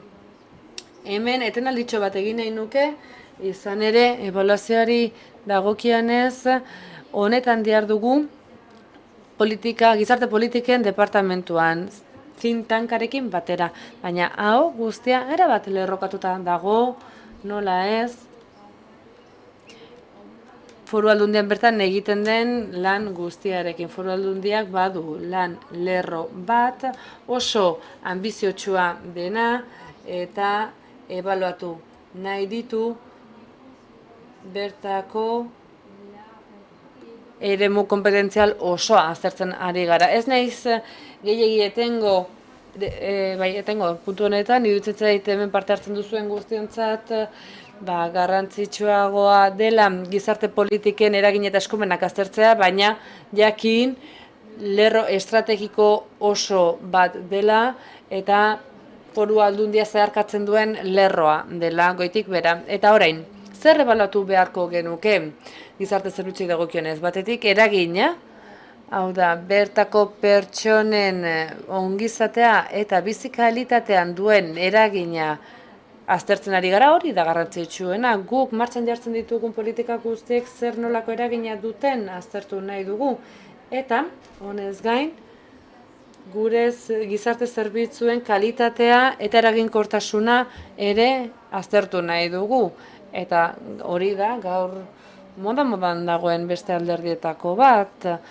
Modan ezpada ere behintzat gure edabideetan sarritan agertzen da, adineko pertsonen egoitzen egoera zein den, eta beraz hori garrantzitsua da, baina guk hemen pertsonen ongizatea, bizi kalitatea hobetzeko zein eragin duen neurtu nahi dugu eta gure zerbitzuen kalitatea neurtu nahi dugu. Aurrea hartzea, aurre ikustea, badirudi hau etorkizuneko puntua dela, baina garrantzitsua da, eta pandemiak argi erakutsi digu. Eta Horregatik hasieran aipatutakoa gogorarazi nahi nuke, izan ere badakigu gaurko errezetek ez dietela erantzungo etorkizuneko erronka horri edo agengo erronkei, eta badakigu estaldura aldatu egin beharko dugula. Eta hori jakinik ikusi beharko dugu zeintzuk diren gure gizarte sistemaren joerak, zeintzuk diren etorkizuneko lerroak, horiek aurre ikusi behar ditugu, eta era berean guk gure sektore publikoaren barruan finantziatzen ditugun eraginak ere aztertu beharko dira, bai positiboak, bai negatiboak. Izan ere, egia da, gure politika sozialetan berrikuntza finantzatzea ondo hartzen dela, baina batzuetan ez zaigu hainbeste interesatzen berrikuntza horiek zein eragin positibo eta negatibo dituzten aztertzea. Eta eragin horiek ere, biek, mahai gainean jarri beharrekoak dira, baldin eta berrikuntza horiek edapen gaitasun hori izan dezaketen, eskalagarritasun hori izan dezaten nahi badugu. Eta ondoren trantsizioak ere ebaluatu behar dira. Gutxi hitz egin dugu jasangarritasunaz, baina gela barruan daukagun elefantea aipatzea bezala da. Nola konektatu ebaluazioa esku hartzarekin eta erabakiak hartzarekin? Honek jasangarritasunarekin zerikusi zuzena dauka eta ebaluatu beharrekoa da. Eta nola konektatu gure ebaluazioa adostasunekin? Lehenik zer aipatzen dugu, nola lortu adostasun horiek, eta ebaluazioak lagunduko digu adostasunetara heltzen. Eta ondoren, hartuko adostasun horiek jasangarri egin behar ditugu, eta nola egin aztertu beharko dugu. Egin beharreko ibilbidea oraindik ere luzea da. Trazatu duguna, gaur-gaurkoz ez da laburra izan, ez dakit luzea izan den, baina lan luzea egin dugula iruditzen zait, baina badakigun etengabeko ebaluazio jarraia izango dela aurrean dugun erronka horri aurre egiteko modurik onena. Non, zaintza eredu berri bat lortuko dugu, pertsonalizatuagoa izango den eta bizi kalitate hori hobetzen lagunduko dugun. Hori, nola egiten ari garen jakiteko modu bakarra ebaluatzea da. Zein aurrerapauso eman jakiteko modu bakarra ebaluatzea da. Eta ebaluatu behar dugu bertako errealitatea, bertako pertsonak, langileak, egoera errealak, horrela jakingo baitugu zein bide egin behar dugun zerbitzuetan zentratutako politiketatik pertsona erdigunean duten politiketara iristeko. Zela, gauza asko ditu orain esateko, baina bueno, azkeneko mezua helaraztea ilusio handiz, ari gehala hau dena jorratzen, usten dugu hau dala bidea, eta oso agarbi dakagu guk bakarrik ezin degula bide hau egin, baizik eta denon artean egindako bide bat dala. Mila esker. Mila esker, komita.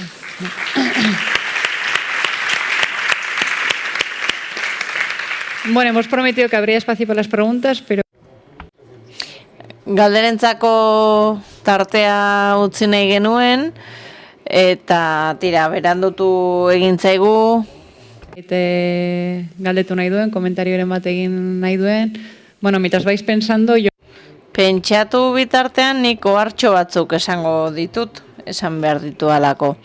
Astean zehar, saiatuko gara, jardunaldiaren materialak, helarazten, izen eman duzuen hoi, eta galdeketa txiki bat ere, jakiteko ea nola ikusten duzuen, aipatu dugun guztia, izpide izan dugun guztia, zuen iritzia jakin nahi dugu.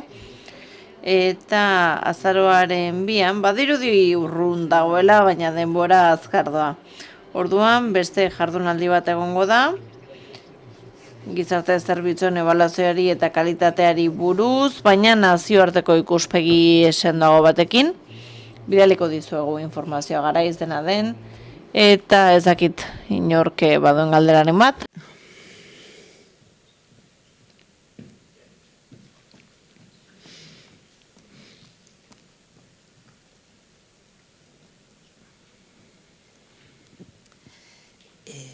Aitzen da? Ez? Horbildo, hola. Gainera marrantan nago, eta barkamenak bai. bueno, ikaragarria, mintegia bai, eta gehien bat hori ba, azkeneko bi aportazio ez, gustatu zizkit ikaragarri. Pixket gauzak ordenatu nahian edo pixket hau zirriborroa da, eta inbarko nuke ideiak segurazki gehiago ordenatu, eta gelditu, eta pensatu. Hausnarketa da niri behin da berriz etortzen zaiten hitza borura, bai? Aizate denbora guzian hori ba modelo aldaketa eta bueno, aintzindari izatea, imazti, en fin, hortiken bai. Nik ez tateri edo soilik ez naiz konturatu konpromeso politikoa ondirik ez dut aitu. Politika lorrak erran barra du segurazki gauzanitz, ze ekonomikoki sostenitu beharra da, bai?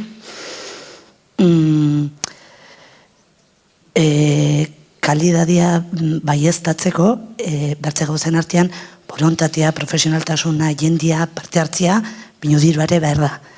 Eta konpromiso tinkoa, sendoa, gorpuztua eta ordenatua. Gustatu zait ikaragarri Nikolaunek, hori ba, 74ko departamento buru iten dena do botaduna ez, arek, bueno, zarretxen ingurun naizen, edo, bueno, egoitzan ingurun eta, bino, aizen denbora guzian, 15 urtetako plangintzaz.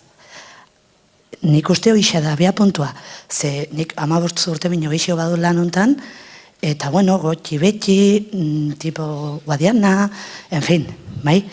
Bat iten dut, gozaldo aintzinen, azkeneko horrek, botadun horrekin, profesionala zarelik arlo batean, eta naiz sinistu, naiz kompromiso handia izan eta bokazio ikaragarria, desilusio handia izaten dere, kusten duzulik hauzaik ez duela aintzina iten do, esolik zuk duzun parametrotan edo duzun, en fin, hilbibide profesionalak erakutsi dizun bide hortiken, bai?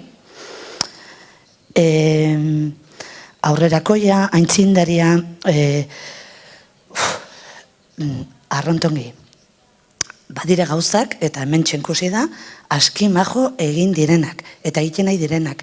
Eta batzutan ez dakiten horren bertzeko gauza berria sortu ez dakize, baizik eta igual ere, baizu, ondokoaren alderdi honak eta majoak kopiatu, adaptatu, eta intzinei, bai? Bizundin Naforrotiken heldu naiz, eta batek botadu, nahi zoen gehoritzen, kalidadia eta hain behar da pixket arindu profesionala eguneroko gauzataz, ze jakina, baldin badugu teknikaria, sius programa informatiko hori aldiro betzatzen, baita erakusteko ez dabilela kafiak hasten denbora guzian, baizik eta lanian. Baldin badugu idazkaria, mankomunitateakoa, denbora guzin aktak, eta aktak idazten, eta ez da hastia hundirik aintzindari izateko eta gauzak hauniz pensatzeko, ituak, gaude, bai? Ni arrontin azkeneko. Bai, mesedez. Bai, familia programan tokatu zai desente gotia, eta ni arron gustora eta pasioz begitzen dut iparraldin nola jokatzen te familia programatan, bai? Ze baliabideak plantatzen txuzten eta ze kompromiso tinko badiren. Hementxe Nafarroan, bueno, hementxe ez, bino Nafarroan, 0-3 horrekin gotxi beti gabiltzak ilikolo. Guraso bakarreko tramitazioa intzen eta txartela badago, bino gero aski gauza motela kapalak sortu dire arren arira. Etxe bizitza dela eta ez dago elko politika tinkoa. Pisket, ideia hori da. Bai, oso da, mila esker. Bueno, hausnarketa bat izan da galdera bat baino gehiago, ez dakit norbaitek zerbait duen gehitzeko edo... Bueno, en nuestro caso decir que en Navarra desde luego compromiso político tenemos. Gure kasuan Nafarroan badaukagu konpromisoa, badaukagu dekretua, parlamentura iritsi dena, eta pertsona da ardatz, alderdi batek izan ezi beste guztie, babestu zuten, eta horren ezintasun legea iritsiko da. Eta egia da, iristen zarenean alderdi politikoen gana, erakunden gana, lana aurretik egin denean eragile guztiekin eta alderdi interesdun guztiekin, orduan biderkatu egiten dela adostasun politikoa eta konpromisoa lortzeko aukera. Eta ikusten badugu adibidez nola geunden COVID-arekin edo nola geunden aurreko krisialdiarekin, uste dut gauzak alderantzizkatu egin direla, ez da egon gastu mugarik eta egin dena izan da defizita areagotu, sektore zaurgarrienek kalte handiagorik jasan ez ezaten. Niri ere iruditzen zait administrazioa konpromiso ekonomiko bat agertu dutela eta bistakoa da hala dela.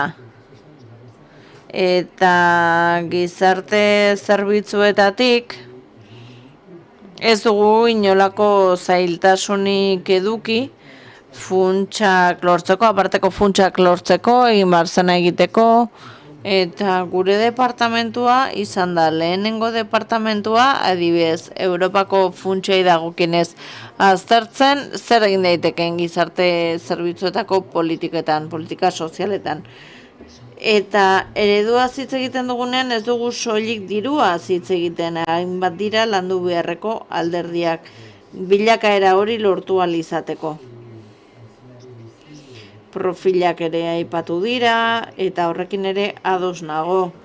Konpromiso politikoari dagokionez iruditzen zait gizarte politiketan, euskaran eta berdintasunean bezala, babes maila berezi bat eduki beharko luketela konpromisoek. Alderdikeri ez arago, eztabaida alderdiko ez arago, eta daukagun errealitatea da daukaguna, elkarrekin eraiki dugu, eta guk egiten duguna da ahalegin oso handi bat. Hain zuzen ere, sare osoarekin partekatzeko. Adostasun politikoa beharrezkoa delako, baina baita ere soziala. Eta hemen gaudenok, agian, ez dugu hemen jarraitzeko aukerarik izango urtebete barru, baina profesionalen taldeak, erabiltzaileen taldeak, senidien taldeak ikusten badu egiten ari denaren potentzialtasuna, orduan hori aurrera aterako da.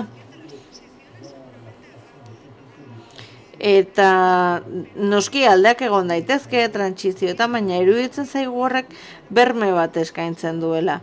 Eta berme hori datuen konfrontaziotik ere iritsiko da.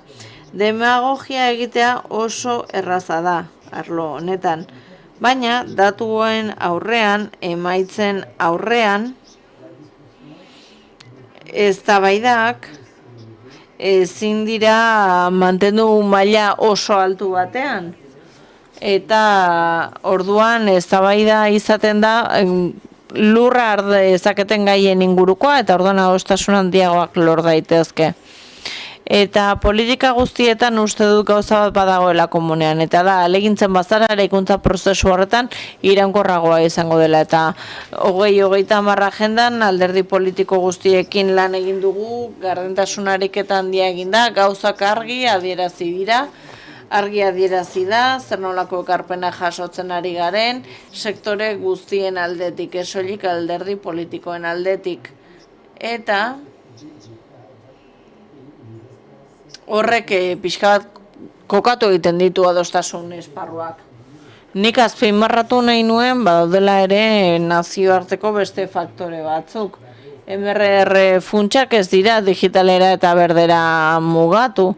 Bestea bada erresilientzia, inklusibitatea eta gugara finantzaketa handiena duen departamentua horrez gain badago 2030 agenda. Hau da, nazio batuen erakundeak lortu du estatu guztiek bat egitea soilik giza eskubideen itunekin, aurrenekin edo ezintasunekin, zeina 2006an atera zen, baizik eta baita ere 2030 agendaren eraikuntzan mundu mailan.